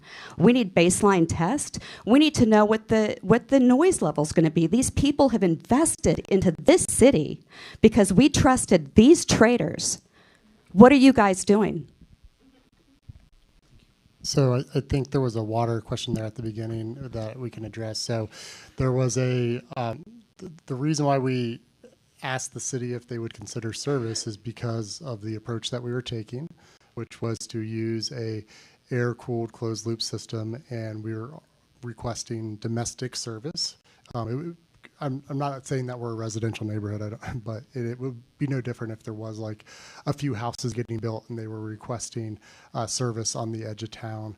And we fall within the city of Temple's larger, broader service area as well. So it made sense to make that request, considering it was just the domestic flow.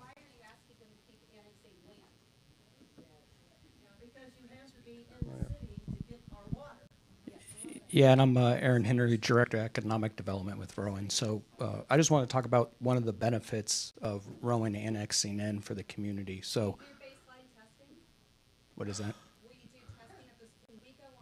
Well, we do look at soil. We do studies environmentally, internally. But I can speak to some of the tax stuff. That's my area of focus. I'm a CPA. Yeah. Actually, we pay 50% of our taxes, so the incentive agreement. I have to pay 100% of my taxes. Yeah.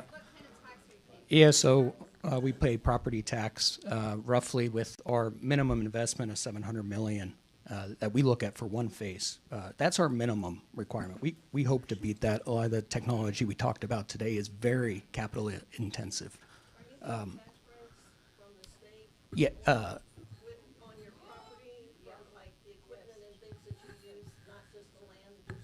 Correct. Sales and use tax exemptions at the state level. It is, and it's very important to our customer, and that is a big reason why we come to the state of Texas too, as one of the aspects that gets factored in And to our decisions.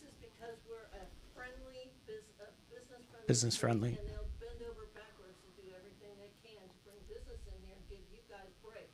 Well, we view it as a partnership. So when we come into the city, And I'm still like, what are we getting? yeah. So we on our calculations of 700 million, with that initial investment, you see about 7 million annually.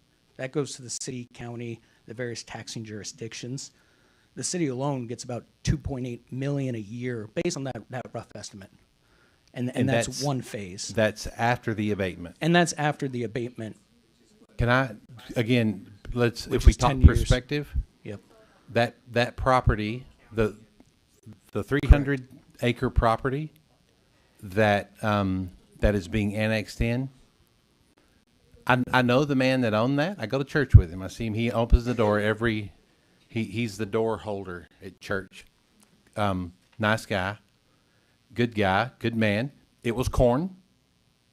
He owned the land, and because Texas is also a pro-property rights state, he sold that land. He made a bunch of money on that land, but it was his land. So he sold that land. But do you know what that piece of property before he sold it, when it was ag land, the property tax on that property in the last full year that he owned it, $300. So in your rationale, your mindset, you're saying if we give them 50% tax abatement, we're getting more than $300 a year. So that's a benefit to our city, and that's worth doing this. $2.8 million is a drop in the bucket the way you put the water in, compared to what they own and what they have and who they are. That is not worth their time. 300 acres of black land pays $3,000 an acre, $3,000 in property taxes, $10 an acre. I've got plenty of it. Okay, well, I asked staff to pull it up. On that piece of property, it was 300. Yeah, just the city of Temple tax, which, school district and, okay, all right. Well, then I guess we could probably, but either way, if we're talking about the benefit to the city and what are we getting, then we are getting increased tax revenue. And we can talk about whether that matters or not also. Well, it, Will it be enough to offset? Y'all are looking at bonds right now. I got a text message the other day, doing a survey. Midway Drive project, libraries, all of that. Would you not, pick an infrastructure project, pay for it. Temple College is doing a big bond right now. Yeah. Doing a $700 or $700 million investment. Okay. And one thing, oh, sorry. I was going to say one thing I would highlight is, we did a property tax abatement with the city and county, but we don't do those with the schools, with Temple College. We know those are very important areas that need to be funded, and so we don't take those and do those. So we pay those 100% through property taxes.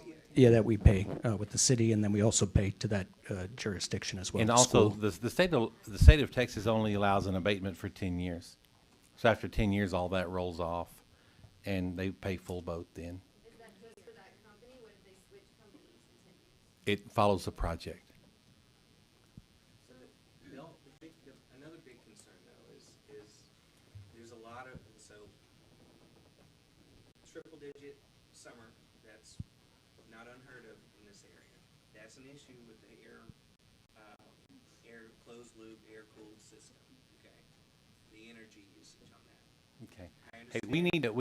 we need to pass the mic Yeah, around. I don't want to interrupt my fellow citizens, but I have some specific questions I wrote down. Hey, And well, he was working on something. All right, cool. So Let's would go. would you hand him the mic? All right. I don't want to be here tonight, guys.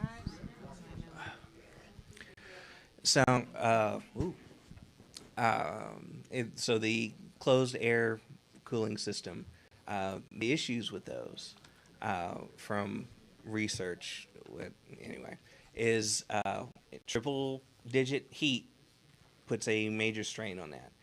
I understand that the minimal water usage, okay, sure, all right, and Okay, I'll go with that.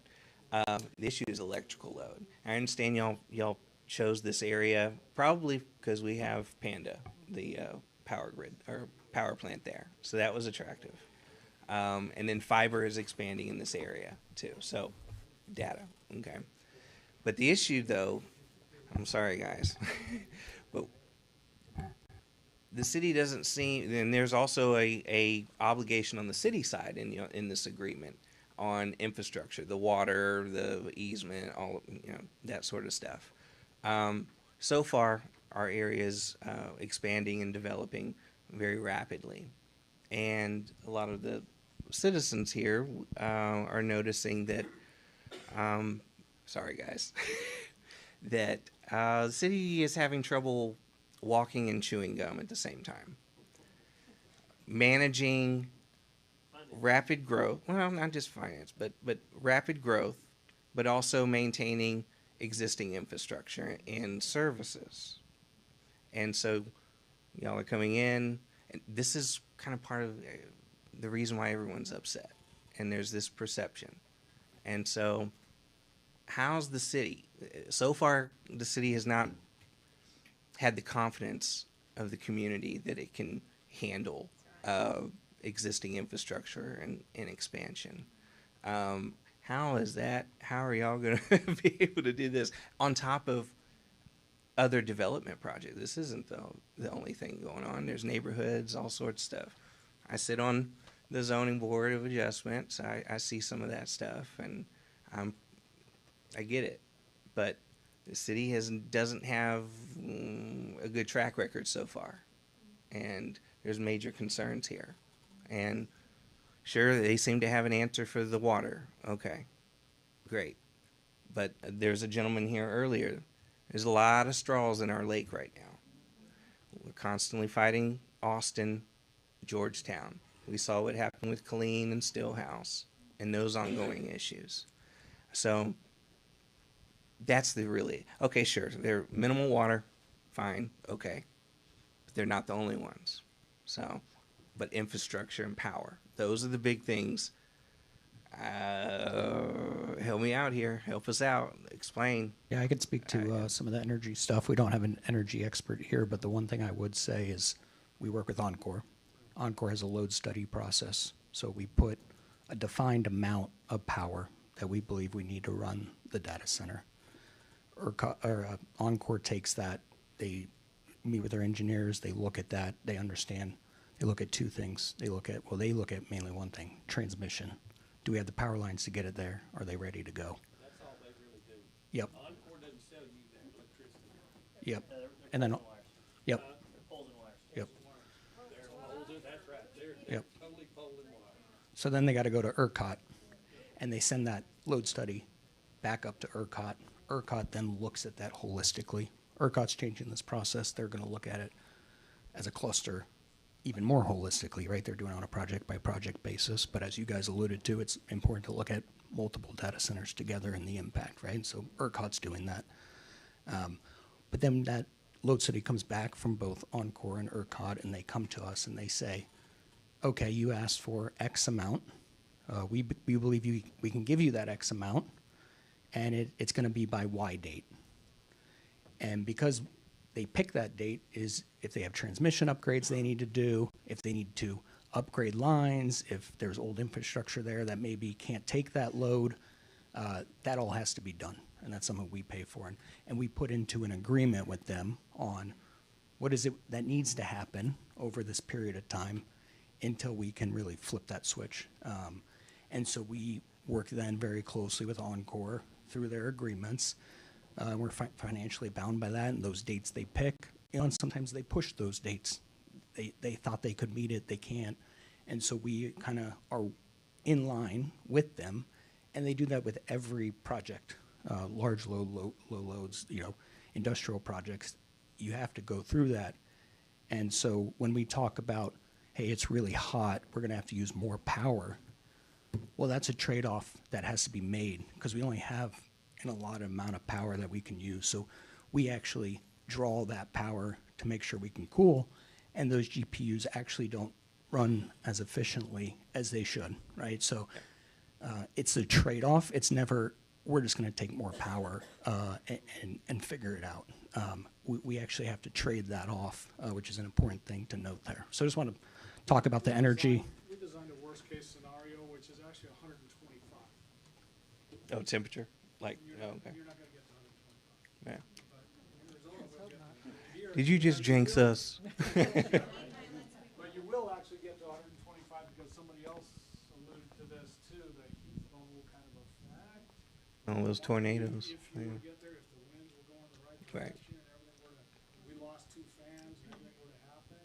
So that's what we aimed for. It's like, okay, what if everything went wrong? How much power do we Got while I got the mic, there's been throughout this evening some talk about city council taking kickbacks and y'all are peddling influence for city leadership, and I can say I know y'all pretty well enough to know that's not how y'all operate, and that's not what y'all do, and but the perception though of it looks like influence. You're trying to buy off influence from local stakeholders, whether they're nonprofits or the school district, and you can just, it's the perception, and you know how politics is. Perception's often reality, whether it's true or not, and so I can tell y'all they're not getting kickbacks, and that's not how this is working, and y'all are in a difficult position. Budget-wise, every year going through the budget and all that, and this is the biggest draw for data centers for cities is the tax revenue. Now they're not going to see tax revenue for 10 years. Okay, county, local. Okay, We'll see 50% And this will of it. It will We'll see some of it. Okay, all right. Yeah. I read the agreement 2 weeks ago. I've slept since then. So it helps city budget time. Okay. And the theory is that they'll use this to supplement the budget and tackle infrastructure issues and whatnot. But again, back to my point, we got some issues with maintaining existing infrastructure. So I'm going to yield my time. Yes. Of course. Aaron, when you're speaking about, you're not the power guy, but will you transmit your power through Encore lines? Yes, that is the agreement we have in place to transmit power. They will send it through their lines, correct? And in doing that, you pay a franchise fee, correct? Yes, we do. Yeah. Or there's a I don't fee know that's- what that is, yeah, but it's tacked yeah, on. yeah. And with this, when looking at the revenue generated from the project, the franchise fee on a 400 megawatt power user could be as much as 5.5 million a year to the general fund. And if you know that is not part of the that is not part of abatement it. agreement. It far exceeds the property tax. And the And reason that is, the general fund gets that, and that is what goes to pay for police, fire, infrastructure, but it would be a significant, increase to the revenue from just that. And I've estimated at, like I said, 400 megawatt plant, or power use, it would be about close to 5.5 million a year, per year. Plus the abated 2.8-ish.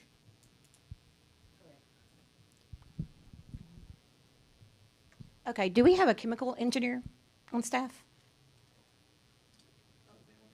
I deal in a lot of chemicals. I'm not a CE, I'm an ME. Okay, okay. So let's go back to the closed unit system. You've got a closed unit system, what gave it a 10-year, 20-year lifespan? Yeah, the liquid could be, yeah, whatever. Okay, so how often do you go into that closed unit system to test the quality of that water and see if it's off leaching from the pipe system? Because we all know here, you put regular water in, not deionized water, and you're going to have leaching of chemicals into that system. From your water source. Well, you're not using deionized water, correct? You're using regular tap water that we pull out of the tap. Okay, we have heavy chemical water here. We have heavy mineralized water here. And I can tell you, how often do we have to flush our water heaters, which is a closed loop system? Well, right? Yep. So every year we're told that we need to flush that system because you get the mineral buildup within that water heater. I don't know the specific answer for you. I would think that it's probably, we will do a test and whatever we need to do for the first few months, and then it'll go less and less and less and less. Well, and the longer you leave that water and you never get rid of it, you don't recirculate or refill it during that 10 years, 20 years, it turns into sludge. Just like in your car radiator, just like in your water heater. And is it the materials of the heat exchanger itself that actually? No. It's the chemicals, the minerals. We have Silica. So lime. We have lime here. Calcium. Yes. So was there any water tests done to see if the chemical makeup of the water is compatible with the system? I know the initial water quality from this area is documented for us. But if you had a chemical engineer, they could take a look at that and see, okay, we store it for 10 years. What happens? We store it for 20 years. What's the breakdown of the chemicals? And then, is it a mixed metal and PVC system? No, we don't use PVC. Ours will be copper as the heat exchange. Okay, is there any other mixed metals? Absolutely. Okay, so you're telling me that you don't put any chemicals in there, so you have a mixed metal reaction, chemical reaction, because once you start mixing your metals, one metal will contaminate the next. It'll be steel and copper on the primary side. On the secondary side, it's 100% stainless. How do you fight corrosion? Yeah, exactly. On which side? On the primary side. We had copper with. Where you have the mixed metals. I don't know how many pinhole leaks our boiler had at work from copper lines from the Temple water. So, and when you're high pressure water system and the flow rate, you got to deal with corrosion somehow. Yeah, I think this might be a case of we don't have the right staff member here. I do know that there were tests and compatibility was considered. In the event that it wasn't, we would have specified that we need to treat the water, and that didn't come up. So, apologize, we don't have the right tap person here. Find out for you. Yeah. Yeah, if there was a full test, there was a full set of tests. Yeah. A certified laboratory. We do, yeah, for our own, it was for the protection of our equipment. Yeah. We had pretty extensive testing. We don't know. Independent contractor, wouldn't be us. We don't do our own tests. What does that mean, independent contractor? So it's a third-party business not associated with your company? Correct. That's correct. Yes. We wouldn't do that. We want somebody who's a specialist in chemicals to do that. What's the name of it? I think that's what we're saying is we don't have the right staff person here who's in charge of that, but we can get back to you on that. So you're telling me that you do have a chemical engineer on staff? How will you get your information to the public that's here? So we do have a public website that talks a lot about the frequently asked questions, so we can post it there.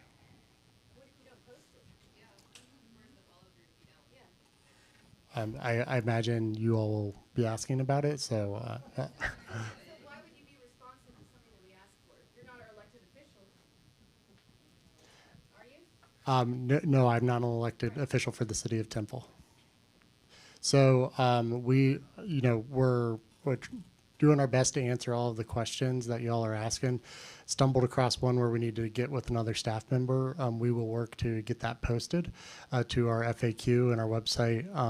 I don't know the exact URL. I don't know if anybody knows it off the top of their head, but rowantemple.com. So, yeah. Just so folks know, I've managed communications. I've been taking a lot of notes tonight, and we'll be updating our FAQs based on the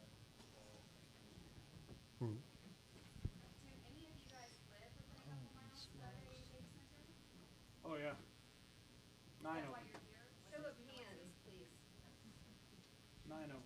Just 2 out of 3? Behind you, too. Behind you.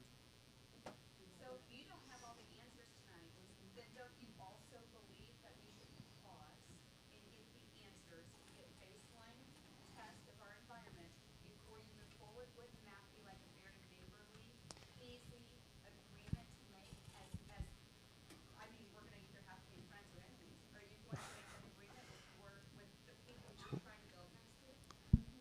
We're looking forward to getting you the answer as soon as possible. It's just that the people up here tonight do not have it. It's not that the company doesn't. So we're looking forward to getting that answer posted as soon as we can.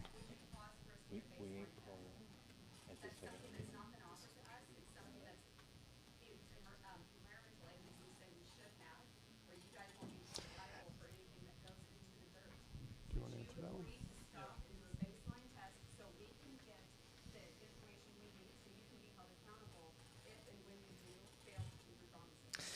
Yeah, my name is Nate Shriver. I'm Director of Site Development for Rowan. Before we purchase a property, we do a full suite of due diligence on it.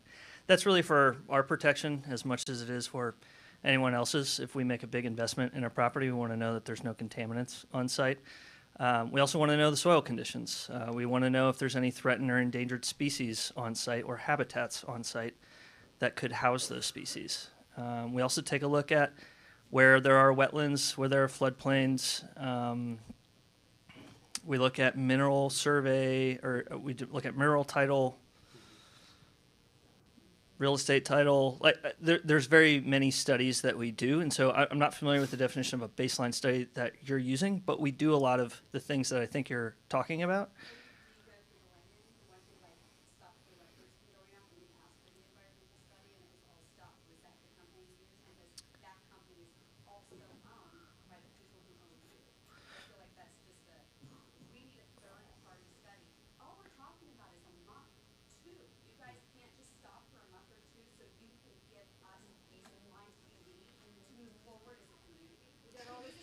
Yeah.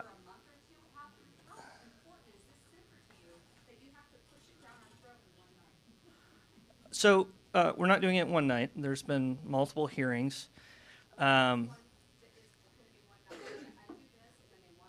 Tim, I don't know if you want to talk about the open house that we did as well, that 70 people showed up to. I'm saying that we're not doing this in one night, and that there's been... I can say that we've done a tremendous amount of due diligence on the site, and there's no contaminants.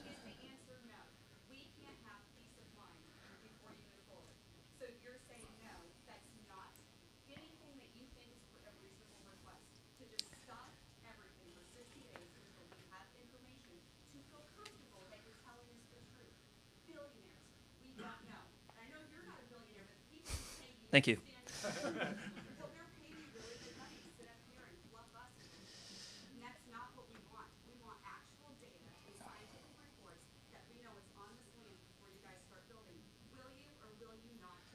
Yeah, I'll take a look at what due diligence materials we can release, especially. We have asked third parties to do that.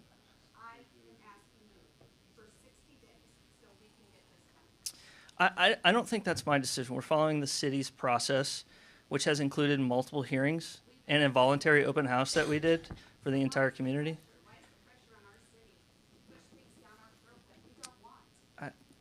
I don't think we're pressuring anybody. We're just following the process.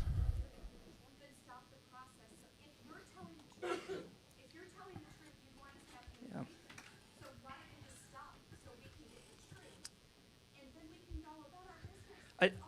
I think the request that you're making is probably of city council. We're just following the process that is outlined through the city.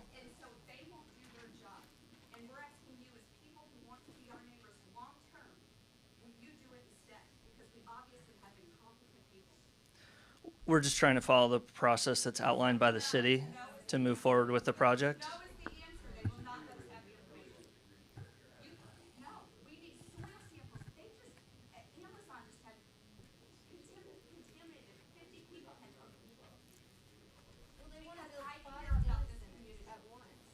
Why don't you guys build one, wait 3 years,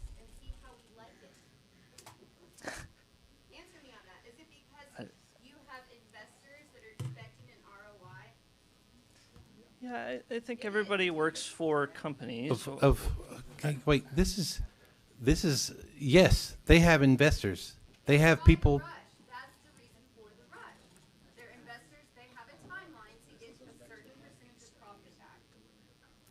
He just said that they do environmental studies. They have those on file. They don't have to release those. Like he said, and many times it's for their own protection. We talked about, somebody said something about Amazon not doing a baseline study, and therefore they didn't have the right information to defend themselves later or whatever. They're going to do those things. A company like this comes in and they do a lot of work. We're talking about $700 million. This is not the first time they've done this, and this won't be the last time they've done that. We said earlier, an environmental impact study is not required. And if the city of Temple, if we said we want to require it, we can't force them to do that either.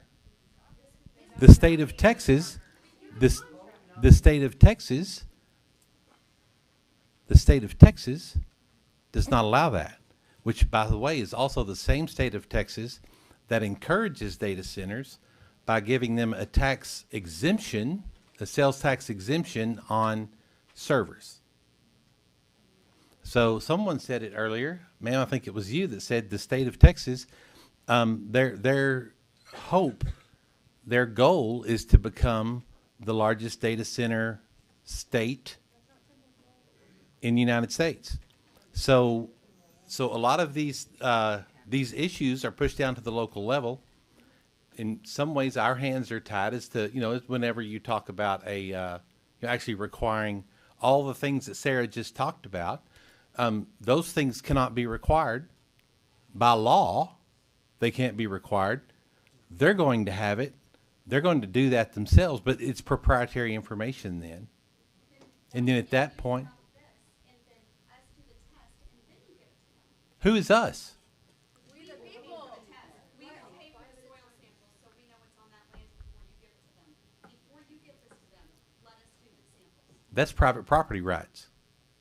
I can't come on your property and do it. It's the city of Temple owns it. We are the city. No, the city of Temple does not. I know the guy that owned it. It's the door holder at church, and he sold it to these guys who now own it.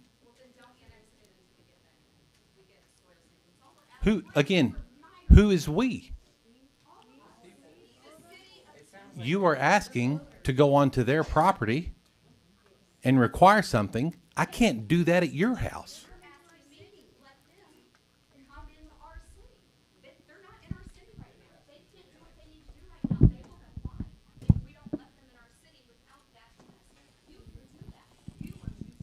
No, we cannot do that. I just said that.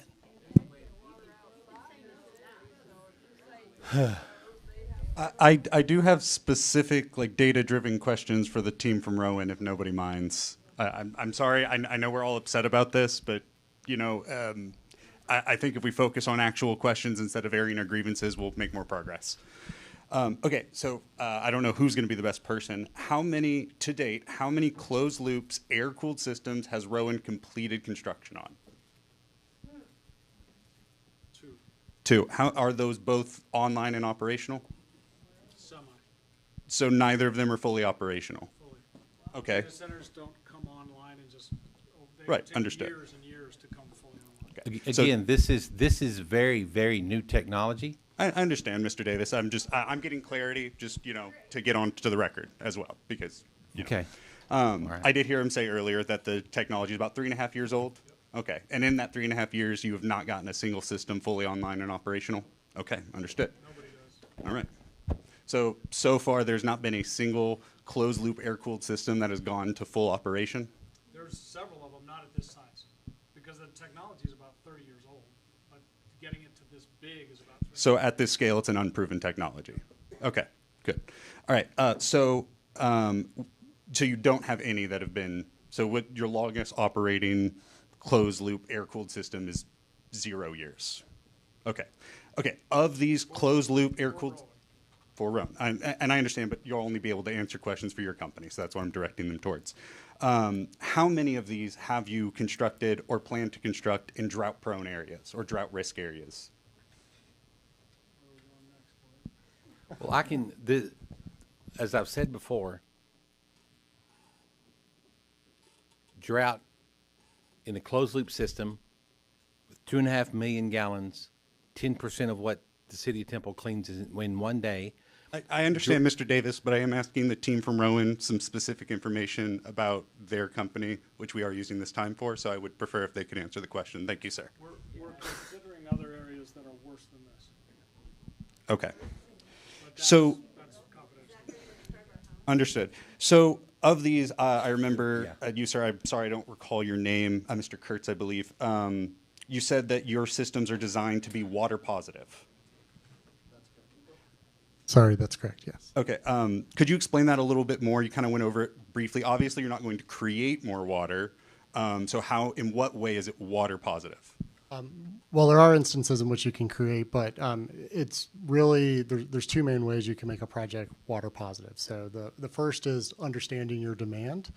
And so we do understand it. We know how much water we're using on the closed loop system for that initial charge. We know how much water we're using on a daily basis for the employee facilities. That's totaled up, and you do have to pick a time frame. It's the industry standard is to pick a 10-year time frame. So you total up all those gallons, and then you go and you look for one or the other side of the equation. And what I mean by that is you look for either the supply side of the equation or you look for the demand side of the equation. And I will say typically water positive projects focus on the demand side of the equation. So that can, in a municipality, that can look like an investment in a leak detection and leak reduction program. In agricultural, that could be like investing in and helping support a transition from, say, flood irrigation to like center pivot sprinklers, and so you're gaining a lot of efficiency in that. On the supply side, there are projects out there. If you're looking at kind of like a land use scale, they typically focus on like vegetation management. So sometimes there are invasive species out there in the landscape, like here in Texas, like various types of junipers. They kind of act like upside down umbrellas and they intercept the water and then it evaporates. Where before those invasive species took over, that water would, hit the ground and either go to a river or recharge the aquifer. So, and I'm just giving you an example of what a supply side could look like. So you literally go in with crews. It's pretty labor intensive, but you take out those junipers, you reseed it with native grasses and other types of hardwood trees that would have been there kind of before any sort of human influence, kind of getting it back to its natural state. And then that increases the supply of water that otherwise would have just evaporated locally. Gotcha. But also the leaky pipes, leaky toilets the projects that you guys have talked about that is actually in our system. That's correct. Those are the projects that we're evaluating now. Is like how local can we make the impact, and we are focusing on the demand side at the moment. So my understanding of it is it's not so much about creating a positive water flow out of your facility. It's about offsetting your water use elsewhere in the community. Yeah, for a water replenishment project, that is the way to do it. Yeah, and we try to do that as close to the site as possible. Okay, and well, that does actually bring me to my next question. So I know you said that several times that it has been designed that you work towards water positivity. Now I know you don't have any fully operational facilities, but in your facilities that you do have semi-operational, have any of them achieved water positivity, or is it purely theoretical at this point? No, they have. Well, I guess I should say we have a project that's in the development phase, a little bit further along. So at this time, it is not actualized. I would appreciate it just to be able to explain a little bit more. Yeah. So we have a project that's in a similar development phase here in Texas. And we went and we partnered with the Edwards Aquifer Conservancy to invest in a agricultural water efficiency project. So that agreement is in place. Those funds have been provided. That they run it as like a grant cycle basically, and so that grant cycle starts, well, it is April, so I think the grant cycle has started now. They'll distribute those funds in June or July to the recipients, and then they basically have until the end of the year to convert from flood irrigation to center pivot irrigation systems, and this is all managed by them. And then, so starting in water year 2027 is when those benefits, they call them volumetric benefits, will actually start generating. So we're not generating those yet, but we're really, really proud and super excited to have that partnership with EAC. So those benefits will start accruing in 2027. Okay. And I'm glad to hear that. But just so I can get a really clear yes or no answer, at this time today, you do not have a water positive facility. We consider, I mean, I guess we consider it to be water positive in the future. This facility isn't operational right now. So you have not so you've not proven that you have a water positive facility. You have plans in place that will theoretically make it water positive, but that has not been actualized. Yes or no? Yeah. So I just want to back up and talk a little bit about the process of what that looks like. So there's a standard out there called the Volumetric Water Benefit Accounting 2.0 guidance document. It is the industry standard for how you validate if a project, when it's in a planning stage, which I think we can agree that projects have to start in planning before they go into implementation. And so we have worked with a certified validator of that. And so the project has been validated that, yes, it will work. I can't take us forward in time to have the project be implemented, but I can say that it has been validated.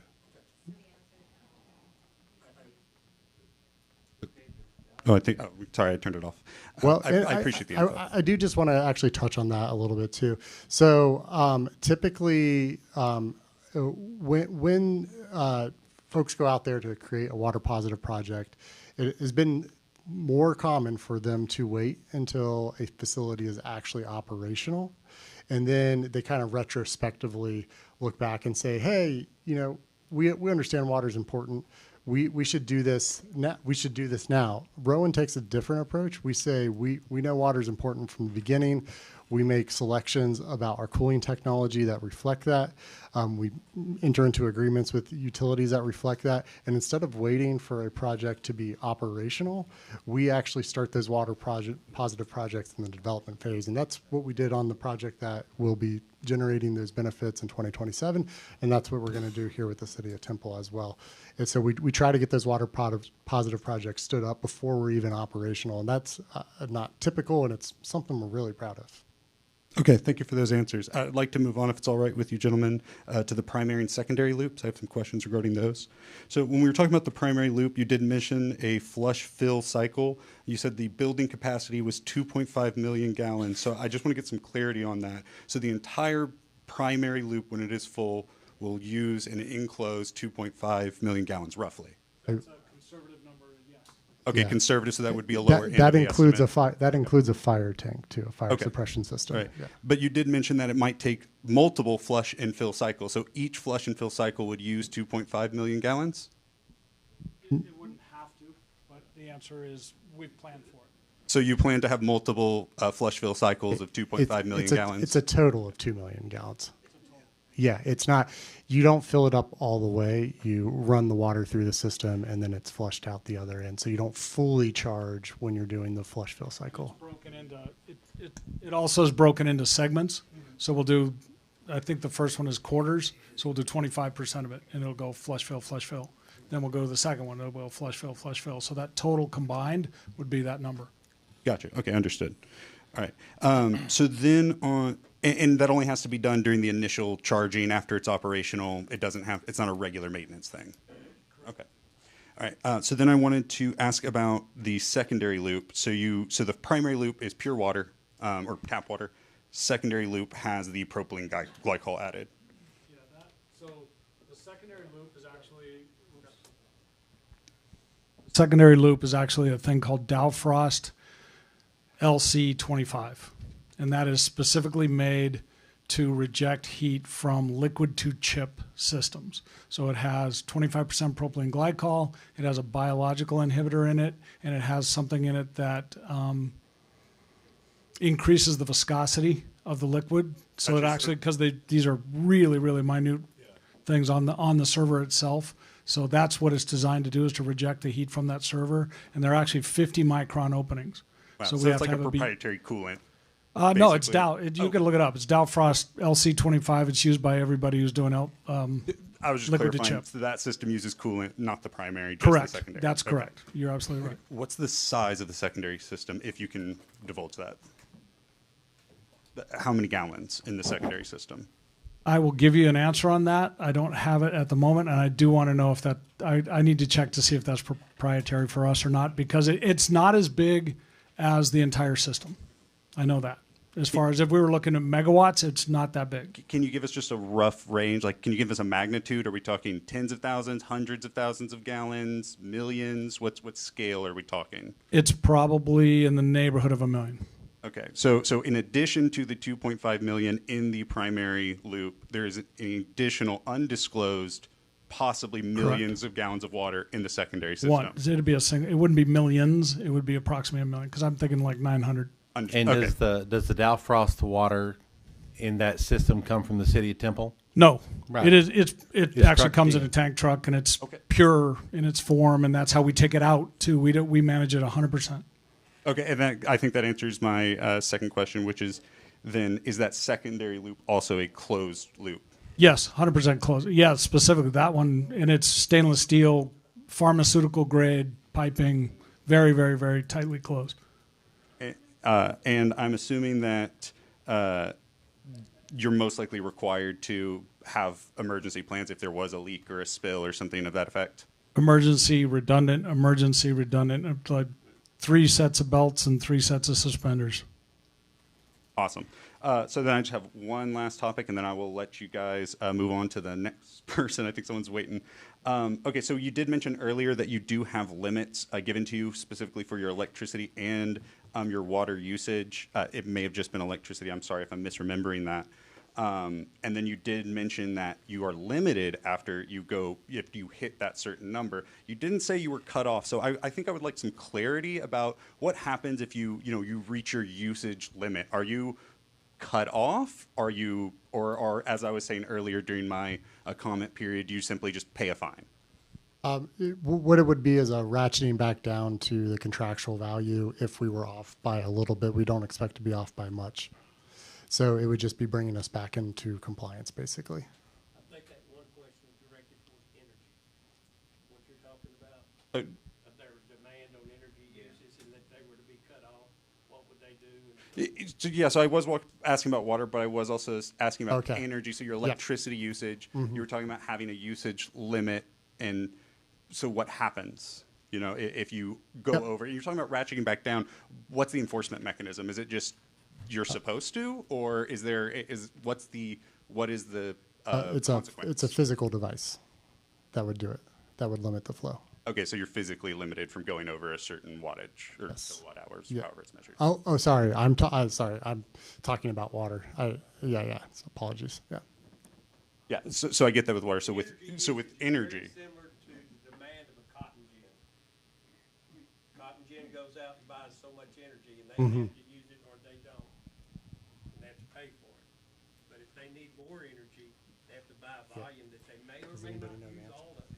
They're gonna have to pay for it. No, so we don't have that person here, right, who can speak detailed about energy. We're happy to do an FAQ on it, add it to the website of, what is in our agreements with Encore on that.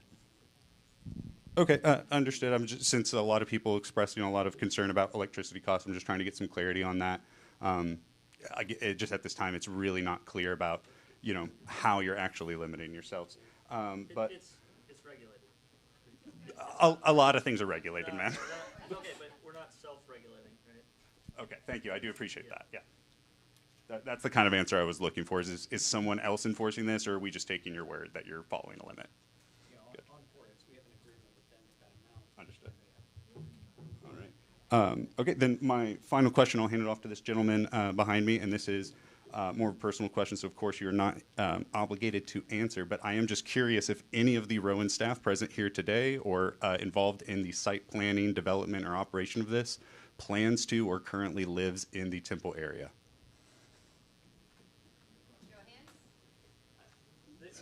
Thank you for your time.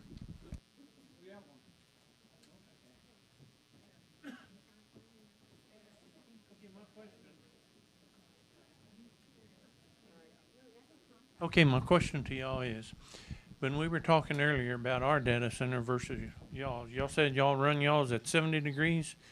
Okay, we run ours between 39 and 42 degrees. So I don't see how y'all can cool with 70 degrees, but that's beside the point.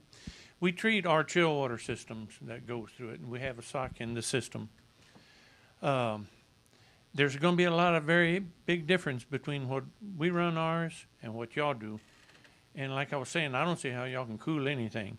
But the thing is, the higher the temperatures go up, you're going to have a conductivity that's going to go up. Ours does. I mean, I'm comparing our condenser for the cooling towers versus chill water. What do y'all do to control the high conductivity? Because conductivity, once that water is running through them tubes, the higher the conductivity is, you're going to plug those lines up. So what do y'all do to keep the conductivity down? Check. So keep in mind, we don't have cooling towers. Right. Ours is 100% air cooled, so there is no but your condenser water. There is no the condenser warmer water. the chill water, which I'll call it chill water. The Luke but cooled y'all's water. is a lot. What that's going to be? And I can tell from the temperatures you've talked about, you're talking about a data center that's based on Intel chips, and ours are, because of the temperatures, I can tell you it's going to be based on NVIDIA GPUs. But what do y'all do to keep the conductivity down? So ours, again, it's closed loop, so it's It's a closed, so you can't bleed it off because then you're going to be using more water. correct. But the higher the conductivity is, you're going to plug those lines up. I know when we pulled like chill water line, pumps off, you'll get some pitting in there, but there again, we're running cold and we're treated water. Y'all running higher water, y'all said. So you're naturally going to get a lot more conductivity. So what do you do to stop the conductivity? Because the conductivity will plug up your coils as the water's running through it. So two things. Number one, I know that the coil sizes are designed for massive things. It's not so the chiller coil itself for ours are huge. They're 5/8 inch. They're really big coils. It's not like it's going to plug up over nothing. Ours run from half to I think 5/8 also, but we still have to keep the conductivity down. I don't have a good answer for you, but I've got it on my list. Okay. And the second question is, earlier it was said the guy paid only $300 taxes a year. But how many acres is this? The data center, how many acres does it consist of? 300? Okay. I also own property in Milam County that I farm. I got 91 acres there. And Milam County is cheaper than Bell County. And I'm paying, I don't know, $450, $60. So I don't see the taxes are way too cheap. That's If y'all's is data. 300. That's not relevant to those guys. That's data I had. Oh. So, yeah, that has anything to do with them, as far as whether that amount Yeah. is correct. But it did seem cheap when you said $300. And that's for the city of Temple tax. That doesn't include the county or anybody Okay. else. Yeah. And All right. Mayor, I'm sorry, it's I hope 350, they ca- not 300. I hope that kind of, you had a question earlier, or you were saying something, so I kind of hope what maybe I asked answered. Well, no, they didn't address it because Oh. they're using two different metals in their closed loop system. And we know that when you use more than the same metal through any system, Right. you have corrosion. Right. Because those metals don't like to play together. Right. And then you add high mineral content water Right. and heat. Mm-hmm. So you're making a chemical soup within them. Right. Right. Do y'all treat y'all's chill water? Well, I will say this again. 70 degrees is not really chill water, but that's what y'all say y'all use. Do y'all treat y'all system, the water, closed loop?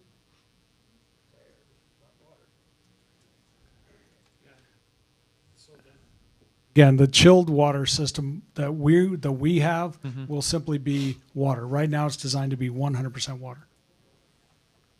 It'll be strained. It'll be strained and cleaned, but right now it's designed to be 100% Yeah, but water. it will plug up.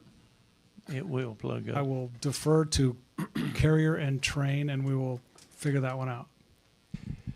We That's will. playing with fire. Okay.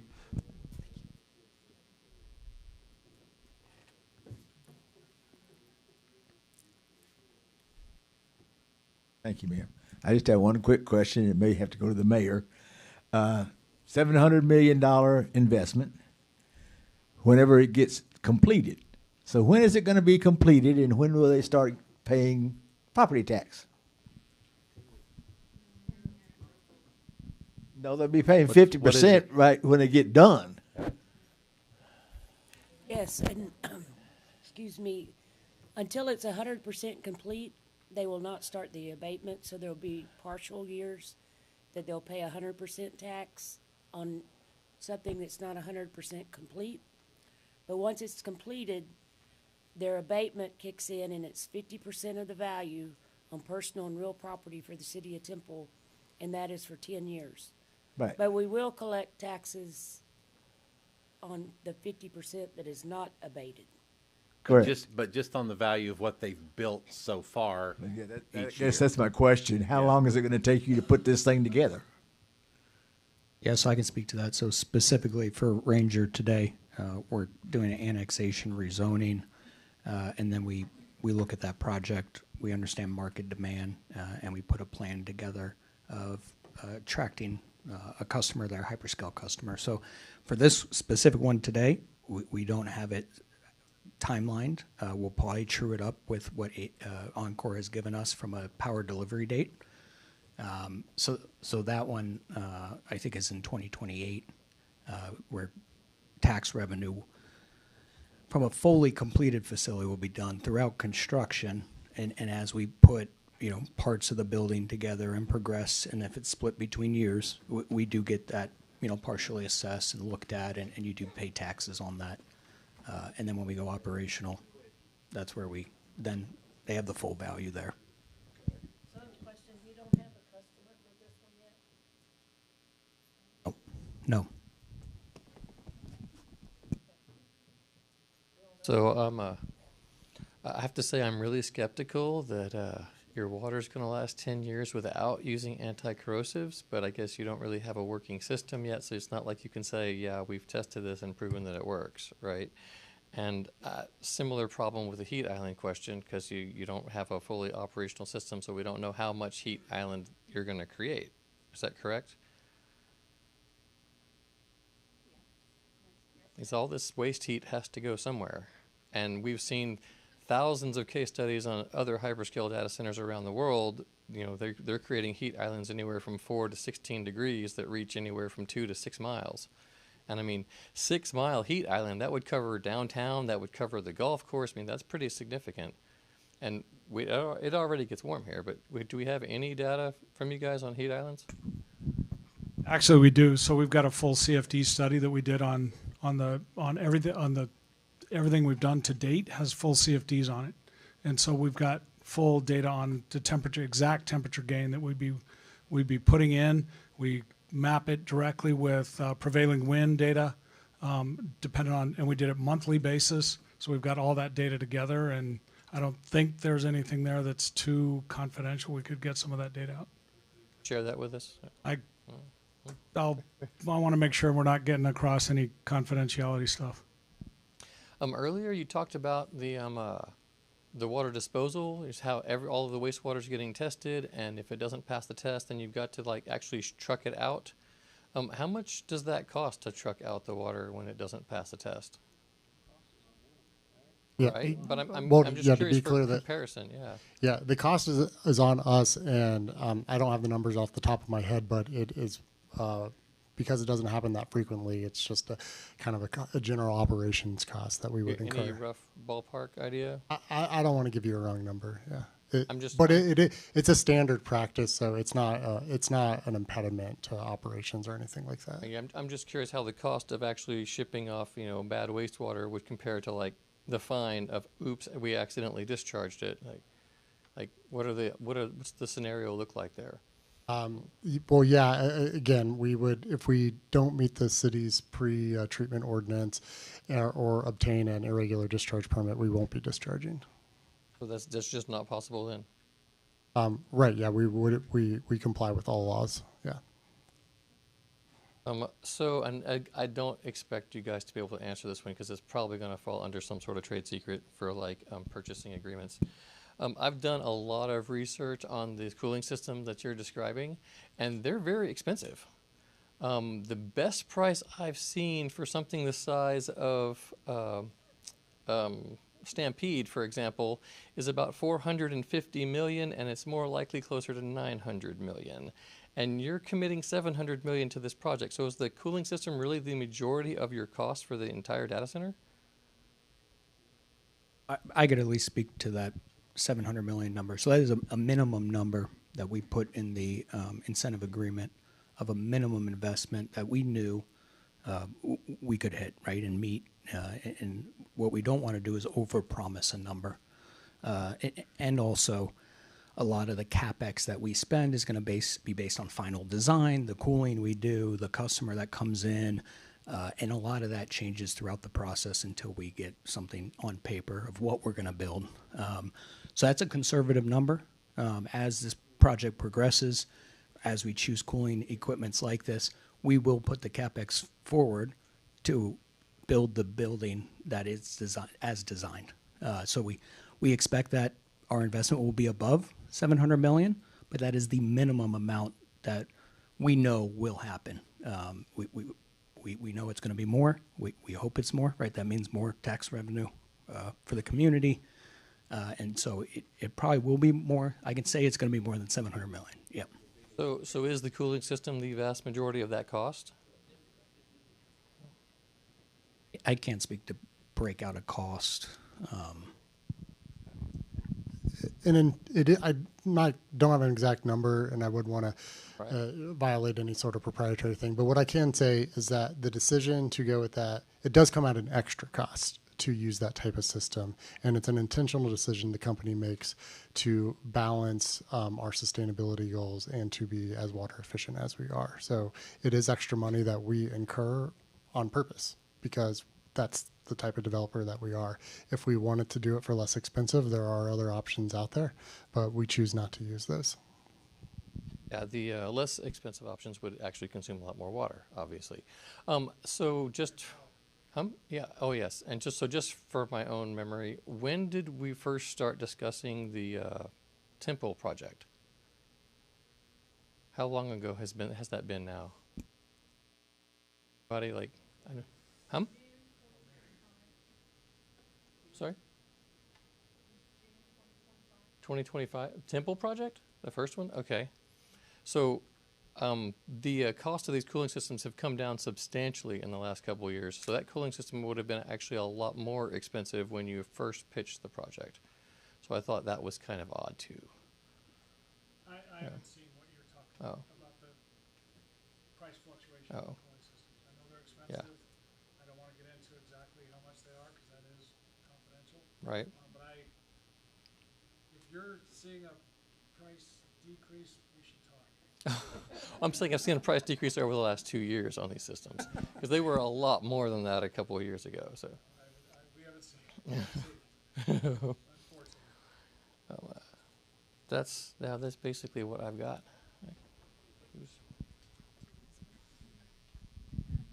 Do y'all have a backup battery storage in your facility also for temporary outages or a spike?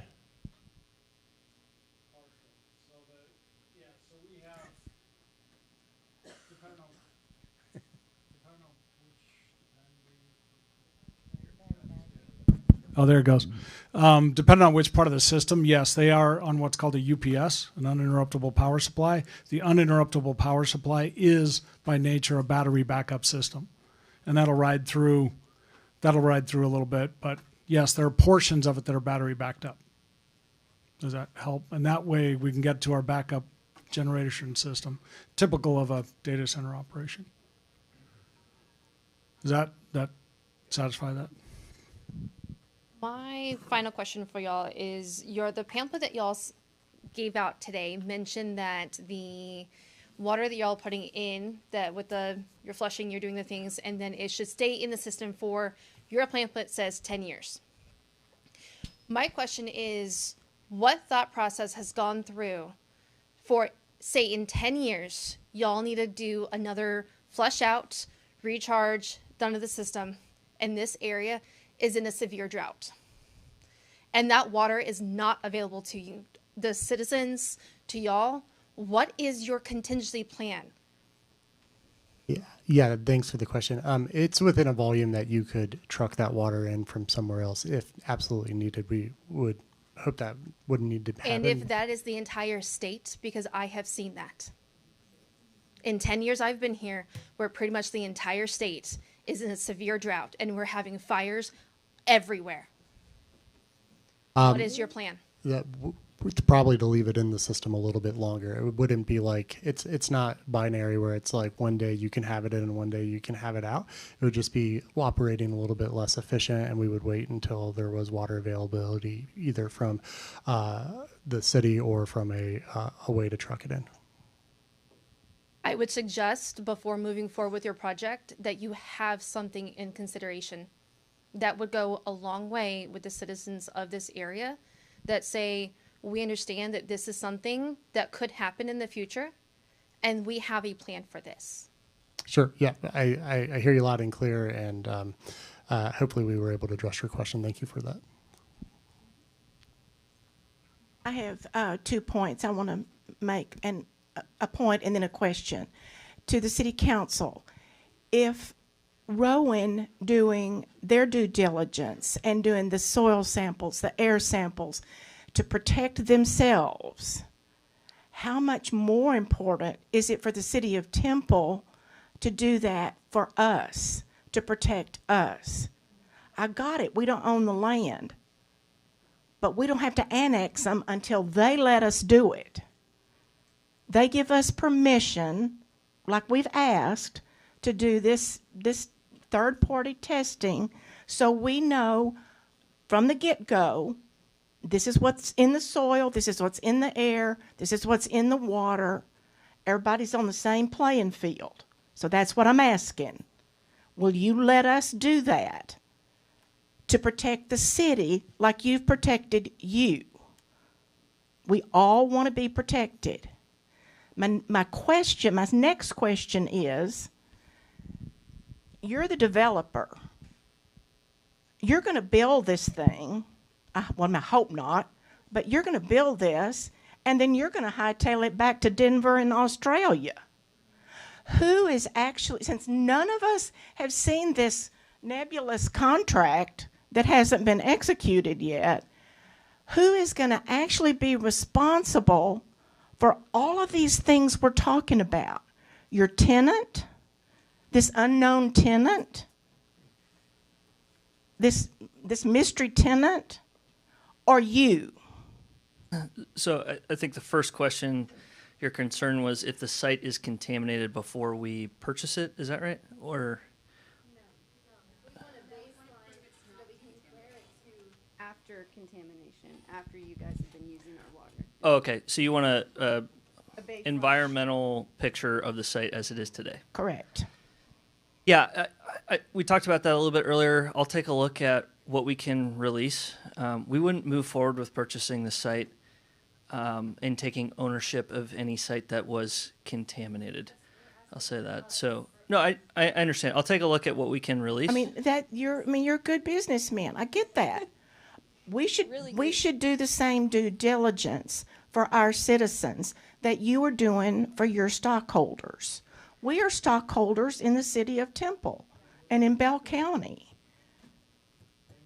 we should have the same safeguards in place that you have for you.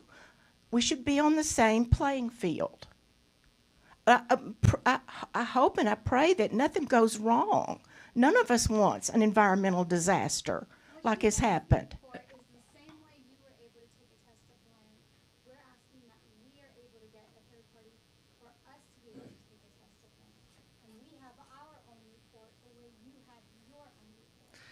Yeah, I think there's. I'm not an expert on environmental contamination, but I think there's federal regulations that stipulate what happens if there is contamination and who owns that, right? The contaminator, whoever owns the site, who produces the contamination, owns that and the liability going forward.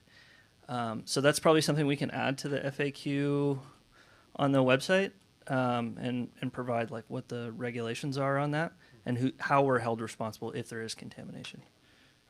There was a second part of your question that, can you remind me?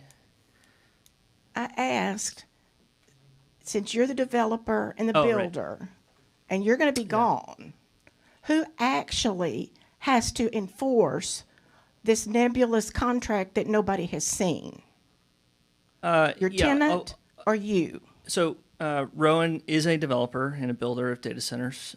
We are long-term holders and owners of these assets. So we sign long-term leases with customers, and we operate the facility during that lease period. So we'll be here. Yeah. I just want to talk about the contracts that we hold with the city, and that we're the ones that hold it and not the tenant. So maybe Aaron, you can talk about that a little bit. Yep. So all the dev agreements and incentive agreements we hold as the developer and owner of that asset in the long term.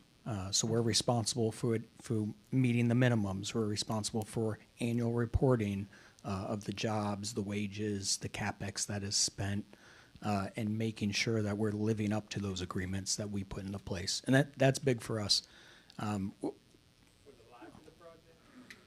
Well, for the life of that agreement, so any agreements that are in place, I'm speaking to the agreements only, we'll manage that asset long term. So taking care of it, doing upgrades, making sure it is working for that customer, that falls on us. That risk is on us. So, and that's a big part why we do so much community engagement, things like this. We're here long term in the community. You're going to see us coming back, here. We're going to be here once it goes operational after construction.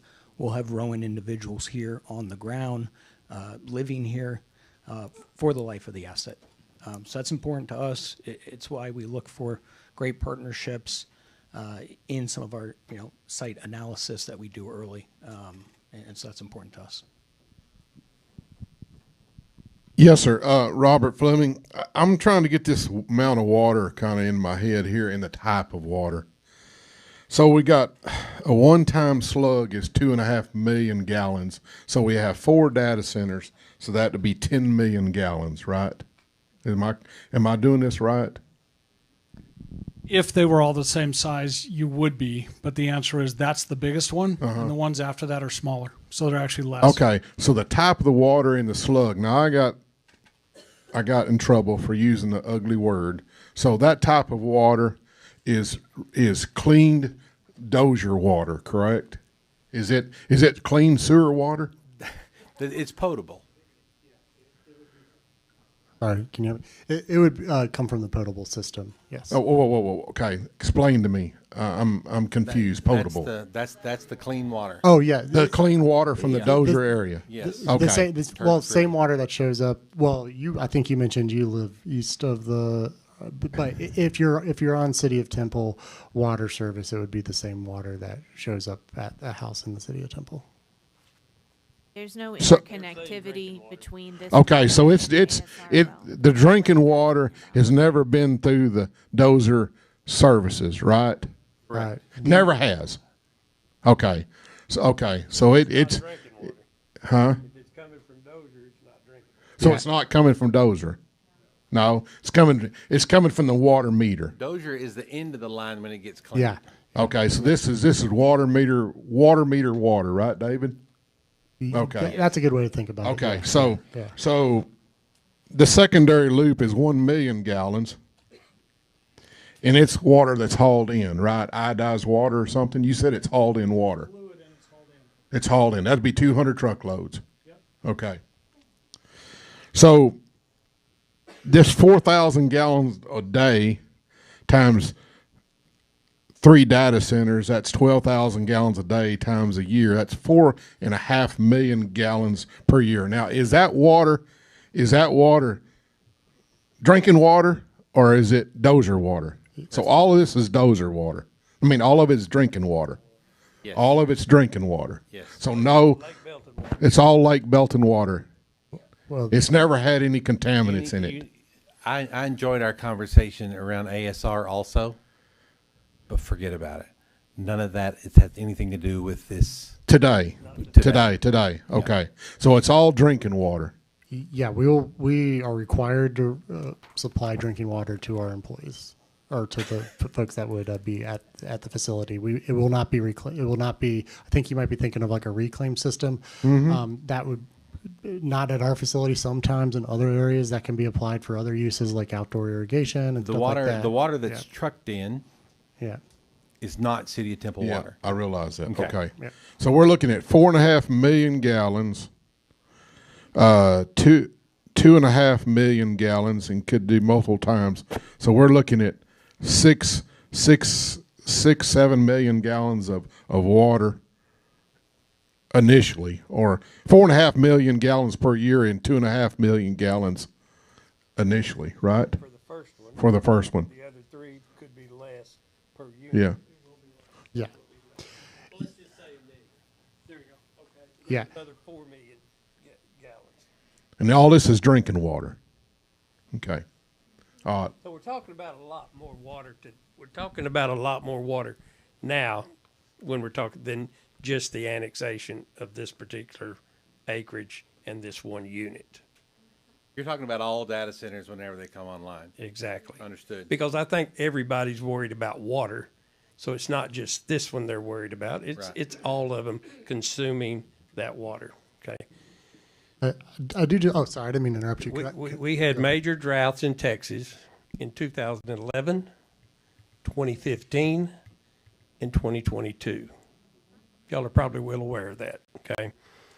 In 22 alone, Steelhouse Hollow in Belton Lake was at roughly 60% or less of its capacity. I think got down to about 57% of its capacity, water capacity, okay? I guarantee you wouldn't have sold this to anybody in 2022.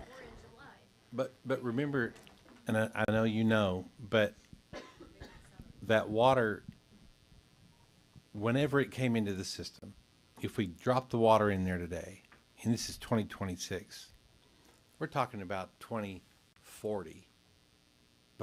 In between now and 2040, we may have 2 or 3 droughts. But that water that we gave them today is still in their system, operating their system today. So, again, perspective is that water sits there a long time. I understand. Whenever you do the math, I understand. Whenever you do the math, actually, somebody do the math. 2.5 million gallons of water one time. If it lasts 15 years, how many gallons? 4,000 gallons a day for employee usage. And they said not one time. They said they had to do it multiple times. They don't know how many times it takes to flush the system. We have a pretty good idea of how many times it takes. I believe it's 4 to 6 flushes, and it's not the multi. How many data centers is that based on? I mean, it's based off of all the data centers that. There are the data centers like this that are in operation that use very similar systems that these calculations are based off of. I don't have the exact number. Hundreds, okay. Yes, hundreds. Hundreds that are currently operational. So I do want to just say that the numbers are known. They are for the industrial loops. It's really just based off of geometry, the volume of the loop. The number of cycles, it will be between 4 and 6, and so that's why we provided a range. Yeah,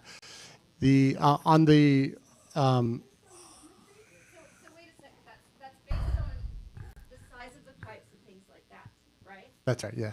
Okay, but that's not based on your other company's systems that you're currently managing, because you have them. We do have other systems, or we have other data centers, yes.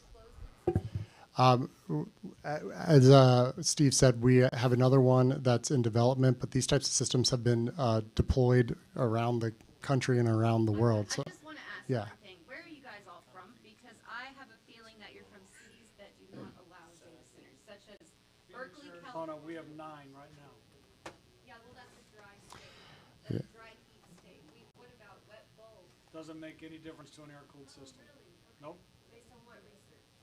An air-cooled system does not use wet bulb at all. Because my AC struggles on a humid day here. Because versus a dry day. because you're bringing in air that's latent. We don't bring in any outside air. Mhm. It's research. In a humid environment, you're still going to have condensation. Yeah, it still has to deal with that. Okay. They're not going to say where they're from. All right. It's time to move on.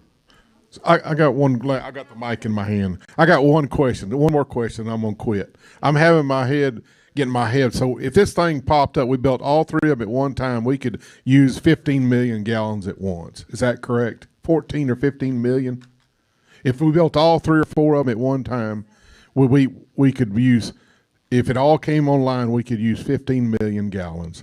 You mean like in the first year? Yeah, the first start. Yeah, the first year. I guess it's getting a little bit late, so I'm not going to run the mental math right now.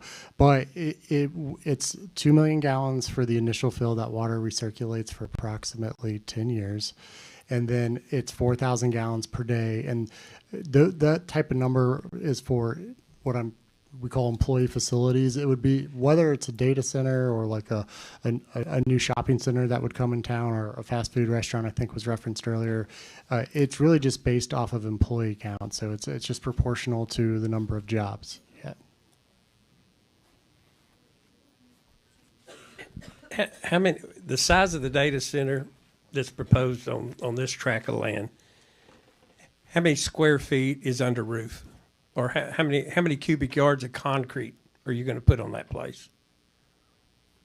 I don't have that number. I do want to just ask the mayor, because he did say I think wanted to try to get the discussion back onto the items 7 and 8 that we kind of got. Yeah, I mean, this is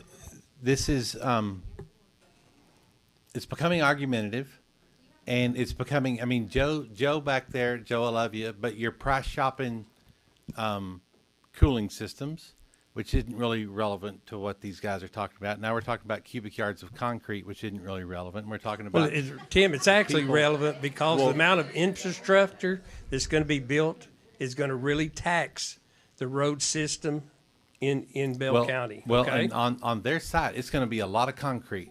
Yep. And then when and if they have a leak, that water is going to run out on the concrete, and they're going to suck it up. I'm not worried about that. We're talking about soil samples. I'm worried about the damage to the local infrastructure that all of these citizens are going to drive and commute on every day, okay? The damage done to the roads, okay?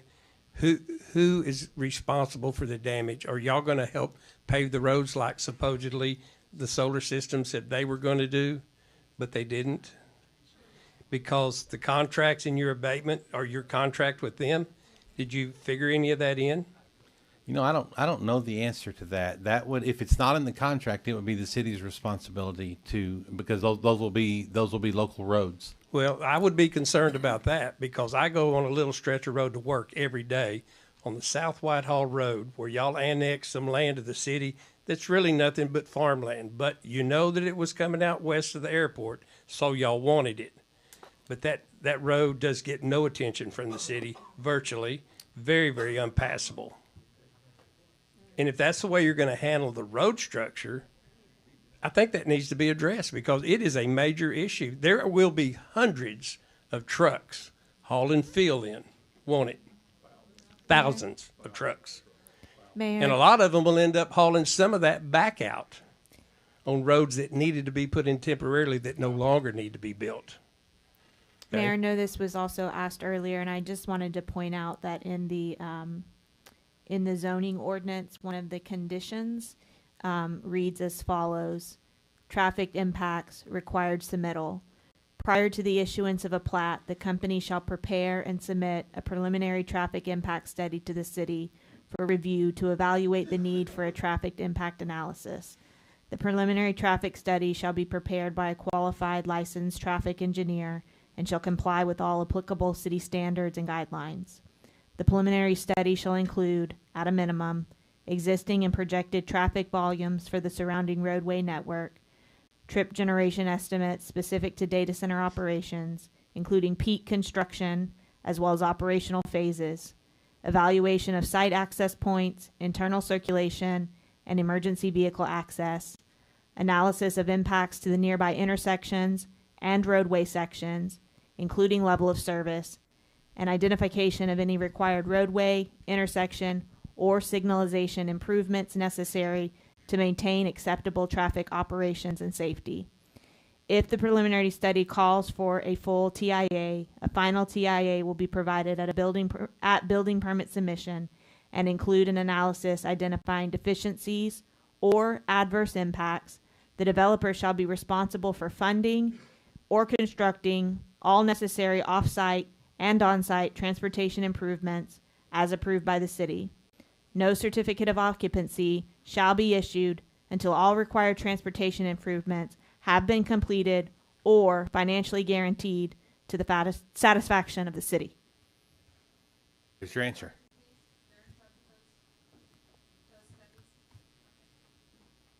But didn't the city just pass that, where y'all are doing a new road?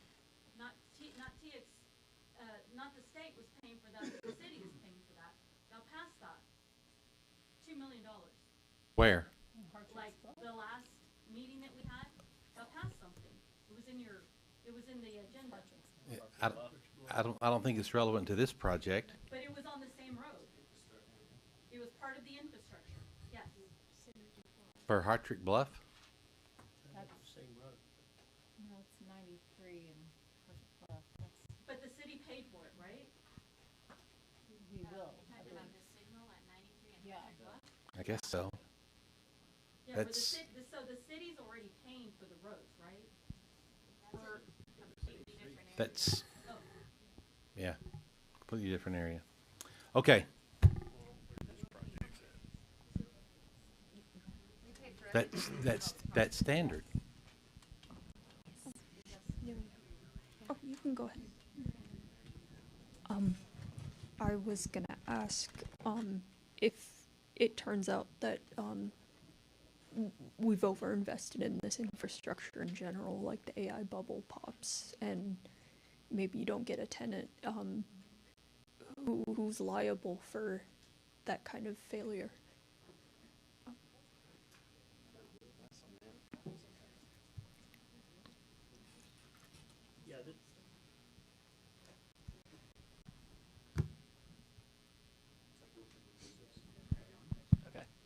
Can you hear me? Okay. Yeah, this is a totally private investment, so any failure in the business is owned by Rowan.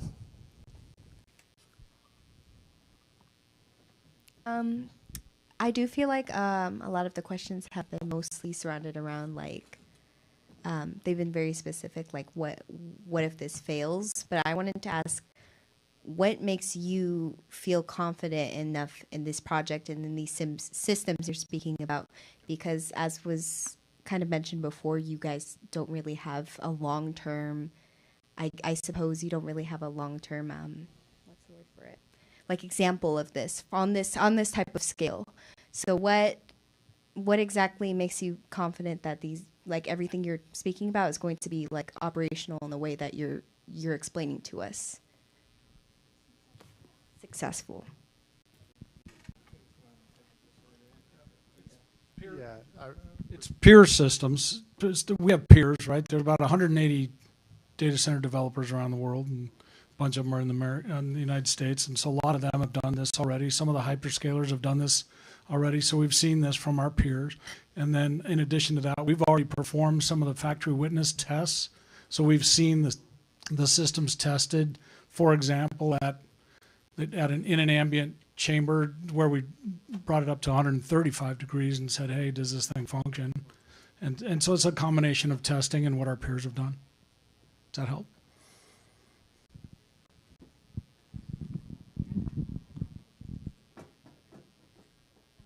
This might be a city question or Rowan question. In case of contractual failure, is there a tax clawback policy written into the contract?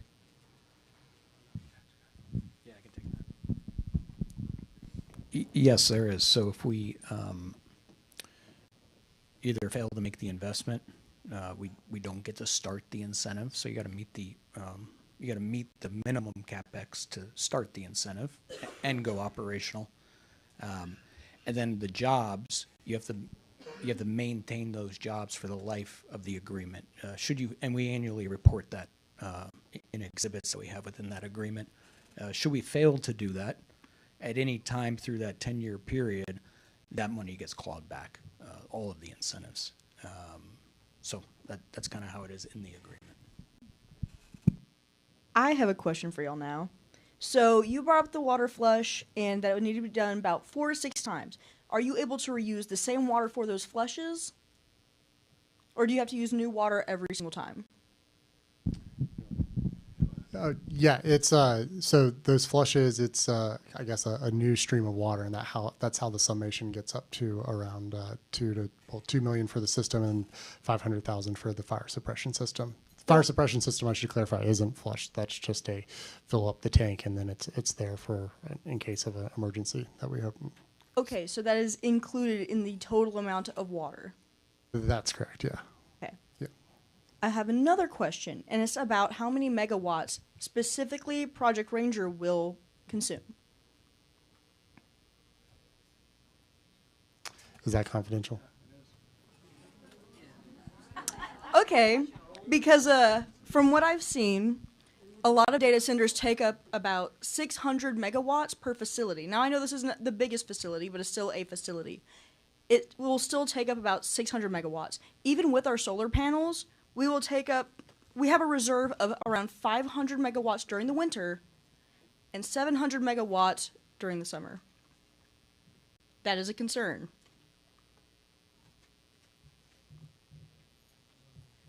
Where's the extra power going to come from? So kind of going back to that load study, so Encore looked at the load we requested, and they confirmed that they can deliver that load via their transmission, and they also And send it to that'll be ERCOT. new load. That'll be new capacity. Yep, and then ERCOT looks at that and confirms that they can provide the generation or the actual power from generation that ERCOT has.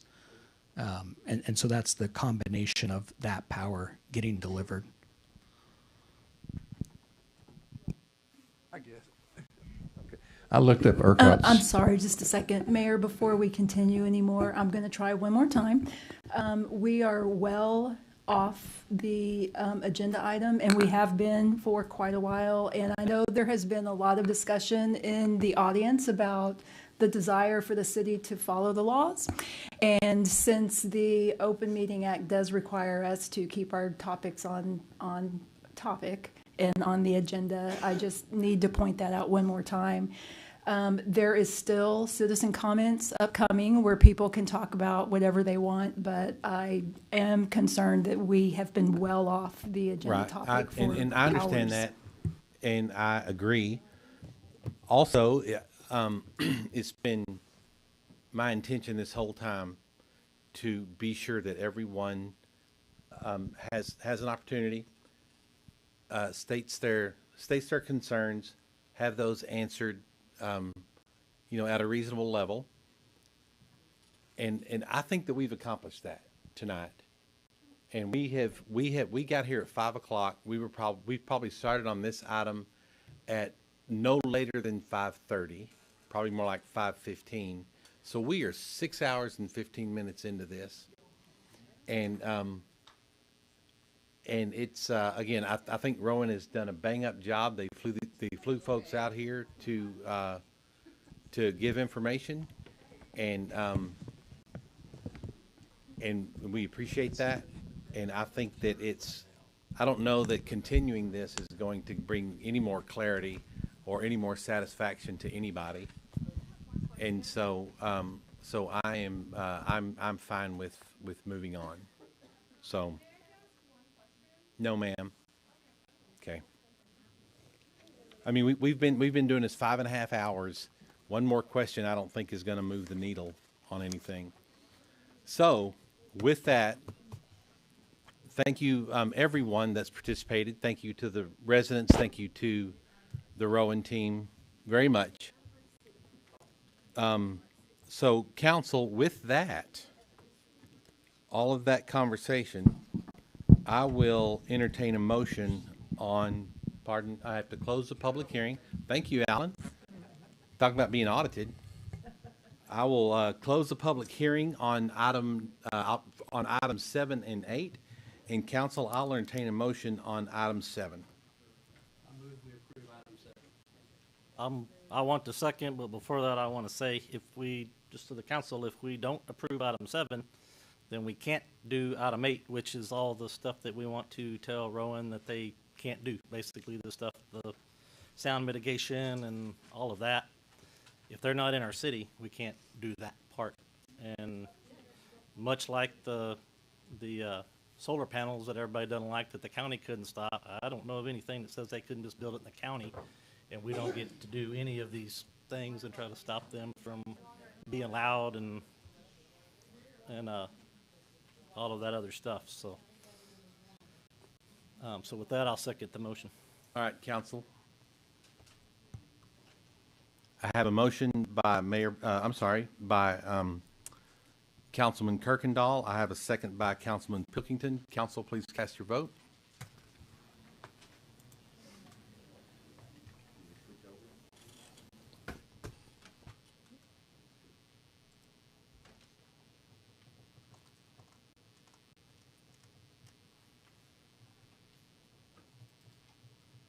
Carl and I are stuck.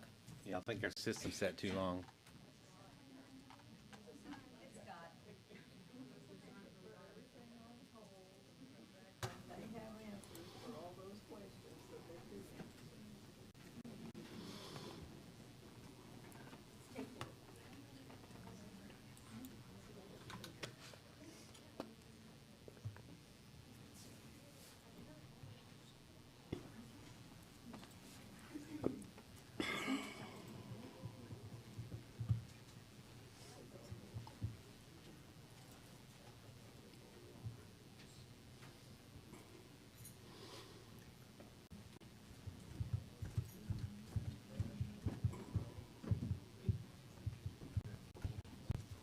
All right.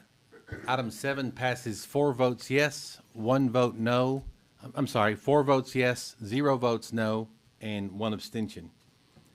Item 8, council, I'll entertain a motion on item 8. Move we approve item 8. I'll second it. We have a motion by Councilmember Kirkendall. We have a second by Mayor Pro Tem Walker. Item 8 passes 4 votes yes, 0 votes no, and 1 abstention. Moving on to item 9 is to consider adopting an ordinance authorizing a rezoning request from light industrial to commercial to neighborhood services on .51 plus or minus acres in Northwest Hills, First Extension replat, lots 5 and 6, Block 12, City of Temple, Bell County, Texas, addressed as 2202 Salisbury Drive. Mayor, I think you get me. Okay, let her go.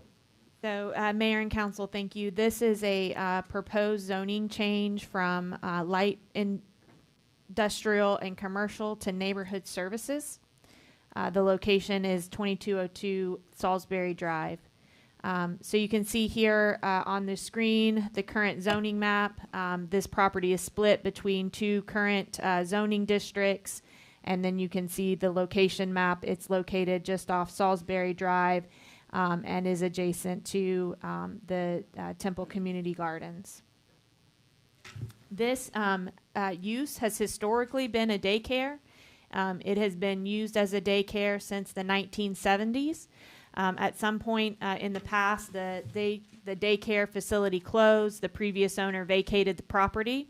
And so the proposal now is for a new daycare to be opened, but because that use was abandoned, and it was not compliant with the commercial and light industrial zoning district, this property needs to be rezoned in order to allow that daycare use to be reestablished in that facility. Again, it's been a daycare since the 70s, and that's the continued proposed use for this facility.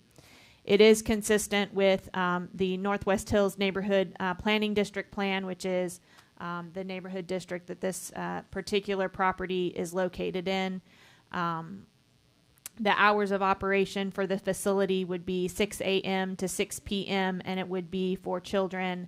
It would serve children from 6 months old to 5 years old. Our Unified Development Code does have certain limitations listed, requirements listed for daycare facilities. You can see those on the screen.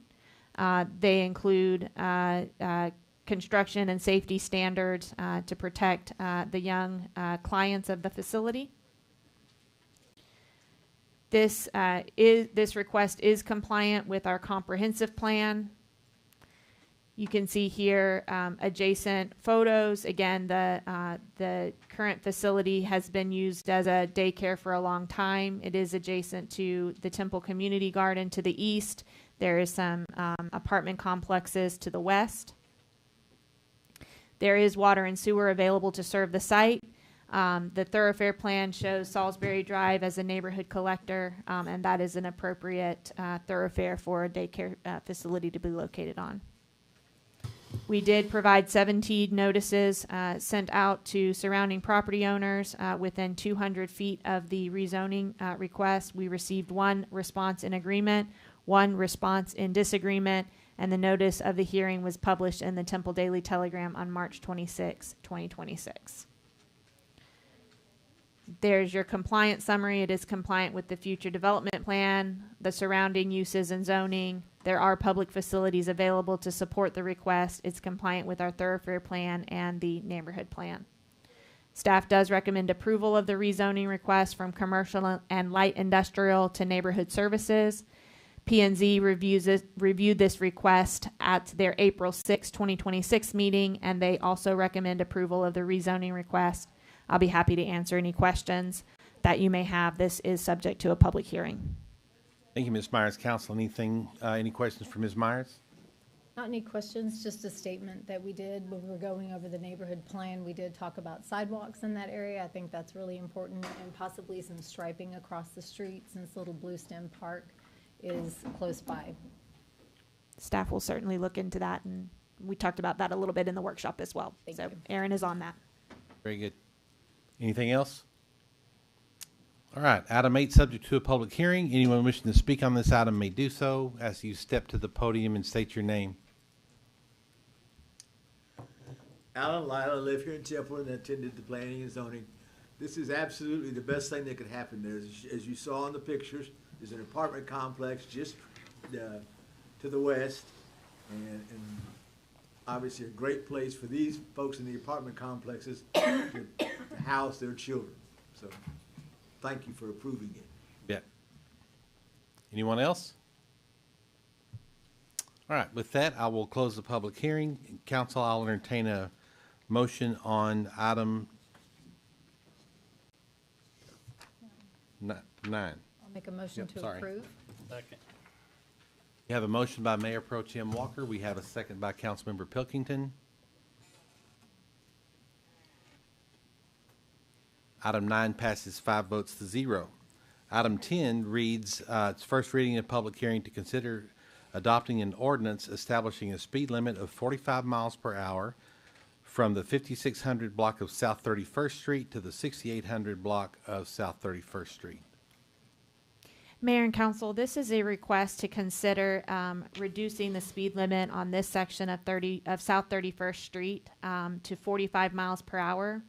Due to the development along South 31st Street, we are seeing additional traffic volume and higher density of access points along this stretch of roadway.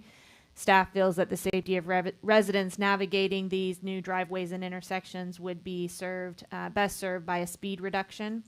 The current speed limit is 50 miles per hour.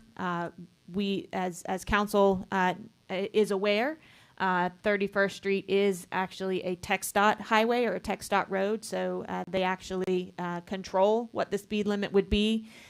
So we go through the process that they require us to do. We requested a traffic study be done by them in accordance with their process. They did so and did find that this recommended speed limit was appropriate. They do also require the local governing body to approve the request before it can be implemented. So we are here tonight seeking a public hearing on that request and then your consideration before sending that back to TxDOT for implementation if you if that is your desire. This is roughly between the intersection of Slough Drive and 93 would be the reduced area. I'd be happy to answer any questions. This is also subject to a public hearing. Thank you. Council, anything for Ms. Myers in her presentation? All right, I'll open the public hearing on item 10. Please step to the podium and state your name.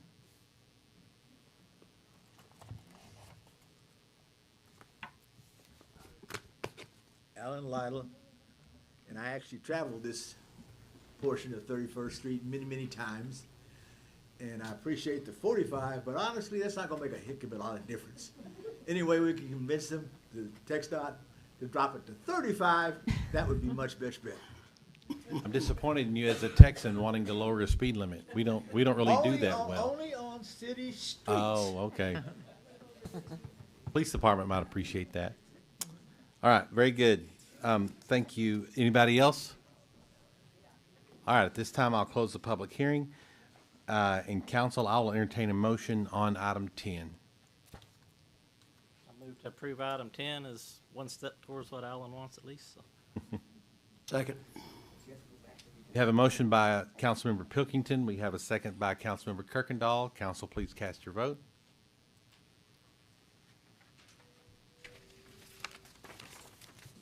Item 10 passes 5 votes to 0. We are now going to move to the public comment section of this meeting, and first up is it Keith Gilbertson?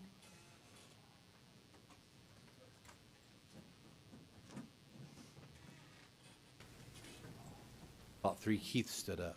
4. No Keiths? How are you? I'll need to see your driver's license to. No, you bet. Go ahead. Thank you. Can I have your social? Give it to him. Good evening. Thank you for your time. My name is Nell Newby, and I live in District 1 of Temple. I was given a letter by someone in the room who is really shy and has a typed out note for all of you. So that's what I'm going to do right now, is express this constituents' feelings, which y'all have heard graciously all evening long, because we do have a voice, and we thank you that you're allowing us this evening to use our voice. Good evening, council members. Temple residents are being asked to trust city leadership with yet another major expansion project, despite repeated evidence that this city is already struggling to manage the growth it has. Let me be clear. I oppose these data center projects, and I urge this council to reject them. Temple is under drought conditions, and it's only April. Our infrastructure is strained. Our roads need work. City services have struggled to keep pace with the growth already approved. Yet despite these realities, city leadership continues pushing expansion at all costs, as if growth itself is the goal, regardless of whether the city can responsibly support it. Temple has demonstrated that it cannot effectively expand while maintaining the infrastructure and services residents already rely on. And residents do notice. We notice when taxes go up while the city spends public money on failed vanity projects, like a music festival many locals could not afford to attend, with little benefit to local vendors and economic projections that fell far short. We notice when the city discusses new bonds for infrastructure that should have been maintained proactively in the first place. We notice when leadership appears more focused on attracting outside investments than addressing the needs of the people who already live here. We notice when the city's healthcare plan is routed through the mayor's own company, structured under his son, creating at minimum the appearance of a conflict of interest and reinforcing concerns about inside decision-making. We notice when a city council member's son serves on planning and zoning alongside a former councilwoman with criminal record tied to misuse of city and county resources, raising serious concerns about oversight, accountability, and public trust in the development process. And we notice when developers seek approval, begin handing out grants throughout the community while asking for public support, creating at minimum the appearance of influence buying, whether intentional or not. At some point, residents are justified in asking, who is the city government working for? Developers or the people of Temple? Economic development is not automatically good development. And when it comes to these data centers specifically, the concerns are not theoretical. These facilities place heavy demands on water and utilities.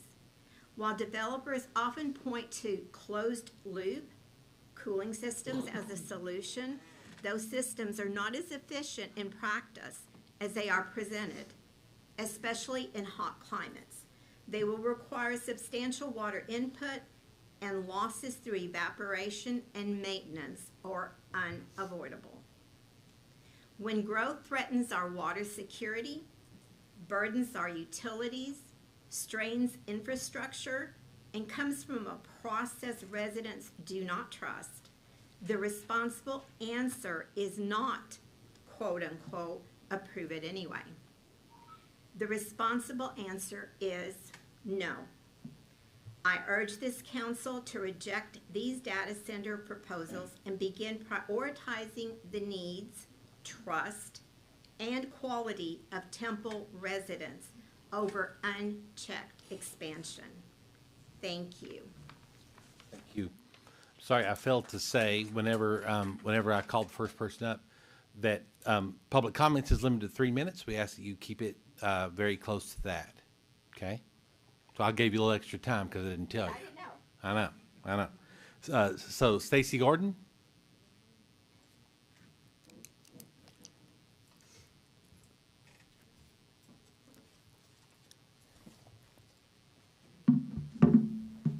Thanks for letting me speak today. I'm sure everybody's seen my sign, but this is my brother, Billy Gordon.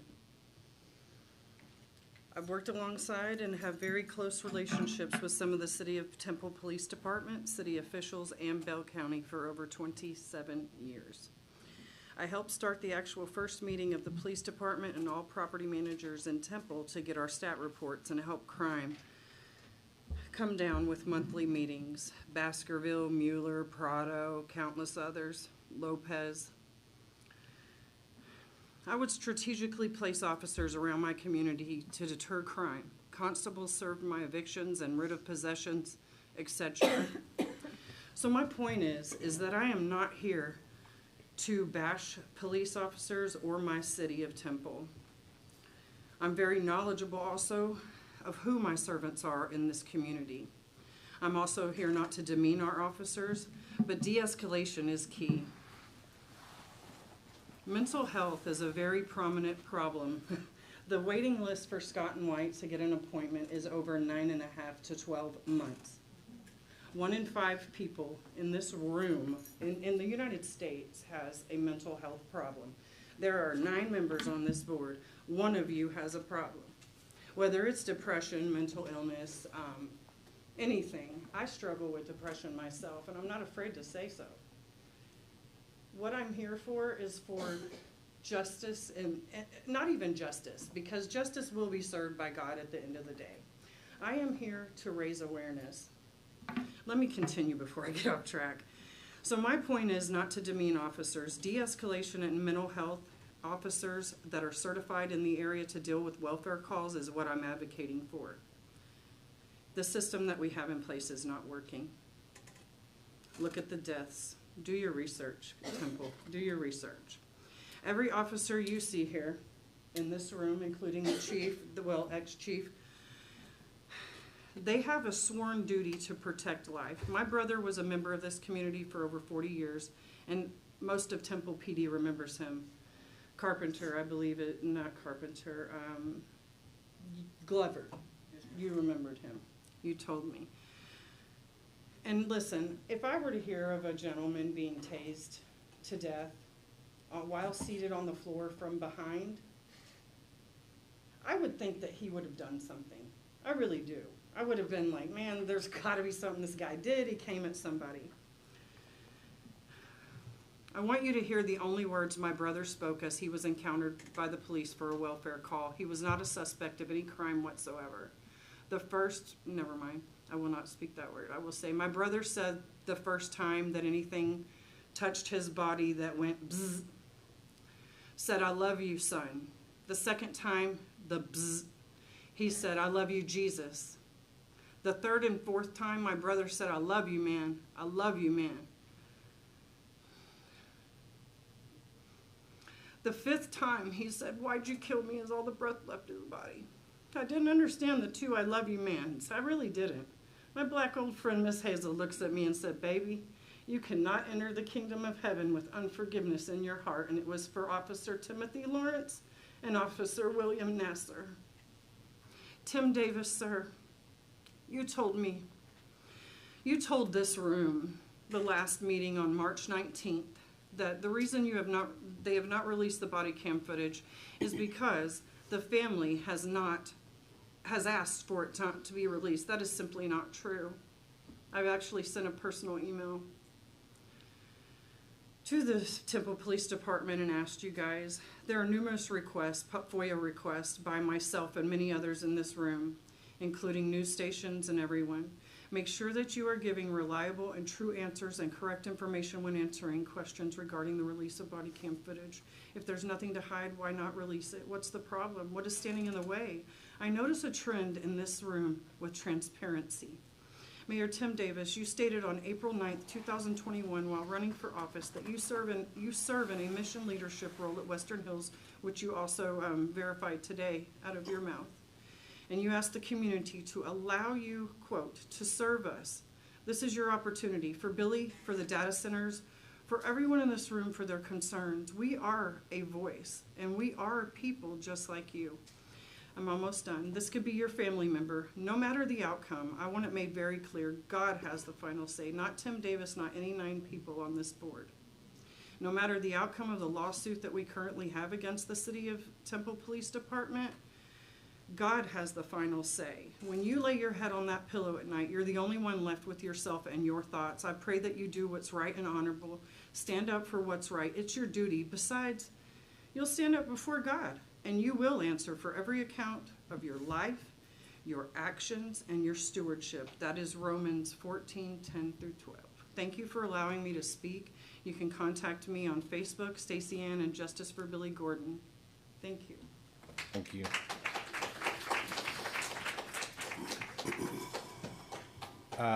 Jenna Hall. Jenna Hale? Jenna Hall? Sarah Royer?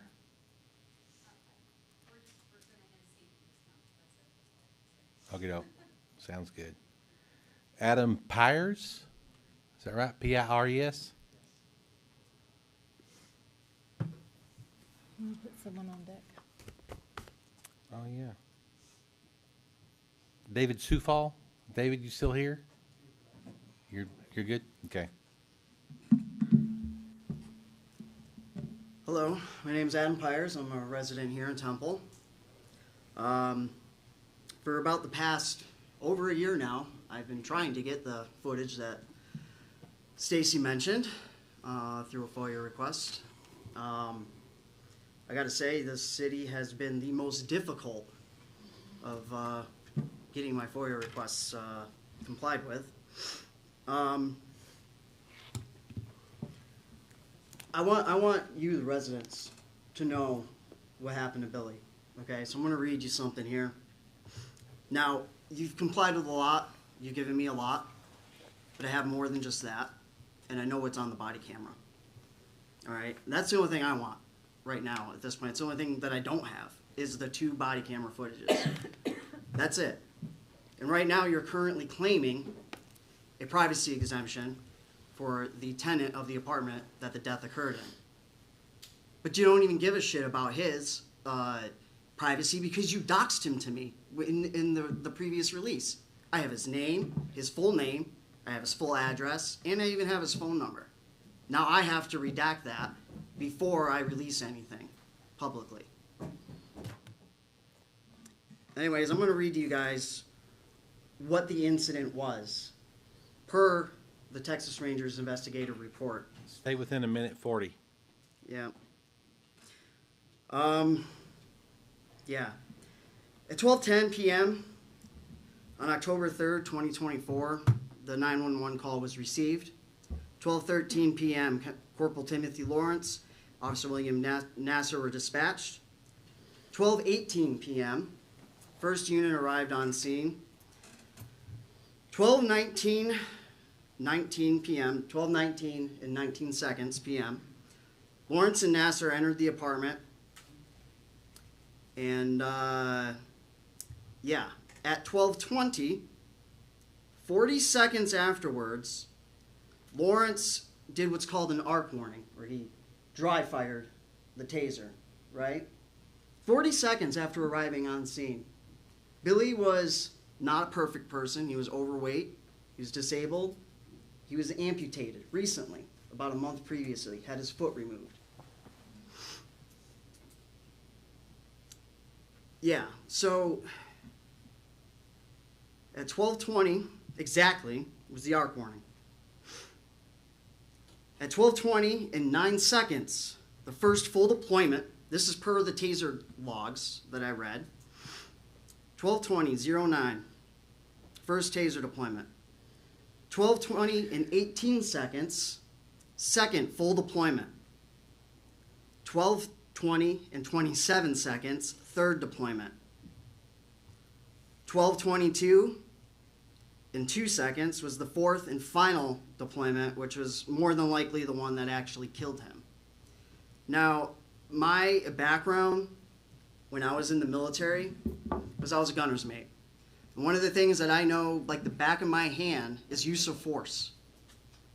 And I can already tell you, just based on the logs, just that alone, this was not a reasonable use of force. This was excessive force. And I can guarantee you that when Stacy takes you guys to court, you're gonna lose. Big. And you're gonna have to pay out more than if you just settled. You're expending all these resources trying to fight this. And I don't want to be here, just like a lot of these other people don't want to be here. I'd rather be at home landscaping my property and enjoying my early retirement. But I have not been able to let this go because you just won't be transparent and just release the footage. And I'm also going to let you know that the privacy exemption that you're claiming for the person that was the tenant of that apartment, public interest can outweigh the privacy. There's actually a law on it. I don't have it off the top of my head, but there is actually a law. So you can choose to quit giving these exemptions on the FOIA request and sending it up to Ken Paxton. You can choose to not do that and release it because there is public attention on this. There's public interest in this, and it outweighs the privacy of the tenant. So you guys just got to quit playing these games. Just reopen my FOIA request, reopen it, and send me the body cam. You already sent me the dash cams. I have the call logs. I've got the 911 call recording.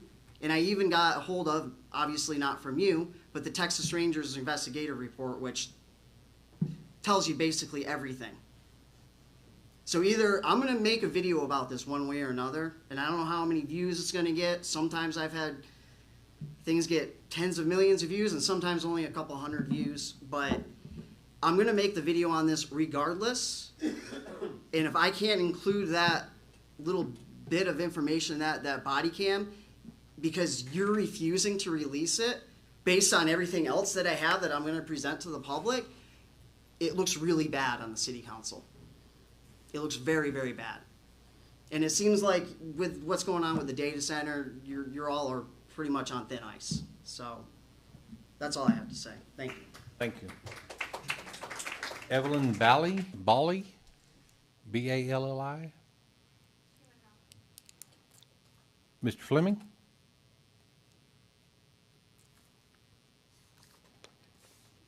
Larry, is it Gregor? Inez Cobb? Joe Royer?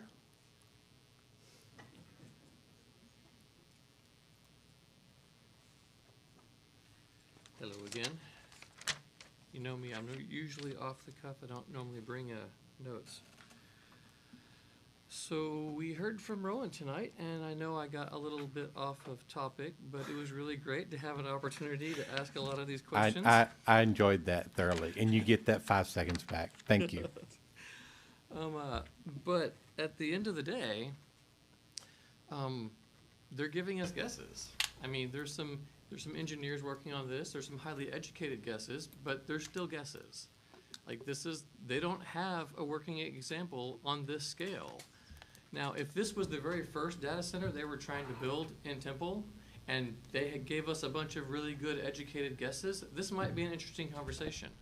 But the fact that you guys would actually approve a third or fourth build when they haven't even finished the first one, and they don't know for sure that any of this is going to work the way they think, that's just irresponsible.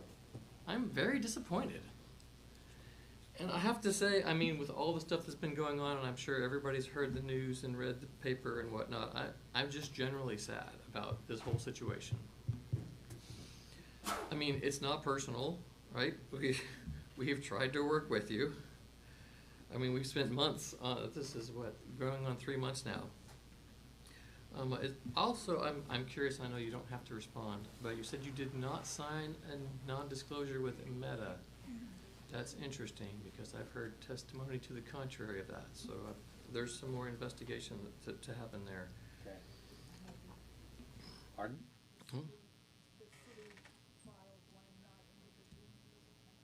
Okay. The city. Well, what I saw was that we now have proof that Tim Davis signed one. That was the testimony I heard too. Interesting. But when we started this whole data center investigation, it was, I don't know if we sounded friendly enough, but it was pretty friendly. We thought we were helping you guys out, right? We thought you needed us to come make some noise so that you could save face and reverse your decision. Like, we really thought we were helping. And then you doubled down. Like, no, we're going to do this, we're going to push these through, and we're going to push these through as fast as we can. And so then I started thinking, maybe you're just not that smart, or maybe you don't have time to do proper due diligence. And so we kept building data. We kept doing the research and presenting more and more stuff for you to consider. And still nothing. And several people asked me early in this process, do you think our city council is corrupt? And I said, no, absolutely not. Like, I've met a lot of these people on a personal level. Like, I don't believe that for a second. I think they're misinformed. I think they're not doing enough due diligence, but not corrupt. And this is what really makes me sad.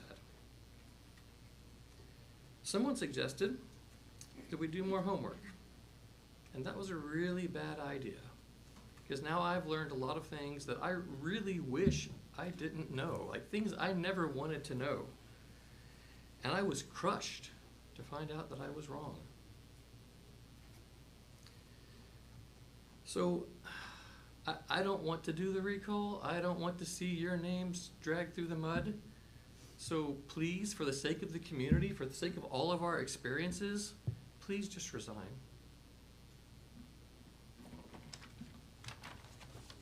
Thank you, Joe.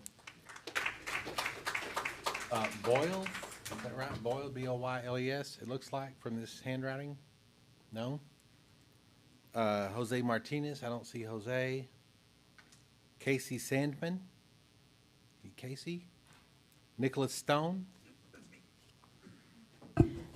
Mayor, while Mr. Stone is walking up, I do have the answer to the question about the release of the body cam video that Okay. Mr. Pryor asked about. And I just wanted to pull up the statute and make sure it's correct. But if a recording, if a body cam video is made within a private space, it cannot be released unless there is written authorization from the subjects who were recorded. And so it's my understanding that the owner of the apartment did not release, agree with the release. And so we are not able by law to release that video. Does that require a signature from that person that would say, I do not allow, or I do not acquiesce to the release? Unless we have a written statement that they do agree with the release, then we cannot release it. So silence doesn't equal consent in this case. The comment from the speaker that sometimes public interest overrides the personal interest? That may be the case, but it doesn't override the law. We have to follow the law. Mr. Stone. Thank you again. Okay. Thank you again, Council, for the time to speak with you today. I will try to be brief. I'm aware I only have 3 minutes. I'm going to speak very, very briefly on the data center. I think we've all heard enough on it. We've kind of gone around in circles. I think you've been given, if you did not see a valid reason to deny it, if you were approving it because, hey, that is, I'm not going to deny it, is a lot of money for the city. And you know, when Rowan's presenting the data, I'm sure that there are not a lot of reasons to say no. But the many, many citizens that came to spoke today that, you know, spoke for over 6 hours on this topic alone today, I hopefully has made clear that there are many reasons to reject it. And now as Councilman Pilkington, I believe, even stated at one point, you know, the city doesn't have any say if it remains in the county. So I can even understand annexing and even rezoning that land so that the city does have more say.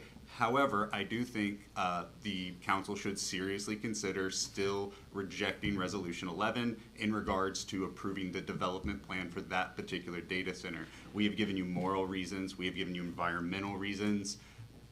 Rowan has given you one reason, and it's money. And I understand, and I'm not saying to you personally, but to the city. And I understand that is a lot of money for the city, and Temple's a city that doesn't have a lot of money to spare. But I think the citizens have made it very clear that we would rather make our own way without the money from Rowan. And you have many, many, many reasons to say no. And the only reason you've been given to say yes is money. So I just, please consider those other reasons. And I know how tight the budget is, but please, please consider how else this will affect the citizens. So the other thing I wanted to touch on that took a little longer than I thought was decorum. And I'm not actually coming for the council on this one. So you guys have a very hard job. You're volunteers. None of you are paid to be here. You've spent your entire, I'm sure you guys probably all worked all day, and you spent your entire evening sitting here just getting yelled at, basically, and that can't be fun. So unlike some of my other constituents, I don't fault you at all for having a reaction to what we're saying. It's got to be hard to have people coming up here telling you everything you're doing is wrong, that you're a liar, that every choice you've ever made is bad. And I'm not saying that. I don't have any personal animus towards the council or towards the gentleman from Rowan. I have no personal animus. However, I am just very passionate about my city. Even if this is my first council meeting I have attended, and I am very, passionate about protecting that city and protecting its environment, protecting its citizens. And I think the best thing to do for that is to reject that. And then just last note on the decorum. So I did, before I came to the meeting, I did try to find a written code of conduct or rules of decorum for city council meetings and could not find one. And I could tell that there were a few times where the council was trying to kind of bring things back into focus, and there was a lot of struggle and a lot of pushback from the audience. I believe just written rules of procedure or, you know, rules of decorum would go a long way to kind of keeping things more civil in the future. So I'm sorry for how late this meeting has gone, but I thank the council for their time, and I hope you guys have a good night. Very good. Thank you, sir. Absolutely. Larry Quick. Ratio Marquez. Penny, is it Bomi? Whitney Terrio.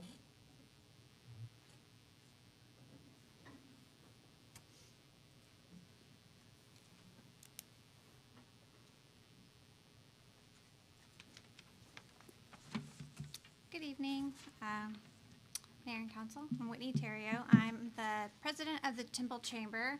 I'm also a resident of Temple. I want to thank you guys for the opportunity to be here this evening, even though it's been a long evening. I have comments that are kind of contrary to what has been said this evening, and good or bad, it is what it is. But it's on principles of free enterprise is where I stand, being the president of the Chamber of Commerce, and that's where I'm coming from. Temple has been shaped by long-term, really intentional business-led decisions, and those decisions have not been easy. So you're talking about the siting of the interstate and the creation of the lakes, and you know, things that were really monumental to what we have today in terms of success for our community.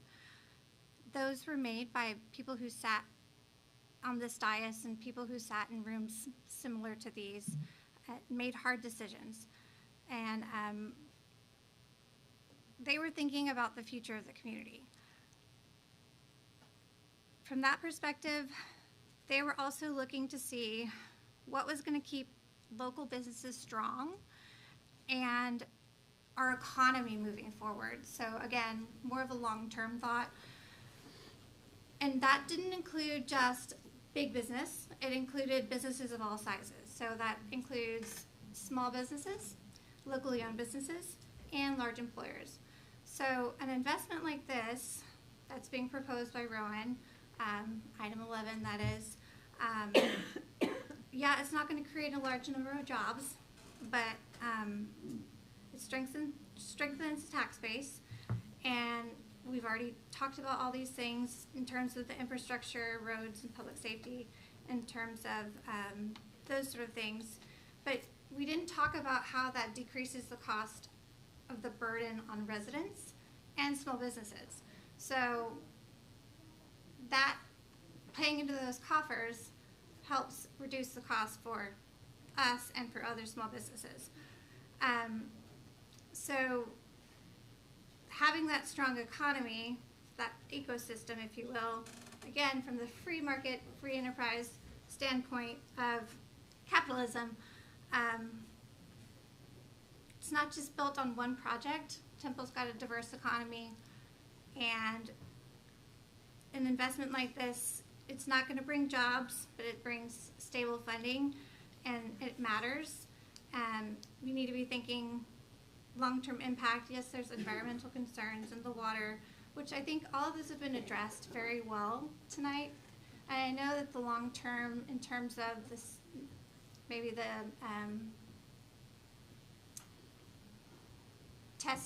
proven test cases haven't been done yet, but we also have the opportunity to be part of what is the future. So that's how we can support local business and keep our economy strong. Thank you. Thank you. Jamie Williams. Mike O'Donnell. Delia, is it Trevino? Trevio? No, you're good. Carly Bird.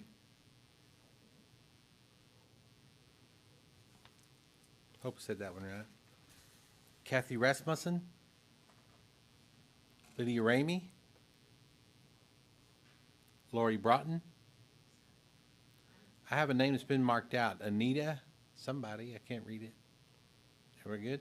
No Lori Broughton? I'm here, but I just... Oh, okay, Lynn Thomas? I don't see Davis Ford. I think Davis left. Wayne Tyrock? I think Wayne left. Elena? You're not gonna say my last name? Voigtko? Good job. Is that close? Yeah. I thought we were on a first name basis. We go back just a little bit. We do. Even if we had the water and the electricity and the power and the environmental tests, we don't want it. Even if we had the resources for Rowan, for the data centers, we don't want it. Do you guys understand that? Do you understand we don't want it? So how do you, I understand that you don't. how do you not do what the people you serve want? Do you know better than us? Do you guys think you know better than us? What time is it right now? Midnight? Okay. You went on a long list of names because people had to leave. We have lives and we have families. You have lives, you have families. But there is something well worth it in here for you, Bryn Myers. Well worth it for you, Zoe, all of you.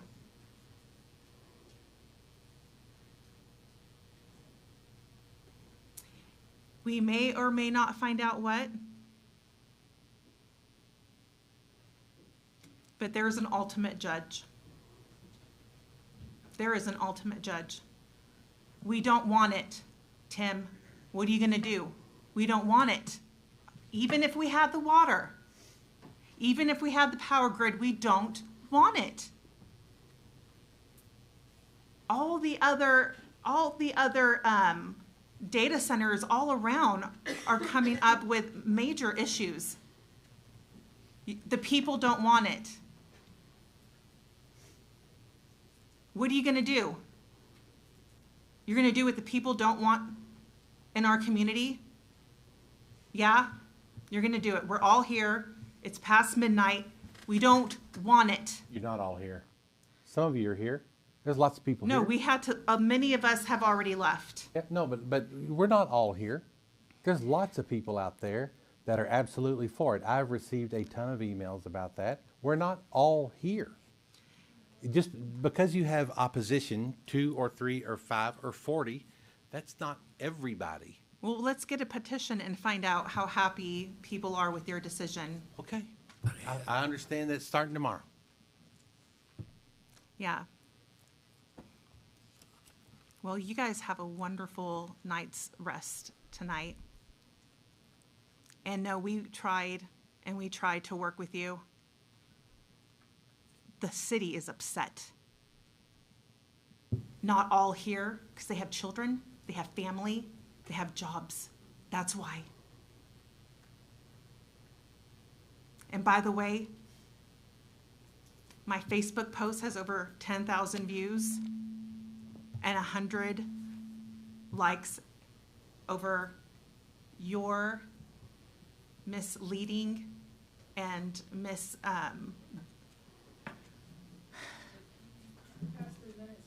misrepresenting us. Okay? That's a lot. And it's not people from all over. Your gig is up. The gig is up. Do you understand? It's up. You know, you use the data center for that, right? Okay, and they can build somewhere else and supply their own water and electricity. You're so cute and sarcastic. Well, Elena, you're yelling at me. Because you're not listening to us. We have tried to be nice for 3 months with you. And I have video of you not even knowing what you're doing. You don't know if you have an NDA, non-disclosure agreement. You don't know. You know, that right there is one of the reasons why people get upset about public officials and what they may or may not do. What they know. There's no room for error. There's no room. I mean, so if I said, you know what, we may have an NDA about that. And many times an NDA is about very specific stuff, like how much water they're going to use or how much, there's some things sometimes that You we didn't know if there was going to be toxins in the cooling system, toxins that would affect us and our families. But that doesn't mean I'm lying about an NDA. But I you- I no, simply, I'm talking I about misspoke. toxins now. I You turned to don't Nell know. and apologized, and all of a sudden, instead of saying, here's a public official that misspoke, here's a public official that lied. And that gets so No, I didn't old, say I lied. and You it's can go read my easier- post. I tagged you. No, but I've been called a liar about it, and so this is why it becomes so much easier just to sit back and not say anything. It is safer not to say anything. We want transparency, okay? Whenever I make a mistake, don't burn me down. Okay. That's all I'm asking. A mistake at the cost of our livelihood? Toxins? About whether or not I had an NDA? No, I'm talking about the next thing you didn't know. You didn't know if the cooling system had toxins in it. How basic of operational system, how would you not know that? You brought Rowan in here, they couldn't even answer about chemicals.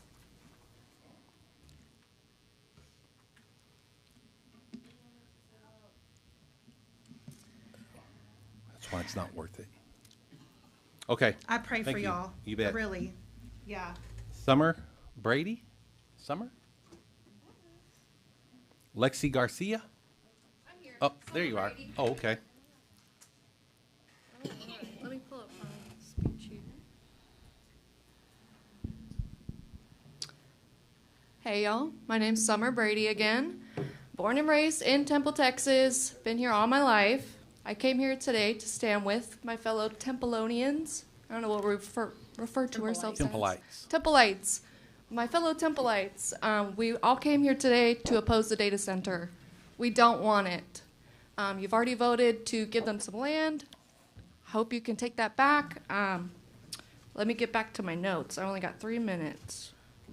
She's gonna keep me to my time. All right, so y'all cannot breathe, eat, or drink data or money. So I hope you know that, Tim, even though you're not listening. Hopefully you know that already. So why are y'all choosing to waste our natural resources to line the pockets of these gentlemen? 48 jobs is nothing compared to the 100,000 people in this town.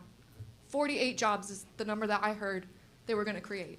I don't know if that's long-term or short-term, but it's definitely not a dent in the unemployment in Temple.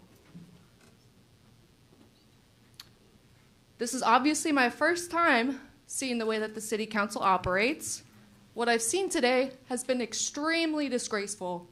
Y'all talk amongst yourselves, scroll on your phones, looks like you were passing notes, blah, blah, blah, ordering Chick-fil-A.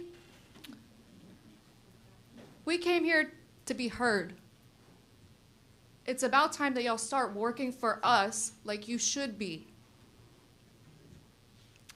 I'm just going to remind you one last time. Y'all do work for us, the Templites. And if you choose not to listen to our outcry, you will be removed. Don't mess with Texas.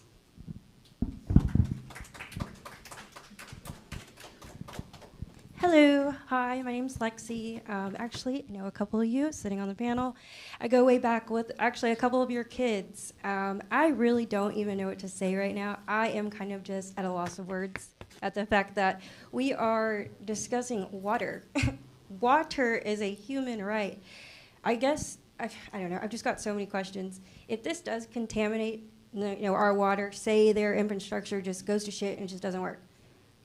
If we start getting sick, I don't even have insurance. Most jobs that, I'm fighting for jobs right now. I don't have insurance. Who's going to foot the bill? Who's going to foot the bill? I have a mother right now on a lung transplant disease, and from what I heard, this isn't going to be good for the air, this isn't going to be good for the environment. I mean, that's common knowledge. If you know that you're one of the largest hospital centers, you know, in the area, we are a hub. That's what we're here for. And then you're going to place a data center right next to it? Where is the logic? I'm sorry, it's just a little frustrating. I know y'all are well-educated people. I know y'all are good people. It's just right now this decision that y'all are making, as y'all have seen hours and hours of your community members begging you not to do this, and y'all just do it? What do y'all want us to think of y'all? I've got a lot of respect for y'all, but right now it's kind of like, and another general thing, look at this room. Look at everyone sitting next to you. I made an observation that the people that are going to be impacted the most, lower income, are not able to make these meetings. I understand. It's a 5 o'clock thing. I got to take it up with the state. You told me that, I think. But y'all have said nothing about how that's going to hurt that group of people. If they're already struggling, it's only going to get worse. I'm 30, no kids. A lot of my friends are like, what is the point of bringing a kid into this world when look at the direction we're going? You're going to kill wildlife, you're going to kill farm animals, you're going to kill land, and then ultimately you're going to start killing people. People won't be able to afford, and there's going to be a lot of blood on y'all's hands. Fix it before it gets too far. Thank you. You're on the list, Alan. Yes, sir. Neil, you're next.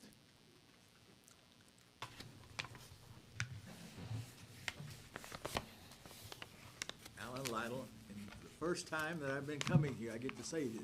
Good Good morning, morning. Mayor and Council. I knew it. It's past midnight.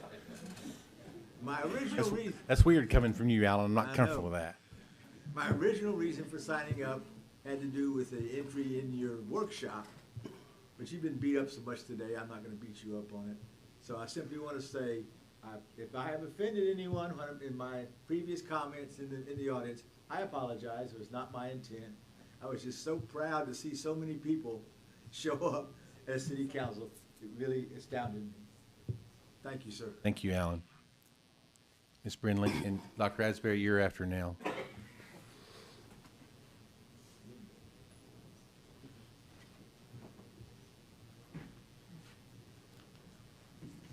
Neil Brindley, Temple, Texas.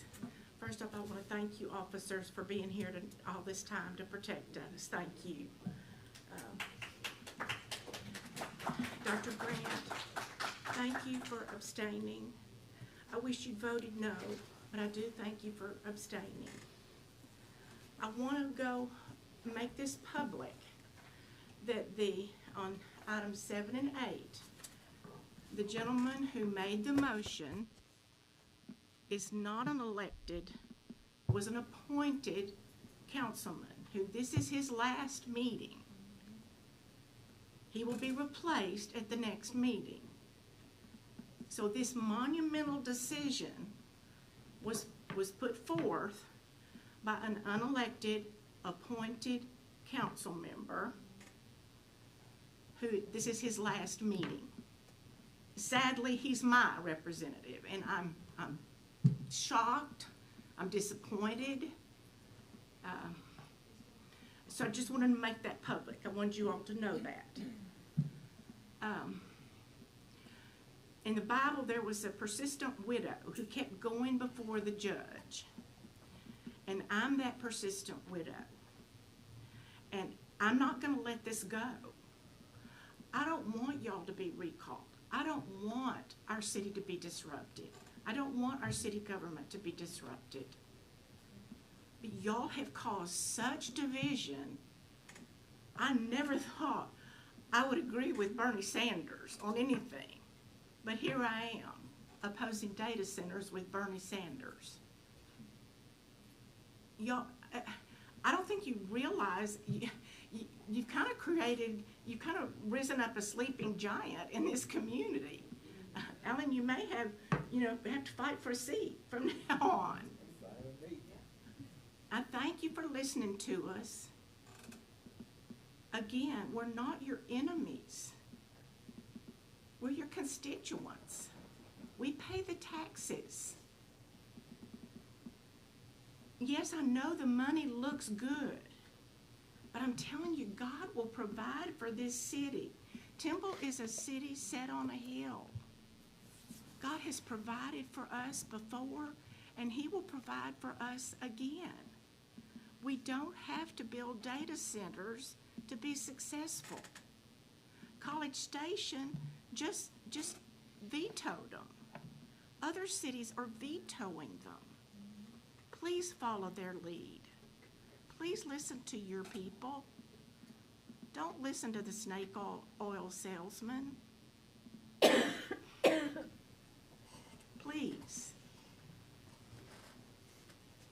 Thank you, Neil. Margie, you're after Dr. Asbury. And then Brittany Winford. Is Brittany still here? John Asbury, Temple, Texas. I was in MSMR board one time, went to 3 in the morning. It gets worse. First of all, Carl, thank you for serving for you did.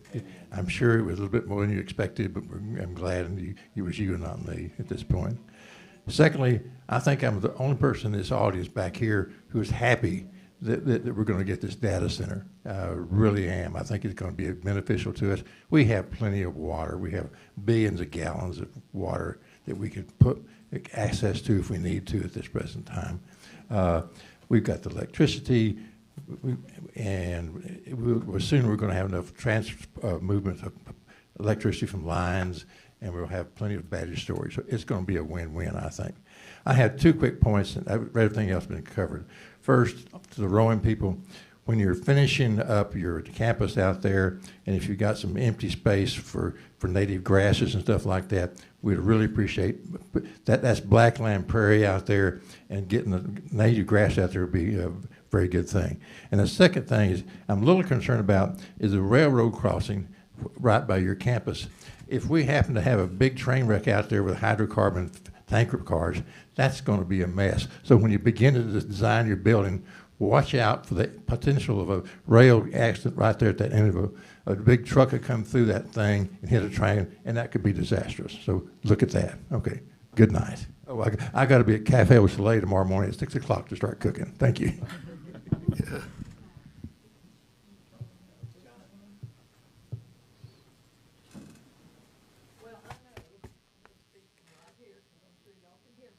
But we can't for the recording. Just sit down the way, please.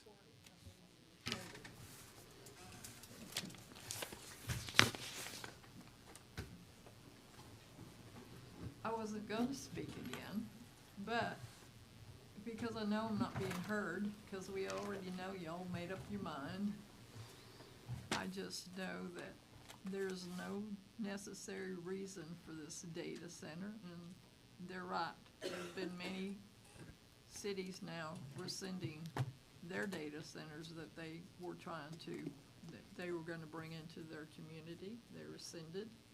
Wonder why? Maybe if you really start studying what's going on now and what kind of problems are going on, rather than going back to what you first started with, you might know that it's time to stop this whole deal, because it's just a deal. And you cut and you take your losses. It's just like when you have a home, you cut and take your losses sometimes because that's all you can do. So y'all need to do the same, because this is their home and my home too, because in the end, I'm here quite a bit. And I don't mean just in the city council building, the city. Thank you, Margie. All right, council, I will entertain a motion. I guess I should read it in. Item 11 is to consider adopting a resolution authorizing a development agreement with Rowan Ranger LLC for the development of the Project Ranger Data Center campus. Ms. Myers?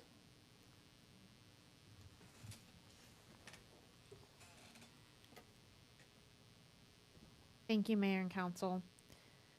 Give me just a second. Okay, so this is item 11 is consideration of approving a development agreement with Rowan Ranger LLC. As we've been talking about a lot tonight, this is for an approximately just a little over 300 acre tract of land. Previously, you heard cases on tonight's agenda for the annexation and zoning.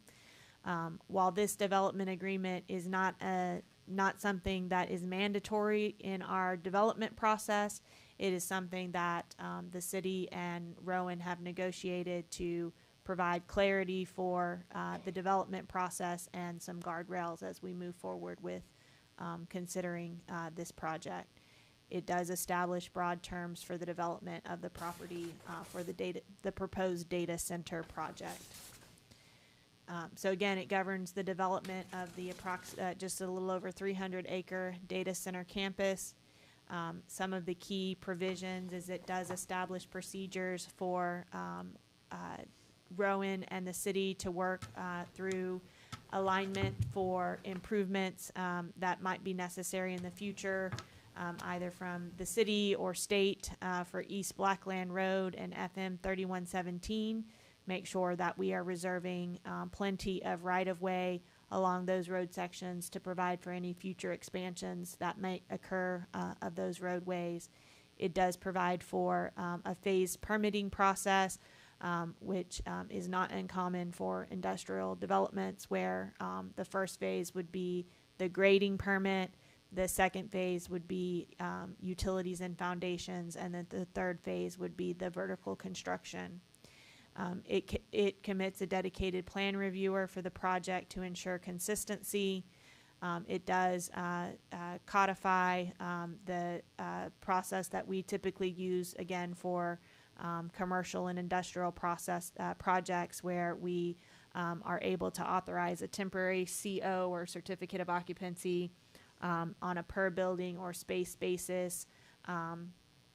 And then it also establishes that we will work together on any needed infrastructure improvements. I read you the full language of the required TIA and that process a little bit earlier. And then again, it does require that before a building permit for phase 3 can be issued, that Rowan must enter into a utility services agreement with the City of Temple.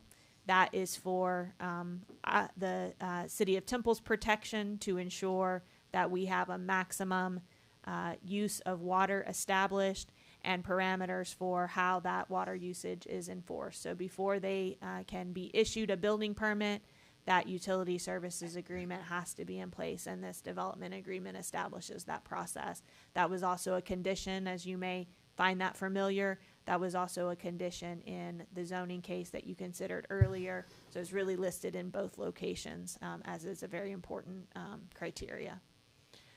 I'll be happy to answer any questions that you might have. Council, any questions for Ms. Myers? And if not, council, I'll entertain a motion on item 11. Move approval of item 11.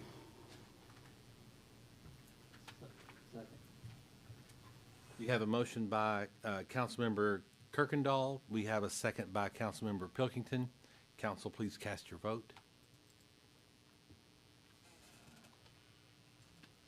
Item 11 passes 4 votes yes, 0 votes no, and 1 abstention. Carl, I want to thank you for your time on the council. I've really enjoyed getting to know you better. You've done yeoman's work, and you came in with confidence, knowing what to do next, and I truly appreciate that. I've thoroughly enjoyed my time with you, and thank you for that. Thank you. You bet. All right. Very good. Good morning. It is 12:40 a.m. and I will adjourn this meeting. And by the way, everyone here was part of a record for the longest council meeting, I think, in the history of Temple, Texas.